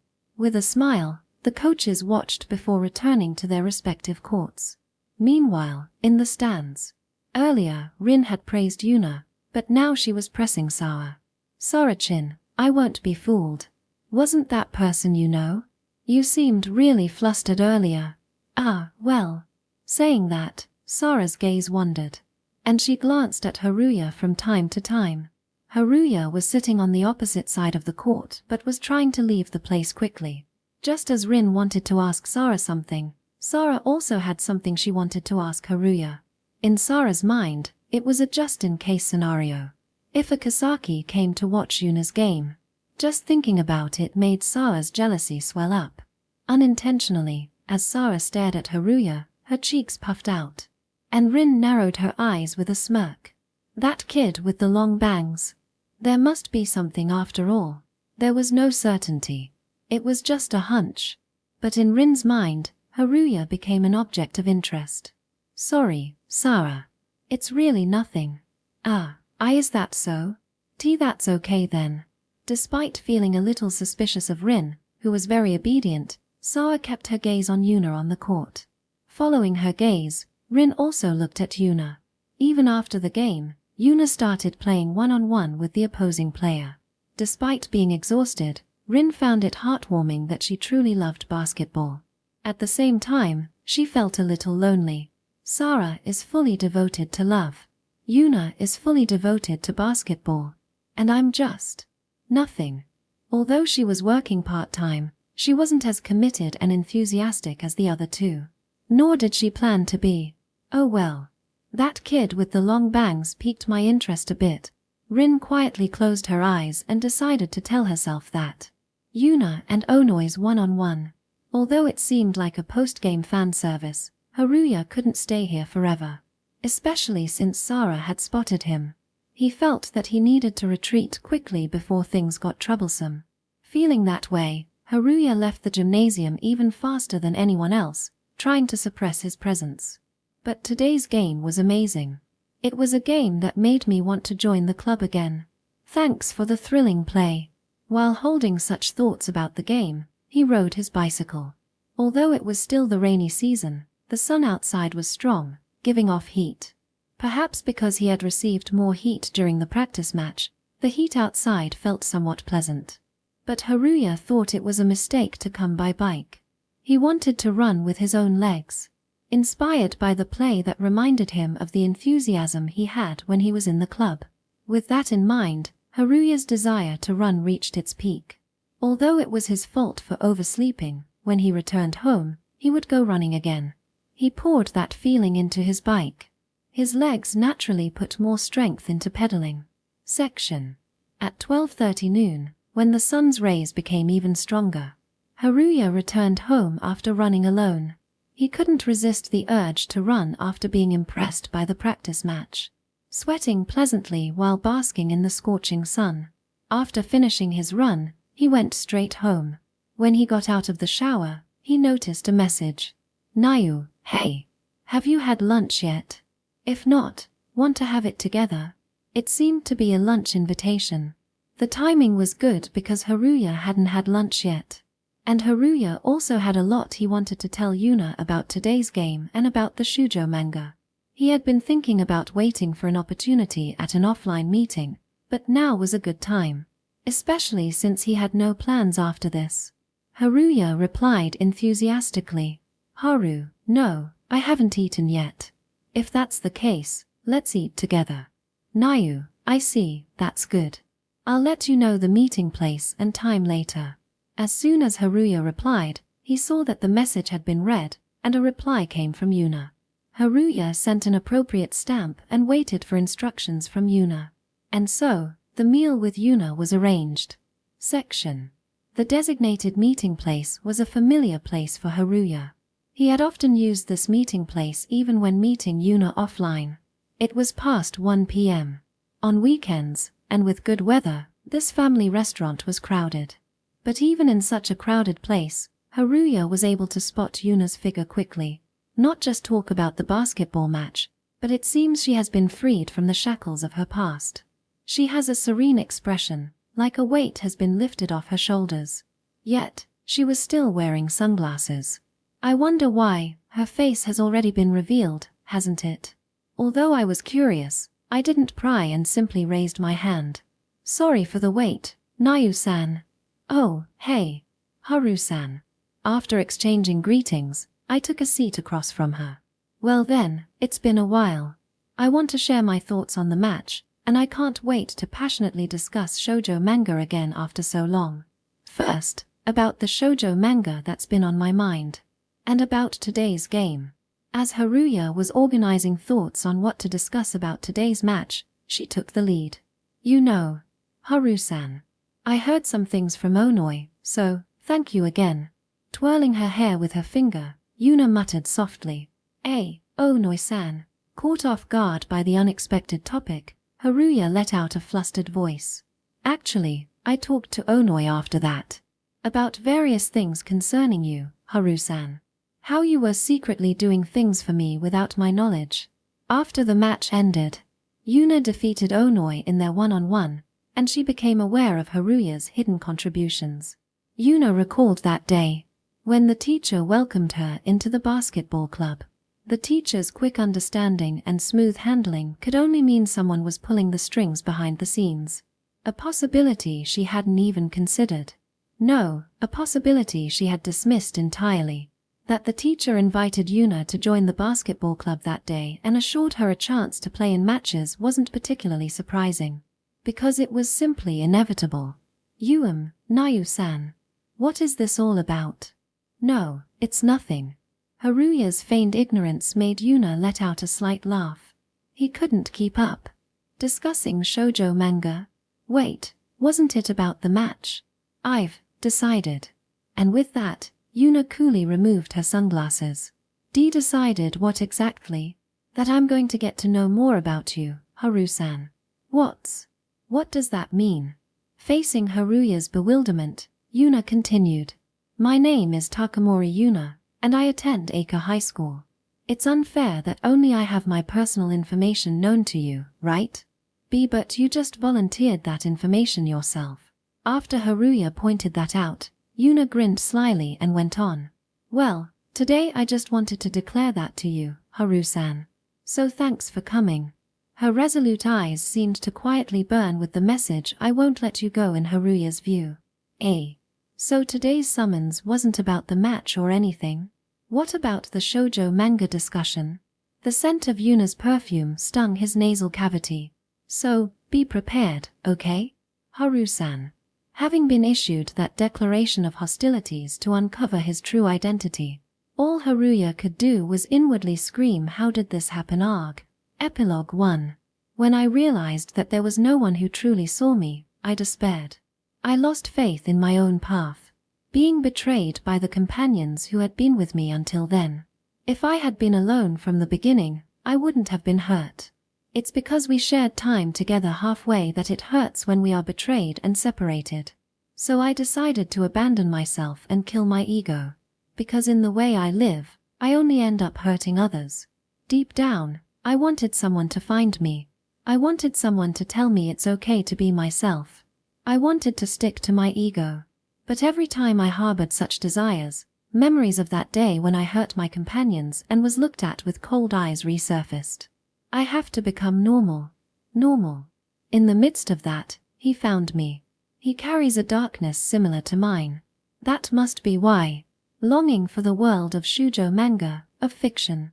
I felt instinctively that he and I were similar from the moment we met. That's why I think we were able to get along with the right distance between us. But, I'm sorry. I want to end it all today. Because he truly faced me. Even now, he faces me sincerely. Someone, find me. The me from junior high school shouts. Then Haru-san answered my voice. I still don't understand what it feels like to love someone. But it's certain that I'm starting to become interested in him. I've decided. Someday, I'll color you with me. Get to know him more. Make him fall for me.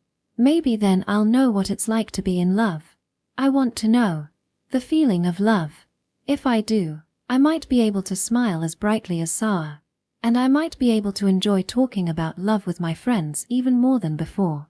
Besides, Haru-san must go to the same high school as me. Preparing the ground with the teacher. I learned it from Onoi, but it's something that can only be done by students at Eika High School. The teacher probably covered up for students who prepared the ground. But it's inevitable to feel like destiny when you're in the same high school. So be prepared. Haru-san. No, Mr. X from Eika High School. Yuna Takamori was determined as she looked at the two wristbands. Epilogue 2. Two high school students were visiting a corner of the gymnasium warehouse.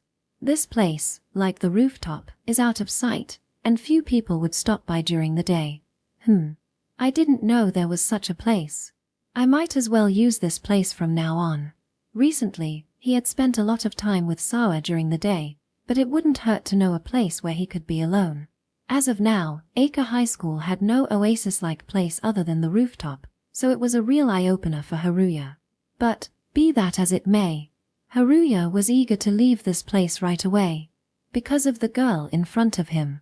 Oh, you came. Yuna Takamori, a Class S beauty with distinctive features and cool-looking eyes, was the first to speak. Whether she came or not, Haruya was called out to this place by Yuna. The way she called him was very classic. She probably took care of him, a shadowy figure in the class, and put a note in his shoebox. The content was like this. It's okay after lunch, so I have something to tell you during lunch break. So I'm waiting for you. When he checked the message, his drowsiness disappeared in an instant. Because there was no other way to think about it than a confession. The letters were also neatly written, the kind of handwriting that girls would write. No way. A confession? No, it's impossible. Haruya held his head. It was only natural. From Haruya's perspective, who didn't want to stand out at school, a confession event would be the most troublesome situation. Well, it must be a mistake in the shoebox or something. Or a nasty prank, a false confession. He considered various possibilities, but the one that seemed most likely and fit best was that it was a mistake in the shoebox. Although he couldn't completely rule out the possibility of a prank or a false confession, it was unlikely. Because there probably wouldn't be a student with such a nasty personality at this high school. And not to boast, but he wasn't recognized by most of the students in the class. That's why. It must be a mistake in the shoebox, Haruya guessed. It was still a troublesome situation, but if Haruya didn't go now, the sender of this message would be left waiting forever. So Haruya decided to go during lunch break. After finishing dinner with Sara, I visited this corner of the gymnasium on foot. Well, black hair that reached the waist. A dignified demeanor. The person in this place was Nau, a comrade, and also the S-class beauty Yuna Takamori. Did she call out to Haruya? Looking around, but not sensing anyone else besides Haruya and the others, it was probably the case. Yeah, I want to go home quickly. The other day, Haruya received an invitation from Yuna to an offline meeting, where he promised to get to know Haruya's true identity and explore it from now on. That's why Haruya wanted to leave this place. However, it seemed to be too late. Oh, you came. She must have been listening to music while waiting. As she removed her earphones, she spoke. Well, perhaps because of what happened the other day, it was hard to make eye contact. Her voice seemed lower than usual, as if she were trying to deceive. Akasaki-kun. You were a little late coming. Sorry. But it's fine because you came. With this remark, it doesn't seem like it's about a mistake in the shoebox or anything. It was confirmed that Yuna had a purpose and deposited a message in Haruya's shoebox. But why? As he couldn't hide his confusion, she muttered in a mischievous tone. Are you nervous? Did you think I was going to confess or something? His shoulders twitched involuntarily. Although he didn't say anything, it seemed like that was a sign of his answer. Did you really think it was a confession? She looked surprised, and then bewildered. Certainly, there was no way it could be a confession. Haruya had only interacted with Yuna during the time he was late and forced to run around the perimeter of the school. Apart from that, he had hardly talked to her or interacted with her at all. It was unlikely for a confession to occur in such a sparse relationship. That's impossible. But, considering the situation, it wouldn't be strange to be interpreted that way, right? Yuna chuckled as if it were amusing, then continued. Sorry. I think I'm probably just embarrassed. I'm not used to telling you something like this. What exactly did she want to convey? What? Is this atmosphere? I'm sorry, but it only feels like a confession. It's no wonder Haruya had such a gut feeling. Yuna blushed slightly and glanced around. And in this situation where the gentle breeze was blowing, Haruya, who had watched many shoujo manga and romantic comedies, couldn't help but think. This is a typical confession event. With cold sweat dripping in his heart, Haruya broke the silence. He couldn't stand the sweet and sour atmosphere. I didn't expect even Takamori-san to be embarrassed. Well, I guess. I do get embarrassed sometimes. Surprising. Or rather, looking back on the offline meetings with Nau, it wasn't surprising at all. Yuna Takamori, a female student who wears her uniform loosely and gives off a cool impression, is actually harboring fiery determination inside, which Haruya knew.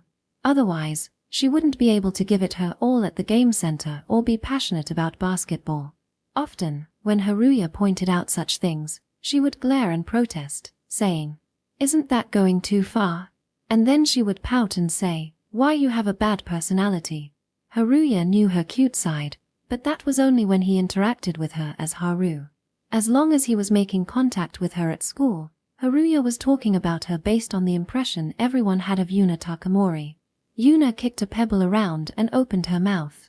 I actually have 2 things I want to tell Akasaki-kun. It seems that the requirement is not limited to 1. Now it's getting more and more eerie and scary. He had no idea what she was talking about. Nervously, Haruya urged her to continue. Then, Yuna cleared her throat artificially once before continuing. The first thing is, I want to say thank you. It's not all because of Akasaki-kun, but before. You know, when you suggested that I might like basketball, I was actually saved by those words. Well, if you were able to face basketball, that's good. And, if that's the case, it's only fair to express gratitude. Haruya also looked Yuna in the eye and spoke. I should be the one to thank you. I think I am who I am today because of Takamori-san's words that time. Yuna's eyes widened for a moment and she froze.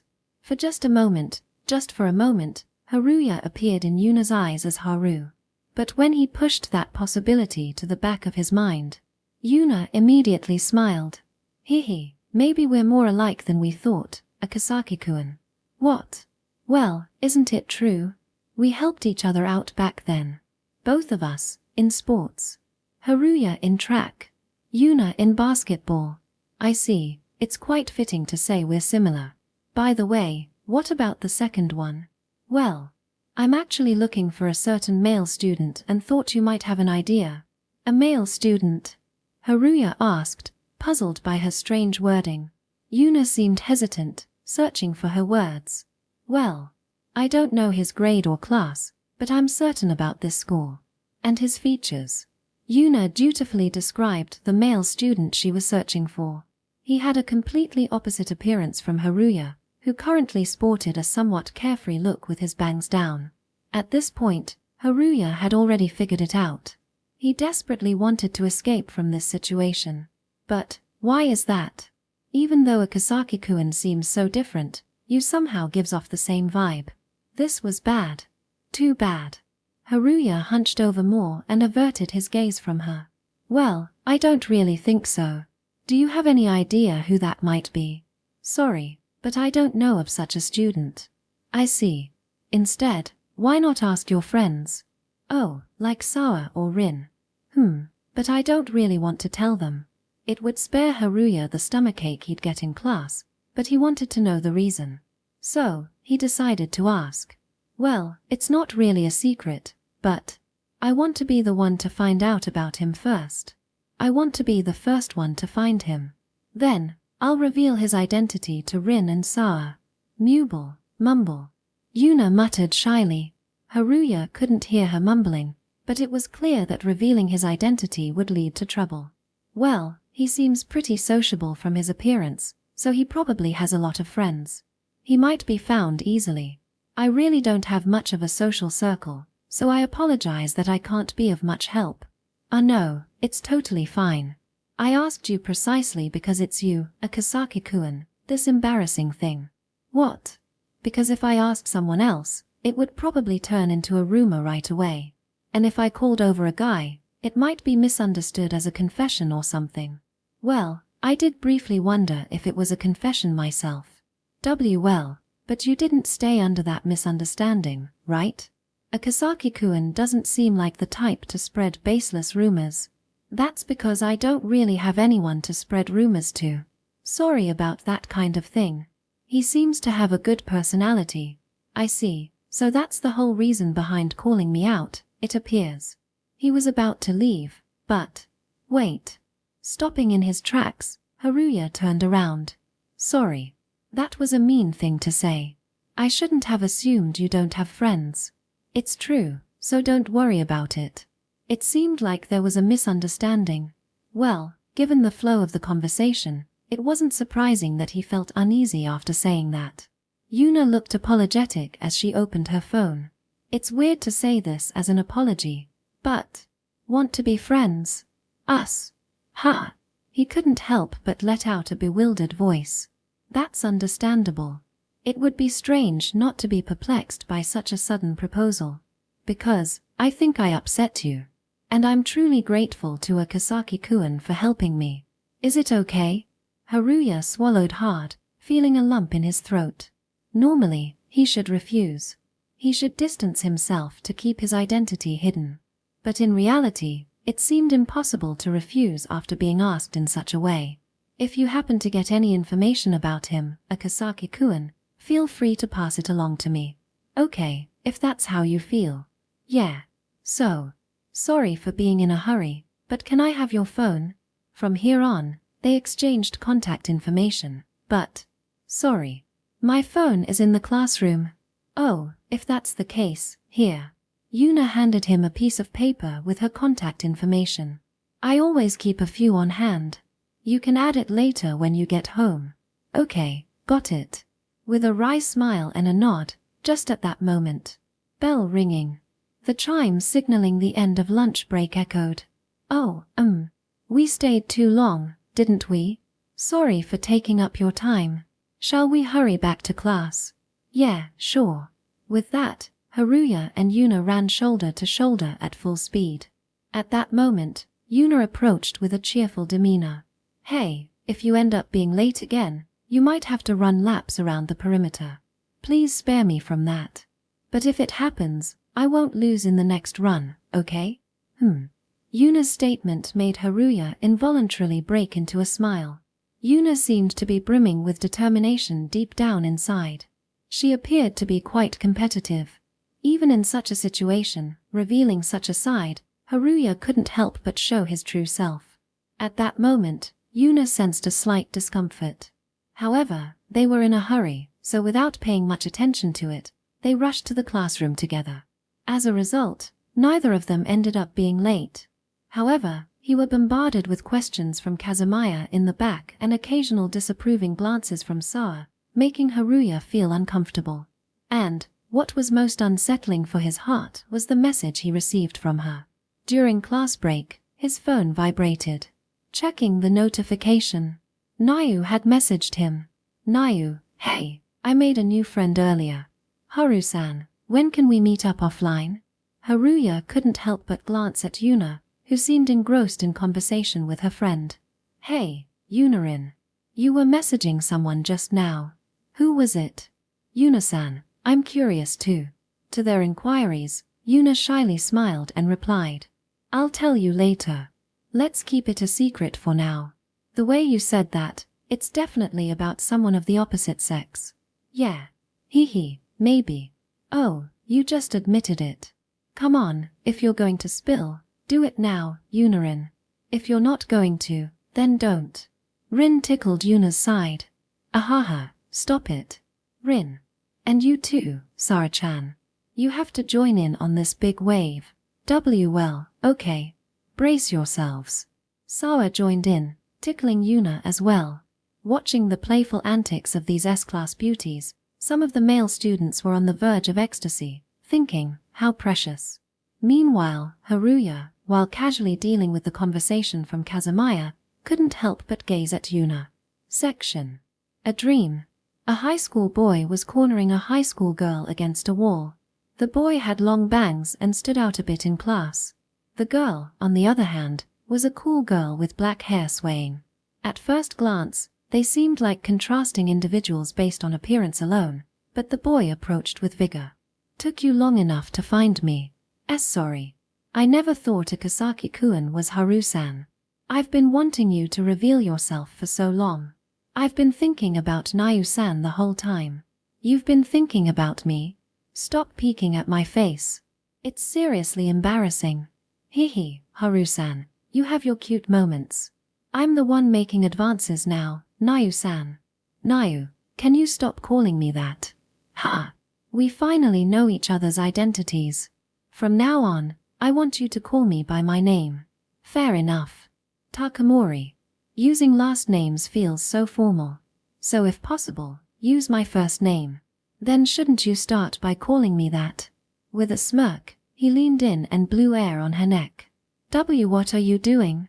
Of course, calling me Haru. Well, but... Is there a problem? It's too close, Haru-san. Something like this shouldn't be a big deal, right? Saying that, he ruffled his hair and looked at me intently. Now that I get a good look. Haru-san has long eyelashes. Beautiful eyes. I wonder what he's thinking. It's giving me a weird feeling. Come on, call me Haruya. Haru. Come on, say it, Yuna. He then pinned me against the wall, bringing his mouth close to my ear to demonstrate. This isn't like you, Haru-san. With that statement, Yuna woke up suddenly. Pushing aside the covers, she immediately realized it was just a dream. A dream. But what a strange one. Checking the time, it was only 4 in the morning. Perhaps due to the vivid nature of the dream, she was no longer sleepy. She stretched widely and then clasped her head. I had such a dream that I couldn't tell anyone about. Haru-san isn't that much of a carnivore. In addition, there were other odd points. A Kasaki-kun being Haru-san. That's just impossible. Certainly, there had been moments when he seemed similar to Haru-san, but it was hard to believe they were the same person. I must be tired. Maybe I'm just fixated on Akasaki-kun because we became friends. What kind of dream am I having? The contents of the dream were so reminiscent of a shoujo manga that all she could do was hold her head. Recently, I had been reading such shoujo manga, so it probably influenced my dreams. Anyway, this dream was a black history, without a doubt. It was something I absolutely couldn't tell anyone about. But unconsciously, my heart rate was a bit faster. Was it not bad, to be honest, He contents of the current dream? Just embarrassing, but it doesn't mean I'm a dream girl. Yuna. She looks back at him calling her a while ago. Her face flushed, but she shook her head and buried herself in the blanket. Stupid. It's hot. Not because she's covered with a blanket. Do I like him? Yuna couldn't hide her confusion at the first sensation. What on earth is this feeling? Surely, beyond revealing Haru's true identity, there must be an answer to this feeling. With that in mind, Yuna became even more determined to uncover Haru's true identity. Short story. 2 vampires and Haruya Akasaki. When you hear the word cosplay, what comes to mind? Most likely, it's dressing up as characters from your favorite anime or manga. At least, that's how it is for me. It's definitely not vampires I think of. Also, this is by no means a statement of my preferences. Although it's not yet Halloween season, on October 31st this year, as usual, you'll probably see lots of popular character cosplays from ongoing series at the station. Akasaki-san. Can I drink your blood? That's why I want to say this. Himekawa-san. What kind of cosplay is that? Haruya couldn't hide his confusion as he stood before the beautiful girl, Sara Himekawa.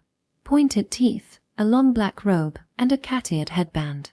Regarding the last accessory, it didn't quite fit the vampire image, but there was a vampire in front of Haruya. This place is the rooftop of high school. It's a place where Haruya secretly interacts with Sara, but today is Saturday, and school is closed. In the midst of this, Haruya was suddenly summoned to the rooftop by Sara. The purpose was kept secret until he arrived on the rooftop, and to his surprise, there was Sara dressed as a vampire. It's no wonder Haruya was confused. Meeting for the first time, and she's already dressed as a vampire. The first thing she said was, "Can I drink your blood?" Himekawa-san. What is this all about? Come on, Akasaki-san. You're no fun. Sara raised her index finger and leaned forward eagerly. That's why I said so. This is a vampire costume. That's why I asked if I could have a share of the blood. Yeah, I get that it's a vampire cosplay, but is that so? Did my acting convey that? That's good. Sara's eyes sparkled. Even if you say that. I see. Sorry. I guess I didn't explain it. Let me briefly explain. Then Sara cleared her throat and started talking. To summarize, it seems that they decided to have a cosplay competition among friends, and Haruya was forced to accompany them for practice. It didn't seem to be for school events or because Halloween was approaching. Based on our conclusion that evaluations from boys would be the most important, I called you here. Thank you for coming all the way. Well, I had nothing else to do today, so it's fine. Do girls usually play dress-up like this? Haruya tilted his head in surprise. Sara nodded on the spot before continuing. Well, it's just for fun. This time is special, though. Sara fidgeted with her body as she glanced around. She asked Haruya timidly several times, her eyes seeming to moisten. Will you let me suck your blood? Sara innocently showed her sharp white teeth. Haruya's heart unconsciously raced. It was because Sara's expression and gestures seemed bewitching and seductive. Although Sara wasn't deliberately acting this way, there was a reason she was making such advances towards Haruya.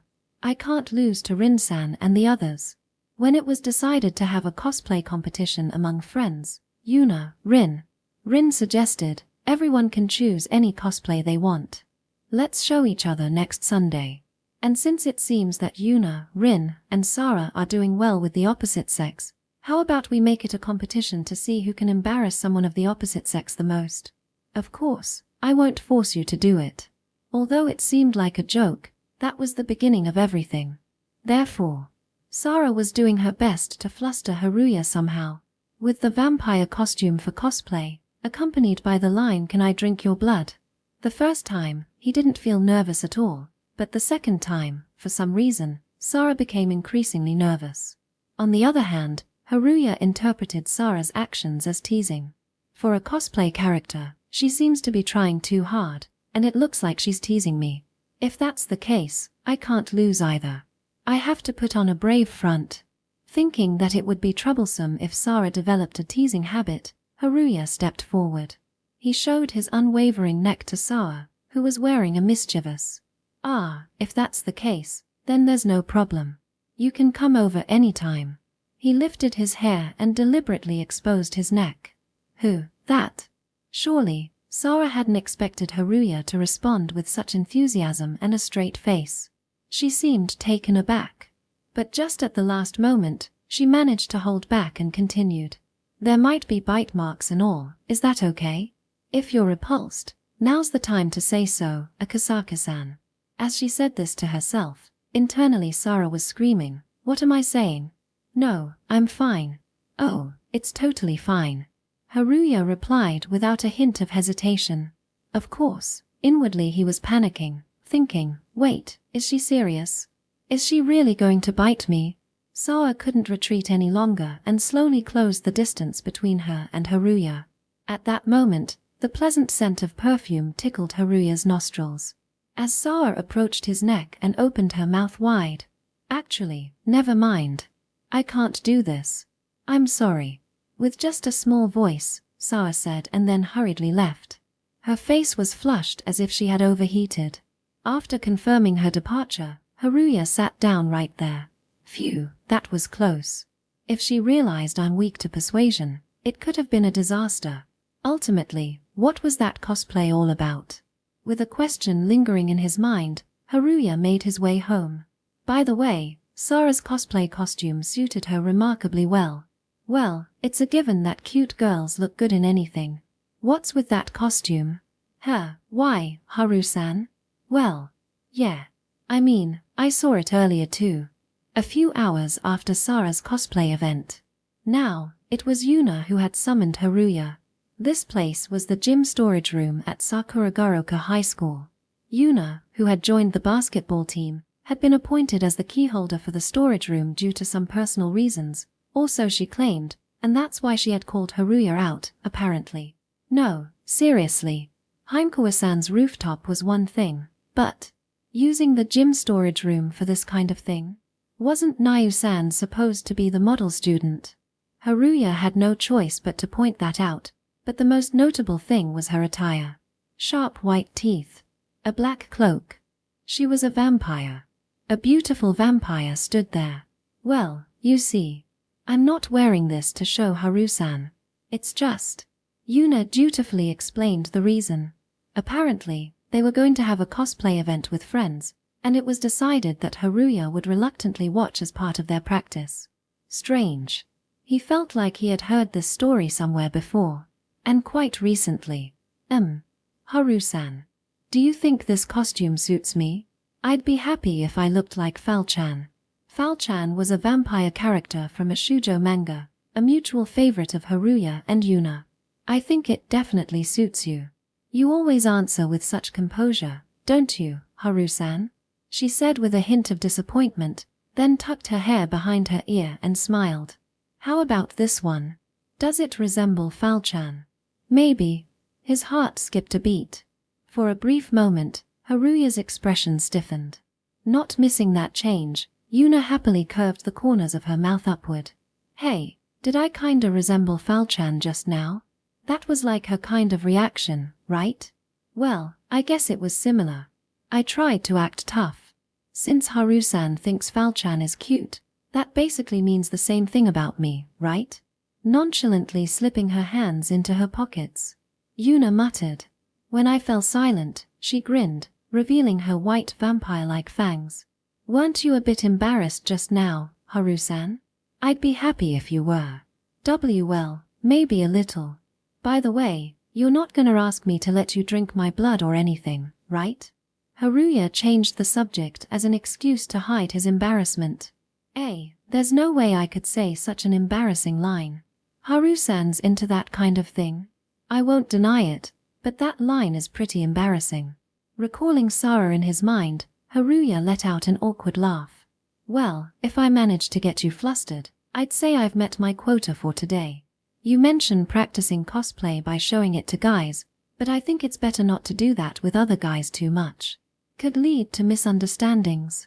After Haruya said that, Yuna let out a small breath before opening her mouth. It's okay. I don't intend to show it to other boys, you know. As she was leaving.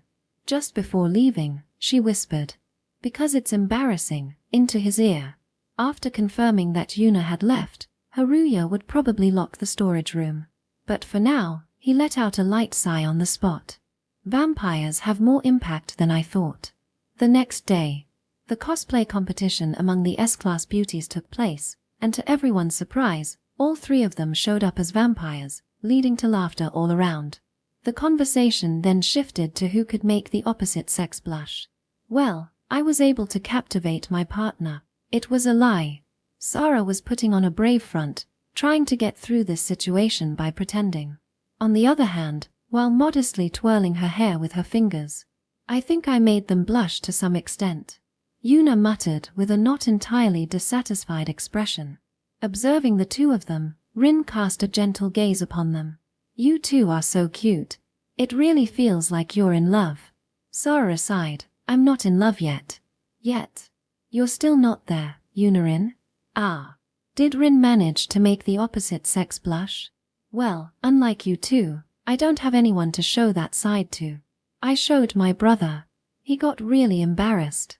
Sticking out her tongue and scratching her head, Rin. Yuna and Sara exchanged glances and approached Rin. Oh, both of you? Sorry. I didn't mean any harm. No, you definitely did. Exactly. With that, Sara and Yuna teamed up and began tickling Rin's sides. Whether Rin could find someone of the opposite sex she liked was still uncertain to everyone. End of Volume 2.